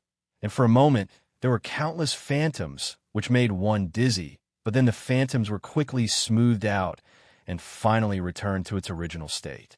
Although it seemed that there was no change, in fact, the secret realm had been completely hidden. It's done. If we don't use the power of the Enigma now, the elemental water in the elemental pool can last for a month. Hathaway was not as tired as before after a short rest. The elemental pool here needs to be repaired as soon as possible, and there are other energy channels and rune inscription problems. The things in the ruins also need to be sorted out and repaired as soon as possible. I think we'll face the consequences of being understaffed for a long time. Why wouldn't you want a wizard tower from the Arcane Empire era? Sulin teased and winked at Hathaway. And it could be a floating space tower. By the way, this wizard tower is indeed built according to the floating space tower. Hathaway's eyes lit up, and she directly asked the Tower Genie, "Tower Genie, this wizard tower can fly. Activate the flight mode." "Master, the floating space tower has insufficient energy. The flight mode cannot be activated." The Tower Genie's cold mechanical voice sounded. "Are the floating space ring and other facilities damaged?" Hearing the Tower Genie's words, Hathaway's eyes lit up, and she instantly became energetic. She quickly sat up straight on Alex's body, and there was no trace of her previous weak appearance. The Wizard Tower is the core area of the entire secret realm. The floating space ring is well preserved, and other overall facilities damage rate is less than 70%. It needs to be repaired before it can fly, the Tower Genie said coldly. The virtual library of the Sorcerer Tower has the blueprints and information for the construction of the Sorcerer Tower. There's a perfectly preserved floating ring here, Hathaway said in pleasant surprise. The floating space ring was the core component of the floating space tower that could fly. If the floating space city was compared to an airplane, the elemental pool was the fuel tank that provided sufficient energy, and the floating space ring was the engine that provided energy for the airplane. The floating space ring was a glorious achievement of the Arcane Empire era. It could lift the floating space tower, which weighed hundreds of tons, into the sky and fly freely. It could be said to be a very powerful legendary rune. It contained a lot of mathematical Olympiad knowledge. Hathaway only had some incomplete knowledge. Now, there was a preserved floating space ring and information, which was good news for Hathaway. Master, you'd better not activate the flight mode, the tower genie suddenly reminded her. What? Hathaway asked with some surprise. The core command left by the previous master was to suppress the thing sealed under the wizard tower.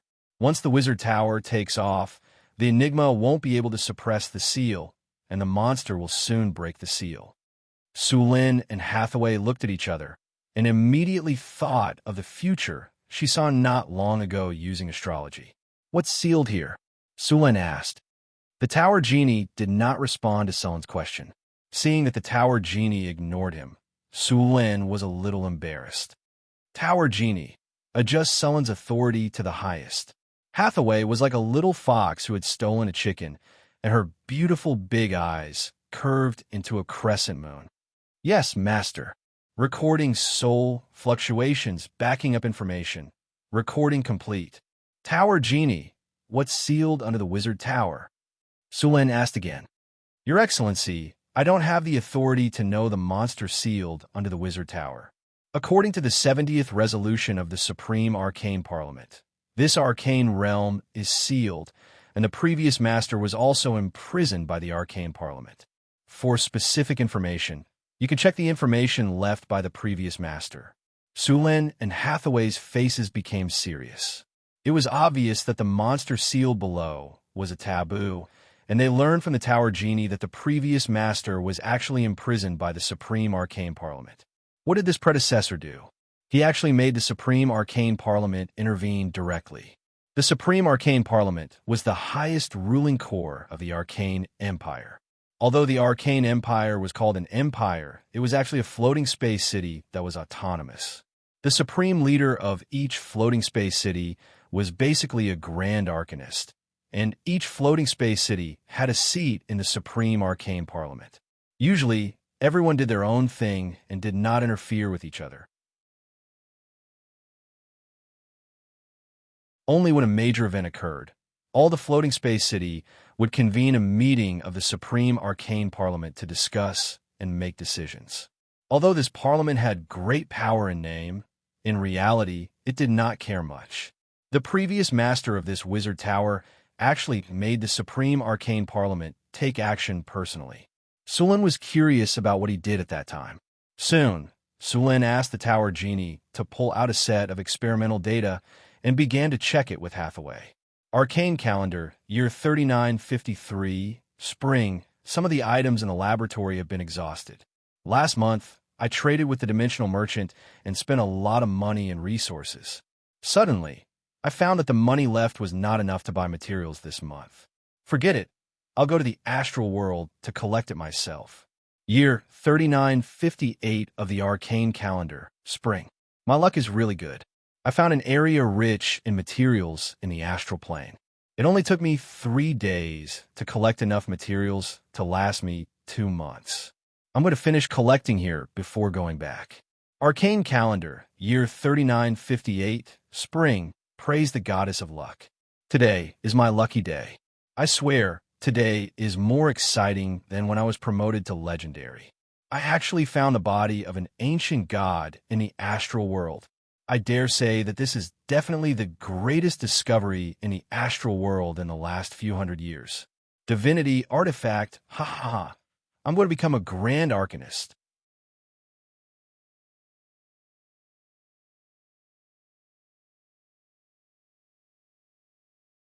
Chapter 548. Arcane Calendar Year 3958. Summer. The laboratory I prepared for the ancient god's corpse is finally completed. Next, I can study this corpse without any worries. I can't wait. Arcane Calendar Year 3958. Summer. The first experiment was a success. Haha, I'm a genius. I successfully extracted a bit of divinity from the corpse. This pure golden power looks really charming. Next, I'll try to go into seclusion and completely integrate this divinity into my body. Arcane Calendar Year 3958. Summer. Damn it, the consciousness left by the ancient god is too powerful. It took me half a month to successfully integrate this divinity into my body. Although the process was a bit tortuous, the result was great. After integrating this divinity, I clearly felt a crack in the previous bottleneck. It seems that my idea was right. Autumn, year 3958 of the arcane calendar. Something was not right. There was a different kind of energy in this god's corpse. This energy was entangled with the god's corpse, and they seemed to be showing signs of revival. What the hell? Could it be that this god's corpse, which had been dead for thousands of years, could be revived? Arcane Calendar Year 3958. Winter. Incredible. The power of divinity is really amazing. It has the power to turn something rotten into something magical. I can use it to make a divine artifact. Materials, I want all kinds of rare materials. I want to make a divine artifact that belongs to me. Arcane Calendar Year 3958. Winter. Something seems to be wrong. I feel that my consciousness is affected. The number of times I've been angry has obviously increased. Just this morning, I scolded my favorite disciple, Flender. He actually stopped me from absorbing the divinity. Arcane Calendar Year 3959. Spring. The weather today is good. Just now, I successfully broke through level 30 and reached level 31. Now, I'm an astral mage. Also, the power in the corpse has become stronger. I need to find a way to suppress it. Arcane Calendar Year 3959. Spring. Damn it, this is not the original power of the corpse. This power is parasitic in the corpse. It wants to use the corpse of the god to revive. The corpse of the god is mine. I won't let anyone take it away. Arcane Calendar Year 3959. Spring. This power is too strong. I can't suppress it anymore. It's starting to change. I have to find a way to deal with it as soon as possible. Arcane Calendar Year 3959. Spring. Why did the Supreme Arcane Council send a document for inquiry? Could it be that they knew I had obtained the god's corpse? That's impossible. No, I forgot about Flender. That damned bastard. He actually dared to betray his teacher. I'll extract his soul and seal it in the lamp so that his soul will be burned forever. But before that, I have to hide the god's corpse somewhere else. Year 3959 of the Arcana Calendar. Spring. Those annoying special envoys from the Supreme Arcana Council came. He actually said that I was researching the power of the divine sin and violated the ban of the Supreme Arcana Council. What ban? These guys don't understand the greatness of divinity at all. They just covet my god corpse and want to take it from me. I should just chase them out. Arcana Calendar, Year 3959, Spring. The vitality and life force of the god's corpse are getting stronger and stronger. I have to suppress it as soon as possible. Fortunately, I had the help of the Wizard Tower. With the help of the Wizard Tower's power, I successfully suppressed him. Perhaps I should change my way of thinking. Year 3959 of the Arcana Calendar, Spring.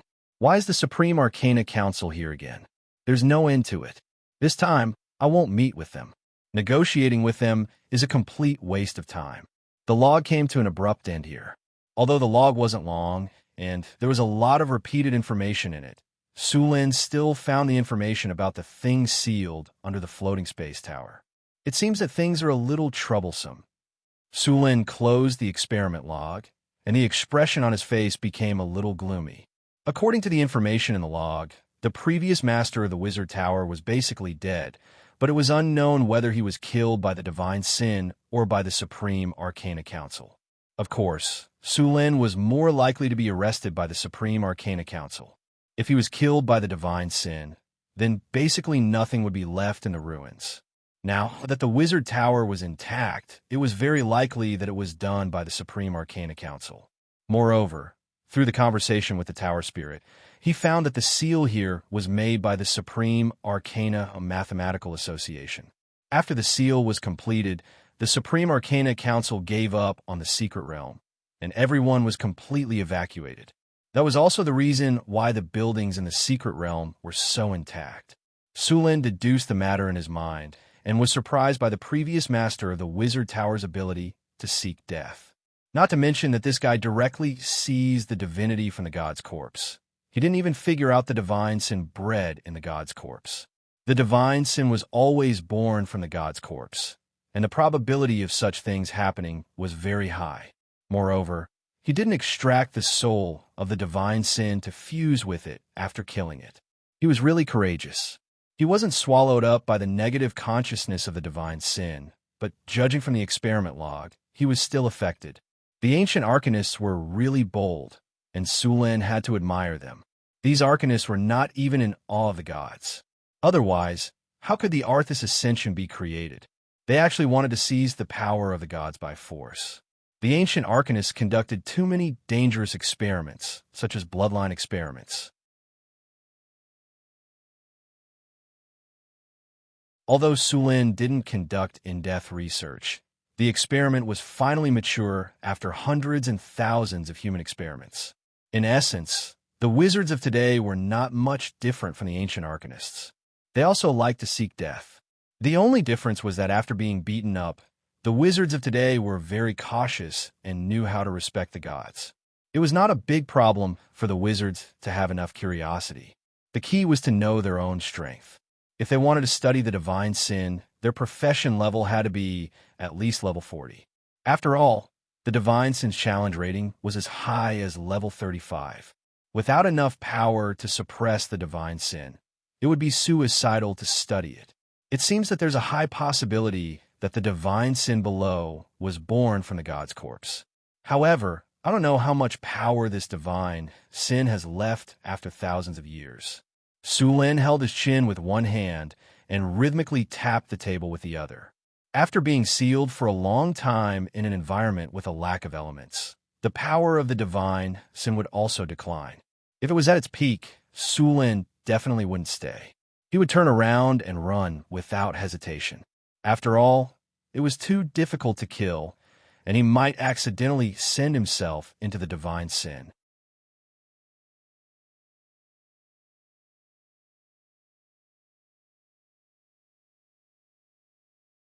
Chapter 549. During the period of the Arcane Empire, the most dangerous monsters in the multiverse were counted. The most dangerous ones were the Archean Hatred, the Dragon of Hatred. However, the number of these Archean Hatred was very small. Many of them were sealed or sleeping in some corner of the multiverse. The second-tier monsters were the Abominations. In fact, some people classified the Abominations and the Archean Hatred together. After all, some Abominations were very powerful. The third-tier monsters were the Archean Villains. Usually, the challenge level of the Archean Villains was above level 25. The first Archean Villains were said to be born from the fusion of evil gods and evil forces. The Archean Villains had great power and were very corrosive, but their consciousness was usually very chaotic. The Abomination. Hathaway said with a solemn expression, "The power he radiated during this period of time has caused the beast to mutate." It means that his power is recovering. The Wizard Tower has been in disrepair for a long time and is short of energy. He is about to lose control. If we leave him alone and let him recover, it won't take long for this abomination to break free. By then, the whole northern land will be in a disaster. The reason why the Arcane Empire ranked the Abominations and the Archean Hatred at the top was that they had the power to destroy a main material plane. As long as they were given enough time, these monsters could easily destroy a rich plane. It seems that we have to get rid of this abomination, Sulin said in a low voice. The battle of the abomination is very dangerous. Legends can't intervene, so Alex and Karina can only stay here. But Alex and Karina said anxiously, but they were interrupted by Sulen. No buts. Someone needs to guard this place.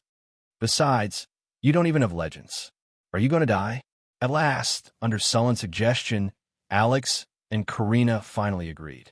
After discussing for a while, Sulen said to the Tower Spirit, Tower Spirit, where is the abomination sealed? Tower Master, you can enter through the passage on the 3rd floor of the Wizard Tower. As the Tower Genie spoke, a 3-dimensional image of the Sorcerer Tower appeared beside it. The location of the abomination was clearly marked on it. Sulen and Hathaway checked once to make sure that they had not missed anything. Only then did they walk down to the basement of the Magus Tower. Soon, the two arrived at the basement of the Magus Tower. The closer they got, the denser the negative energy in the surroundings. There was even a layer of gray fog in the basement. Sizzle. Strange noises could be heard, and then some looming figures appeared not far away. Be careful. There should be a lot of undead here. As soon as he finished speaking, a sharp cry rang out. Immediately after, the fog in front of him churned, and bone spears shot rapidly towards Sulen. Following which, dozens of undead appeared in the fog and quickly rushed towards Sulen. Command: Intimidate. Group undead hold spell. 2 spiritual lights flashed quickly on Hathaway's body, and the undead that were rushing towards Sulen instantly stopped. In a normal battle, wizards were usually in charge of controlling the field. The real damage output would depend on the Grand Sword Master, especially when the Grand Sword Master cooperated with a wizard. The terrifying lethality of a Grand Sword Master was unreasonably strong. Sulen waved his storm battle halberd and whizzed past. All the undead that were controlled by Hathaway were directly chopped into pieces by him. Clang, clang, clang. A large number of soul crystals fell. Hathaway gently waved her hand, and the soul crystals on the ground flew directly into her hand. After casually putting away the soul crystals, the two of them continued to move forward. The basement of the Wizard Tower was dark. This place had been corroded by the power of the abomination. The two of them arrived at the 3rd floor of the basement. According to the markings on the map, they quickly found the passage that led to the seal. At this moment, the two of them suddenly heard a strange crying sound. Sulen stopped in his tracks. Abomination! He's right here! Lightning flashed on Sullen's body, and his eyes looked into the depths of the passage. Although Sulen had not studied the abominations, he knew that their power was strong and strange. Ordinary legendary wizards could only play a supporting role when facing them. If one really wanted to wrestle with the abominations, one would have to at least reach the level of an astral wizard. The abominations seemed to have sensed their arrival. The strange crying sound became more and more obvious. The gray fog was tumbling, and they could clearly see that there were countless undead howling in it. Hide behind me. Sulen grabbed Hathaway with one hand and pulled her behind him. After saying that, a strong power of lightning quickly gathered from his body. The entire space could feel the sudden increase of the surrounding electrostatic force field. Then, dazzling lightning tore through the darkness and completely dispersed the layer of fog. The power of lightning continued to gather. The power of lightning on Sullen's body was completely opposite to the negative energy. At this moment, Sulen completely detonated the power of lightning. Endless power of lightning exploded at this moment, and the entire space was as bright as day. Countless lightning snakes moved back and forth in the air. The surrounding fog tumbled violently as if it was boiling. The ghosts and undead creatures hiding in the fog screamed, and their bodies melted quickly. Suddenly, a large number of soul crystals fell to the ground. The surrounding fog dissipated completely. At this moment, they could clearly feel a hexagram rune array.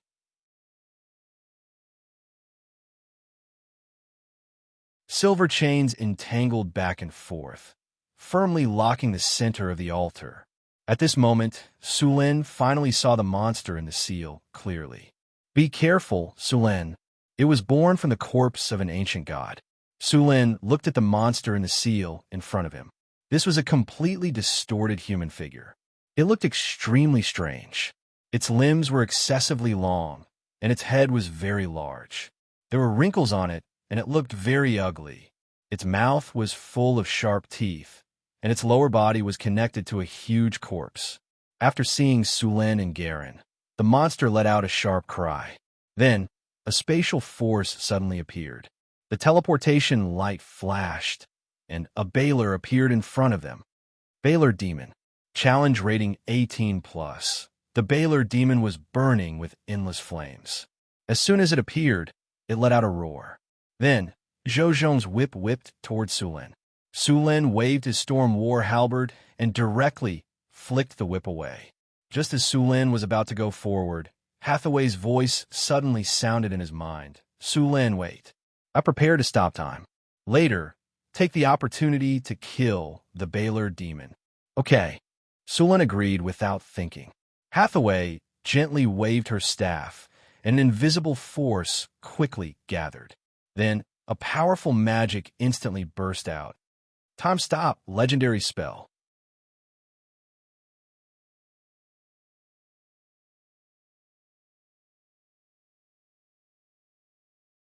Chapter 550. The entire world seemed to have been paused at this moment. Everything froze at this moment, motionless, like a photo that had been frozen. Time stop has been successfully activated. It lasted for 10 seconds. Sulen only felt a strange force sweeping over him, and then everything around him became still in an instant. Do it! Hathaway's voice sounded from the bottom of his heart. Thunder Realm. Infinite power of thunder and lightning gushed out of Sullen's body in an instant. In the next second, Sullen's figure appeared beside the Baylor in an instant. Weakness detection. Thunder Slash. The light blue power of thunder and lightning flashed through the air. The Baylor that had just been summoned to the material plane was motionless. It was like a statue within the range of the time stop spell. The Storm Battle Halberd carried light blue thunder and swept across in an instant, directly splitting the Baylor into two. However, the effect of the time stop spell did not appear. At the same time, after casting the time stop spell, Hathaway quickly cast the next spell with the power of the Mystery Lock. Summon Elemental Legion, Dimensional Summoning Gate, plus summon Fire Elemental Elder. Maximum spell. A space gate opened, and scorching flames rushed out of the dimensional gate. The temperature of the entire basement soared by dozens of degrees in an instant. This was a teleportation gate leading to the Fire Elemental Plane. After the teleportation gate opened, an angry roar was heard, followed by a flash of fire. A group of tall fire elementals walked out of the space gate. Summon Elemental Legion was a legendary spell. After casting, it could summon an elemental elder and several or more giant fire elementals. Casting 2 legendary spells in a row was also a great burden for Hathaway. Fortunately, after mastering the Mystery Lock, Sulen had re-injected enough energy into the Mystery Lock. With the power of the Mystery Lock, Hathaway could cast the spell easily. Time Stop did not really stop time. In fact, this spell changed the flow of time in an area, making the surrounding time flow extremely slow. It looked like it had stopped, but Hathaway and Sulen were not affected. Of course, although the effect of this spell was powerful, it also had its own flaw, which was that it was ineffective against gods. Therefore, those who wanted to rely on Time Stop to kill gods would die miserably. A breeze blew, and the effect of Time Stop disappeared. A thin blood mark appeared on the body of the Baylor in an instant. The blood mark continued to expand and finally split into two. The Baylor's eyes flashed with a trace of surprise, and then it lost control of its body. Burning explosion.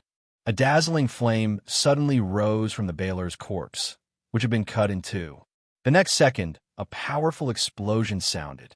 In the midst of this explosion, a pale gray soul let out an angry roar and was about to teleport back to the abyss.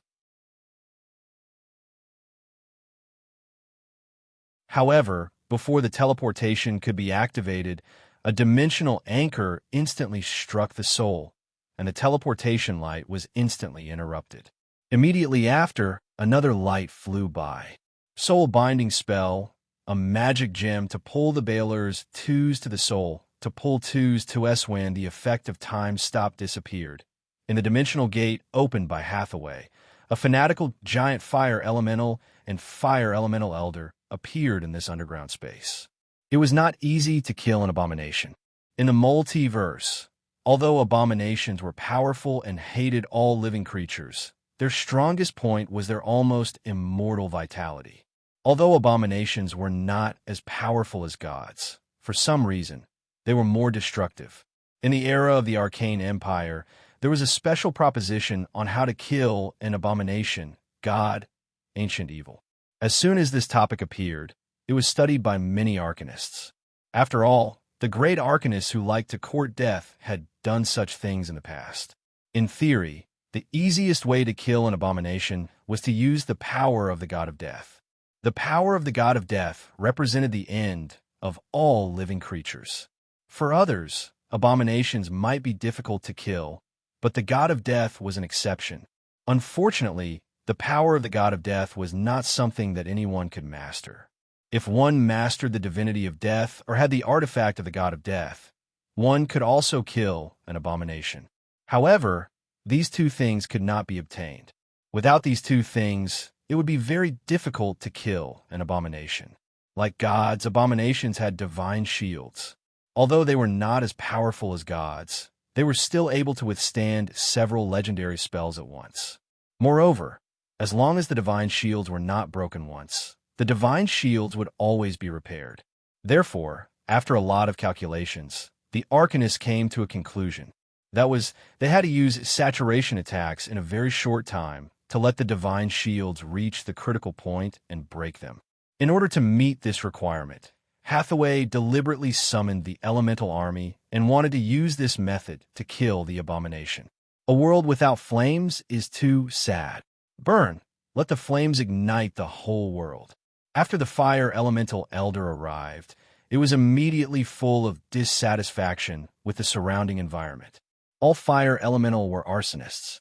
For them, flames were beauty, flames were everything, and they would ignite everything they saw. With the help of the summoning contract, Hathaway directly ordered the fire elemental to attack the abomination with her powerful mental strength. At the same time, Sulen, who had activated the thunder domain, also rushed forward. Because of the seal, the abomination had been sealed there and could not move at all. Moreover, under the seal for thousands of years, its strength had dropped to the bottom. Now was the best time to kill it. Endless flames continued to explode. The fire elemental elders were forcibly suppressed by Hathaway and could only vent their anger on the abomination. As a legendary creature and an elemental life form, the fire elemental elder had all kinds of fire abilities. In addition, there was a group of giant fire elemental elders that were one level lower than him. The destructive power of these arsonists was very shocking.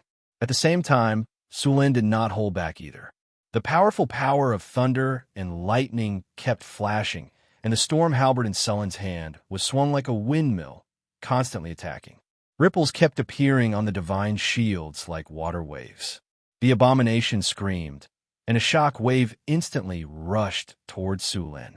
The space around Sulen was shrouded by countless thunder and lightning. Then a big net that seemed to be made of thunder and lightning appeared, and it shone with a dazzling light. The thunder domain instantly appeared under the impact of the divine powers. The divine powers that were full of evil and destruction completely disappeared under the countless thunder and lightning.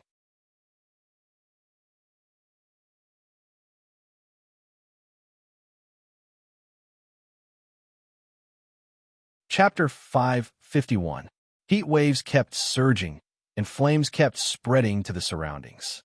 The abomination's divine power shield was also on the verge of collapsing. After all, the abomination was not a god, and it did not have the almost endless divine power of the god kingdom as a shield. Thunder slash. The storm battle halberd carried the terrifying power of thunder and lightning and smashed down on the divine power shield. Boom! The power of thunder and lightning and the divine power surged, and countless bolts of lightning burst out in an instant. The entire underground space trembled slightly. The divine power shield, which was already close to its limit, finally could not withstand Sullen's all-out attack. The divine power shield shattered at this moment. Life! Destruction! Kill him!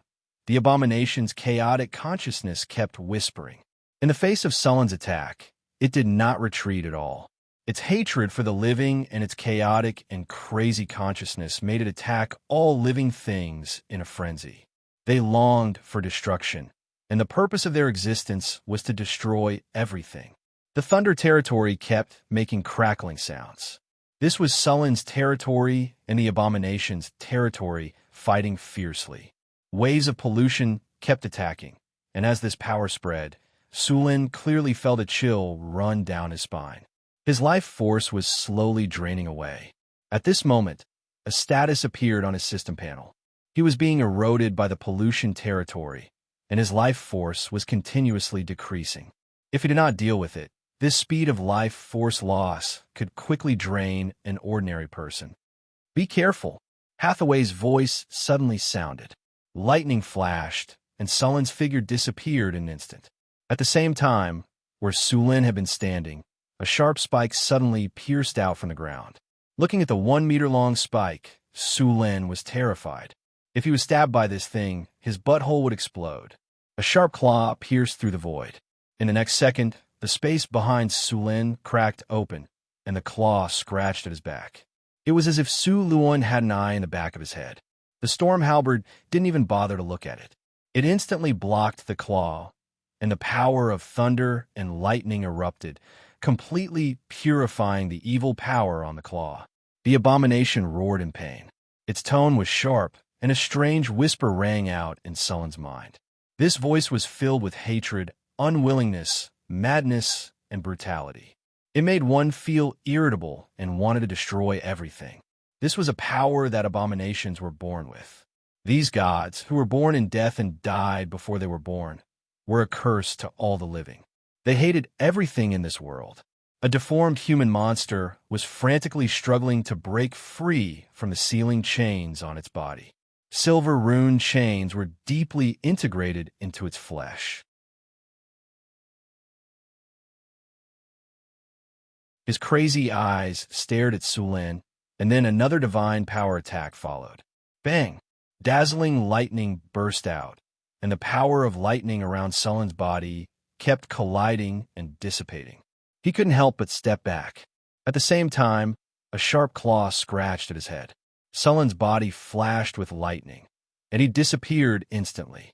At the same time, the surrounding fire elemental elders led many giant fire elementals to attack the abomination crazily. These fire elemental creatures didn't have vital points, and they couldn't dodge the attacks of the abomination. They attacked directly. Under the attacks of the abomination, the energy shield on the surface of Sullen's and Hathaway's bodies kept shattering. Only half of the summoned fire elementals were left. However, the crazy fire elementals didn't care about this at all. Fire elementals were summoned elemental creatures. After they died, they would be resurrected in the fire elemental plane. Devour divinity. The twisted abomination monster suddenly turned into a gray python and pounced on Sullen, trying to swallow him completely. The divinity on Sullen's body was very attractive to it. Thunder Spear. The blue power of lightning gathered in Sullen's hand, and a spear made completely of lightning appeared. In the next second, lightning flashed, and the entire underground space was lit up.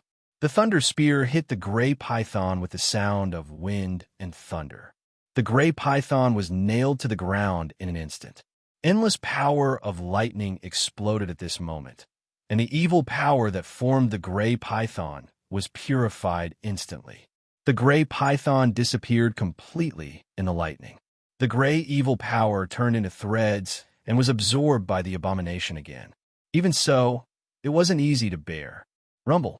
As the ground trembled, the abominations became more and more berserk. Not being able to kill Su Luan made them feel very berserk, and the abominations became more and more dangerous. Apart from their own power, they could also use their divine power. The berserk abominations instantly revealed sharp claws and continuously attacked Sulin. It had the power to control space. Space cracks kept opening, and any part of Sullin's body could be attacked by the abomination. This space ability was very disgusting. Although it was trapped and couldn't move, it could attack the surroundings continuously through these spaces. The target was small and fast, and there was almost no warning.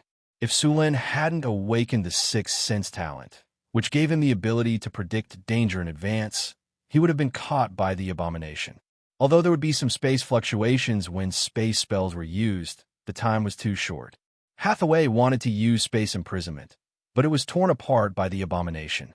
The abomination could only tear a small space crack each time, but Hathaway's space imprisonment needed to cover a large area. It was a waste of effort to break the surface. The ferocious claws kept attacking, and Sullin's storm battle halberd danced quickly to counterattack. Dark devouring claw. The sharp claws were mixed with strong, evil power. However, the target wasn't Sulin, but Hathaway, who had been hiding behind. Dodge! Sullin's body flashed, and the storm battle halberd was waved quickly. Hathaway didn't panic at all in the face of the abomination's attack. Her body flashed, and she disappeared instantly. At the same time, a frightening elemental wave appeared. Hathaway's body appeared on the other side of the abomination, and a gray magic ball with strong elemental waves flew out instantly. Annihilation magic ball. Boom! Roar! The abomination roared in pain, and the annihilation magic ball melted a part of its body. Drops of black blood splattered on the ground. After the attack worked, Hathaway didn't chase after it. Her body flashed and disappeared instantly. The moment she disappeared, a sharp bone spur pierced out from the ground. Thunder slash. Sulin waved the storm battle halberd and appeared around the abomination. Then he slashed at the abomination's body. Slash! The sharp halberd cut a hideous wound on the abomination's body.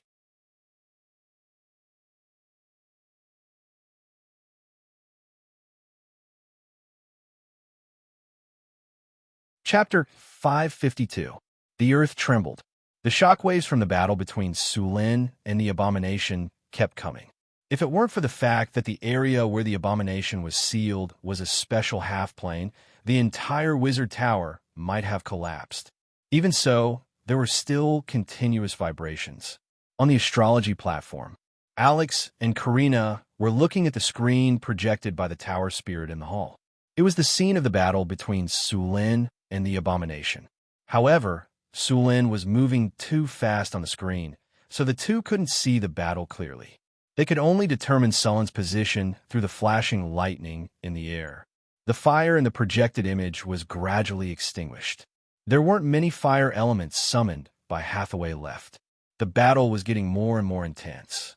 Although Sulin would hurt the abomination to a certain extent every time he attacked, the abomination could recover quickly by relying on the god's corpse that had merged with him.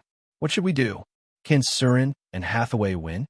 Looking at the picture in front of her, Karina asked Alex with some uncertainty.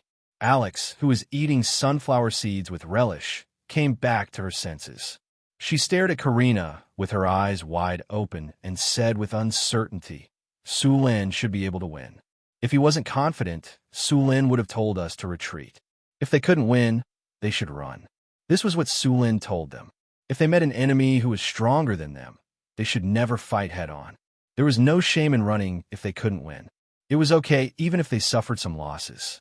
They just had to get back at the enemy in the future. This level of battle wasn't something that the two of them could interfere with. Therefore, even if they were anxious, they couldn't do anything. If an enemy below the legendary level entered the battlefield, they probably wouldn't even be able to withstand a single attack from the abomination. Rumble. The shockwaves from the battle came, and even the wizard tower shook slightly. The abomination became even crazier. Sullin's attack just now had made it feel intense pain.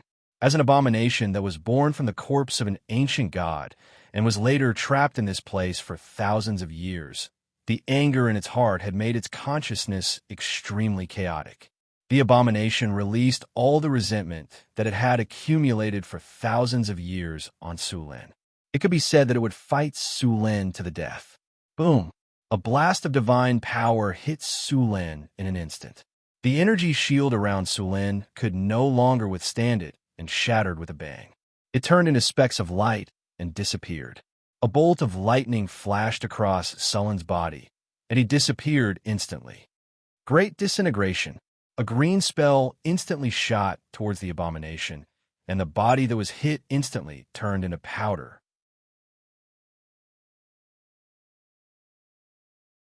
The abomination howled in pain, and its dark and crazy eyes instantly stared at Hathaway.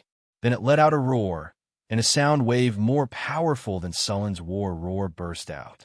At this moment, Sulin felt his mind go blank, but with his strong constitution, he recovered in an instant. However, the abomination took advantage of this opportunity to attack him again. In just a moment, the abomination's sharp claws had already appeared in front of him. Rip! There was no time to dodge, and Sulin's arm was instantly cut open. The intense pain made Sulin counterattack instantly. The storm halberd tore through the air, and with infinite lightning, it instantly slashed the abomination's arm. The sharp halberd cut through the abomination's skin and along its muscles. The power of lightning also burst out at this moment. Under Sulin's great strength, the abomination's arm was directly cut off from the forearm. At the same time, Hathaway, who was further away, felt as if her heart had been hit hard. Her whole body stiffened, and her body entered a state of shock at this moment. At the same time, a spatial crack suddenly appeared above her head, and the abomination's sharp claws suddenly attacked. The sudden attack made it impossible for Sulin to help. Hathaway was about to be hit. As a sorcerer, Hathaway's physical fitness was far inferior to Sulin's. If she was hit, she would be seriously injured even if she did not die. However, as a sorcerer and a legendary sorcerer, Hathaway had many ways to save her life. Almost at the moment when the abomination attacked, rays of magic light appeared on her body. Greater Chain Accident activated. Spell Sequence activated. Spell activated. Activate Greater Teleportation. Activate Greater Energy Barrier. Activate Greater Deflection Field. Activate Annihilation Ball. Activate Spell Order Shock. As a sorcerer, Hathaway was very clear about her own weaknesses. Therefore, she set the condition for triggering the accident spell to be controlled. No matter if it was stun, shock, or immobilize, the Greater Chain Accident spell would be triggered automatically. The abomination's attack was indeed unexpected. Hathaway was shocked by the enemy at that moment and lost control of her body. This situation was just in line with the accident spell that Hathaway had set. A series of light flashed, and Hathaway's figure instantly disappeared, just in time to dodge the abomination's attack. She also automatically counterattacked. The Annihilation Ball instantly hit the abomination's claws. The claws seemed to be soaked in sulfuric acid and quickly melted like a burning candle. The abominations had many strange and powerful abilities. They had divinity in many attacks. Even Sulin's physical fitness could not be completely immune to them, let alone Hathaway. Fortunately, Hathaway had practiced this situation in the battle simulation. The spell sequence on her sorcerer's robe was prepared for this situation. When Hathaway reappeared, the abomination immediately captured her position. This was not difficult. After all, the space here was not too big. The abomination's power could cover the entire area. Then, the abomination launched another attack at Hathaway. Sharp bone spurs instantly pierced out of ground. Crack! With a soft sound, the energy barrier around Hathaway's body broke in an instant. However, Hessie had already regained consciousness and regained control of her body. The staff in her hand flashed slightly, and then the space around Hathaway instantly became distorted. Chaotic space. The abomination's bone spurs, which attacked by tearing the space apart, brushed past Hathaway and did not cause any damage to her. Sword of Annihilation.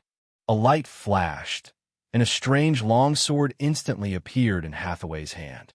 In the next second, the longsword was swung, and the abomination's bone spurs were directly cut in half. Sullen's reaction was very fast.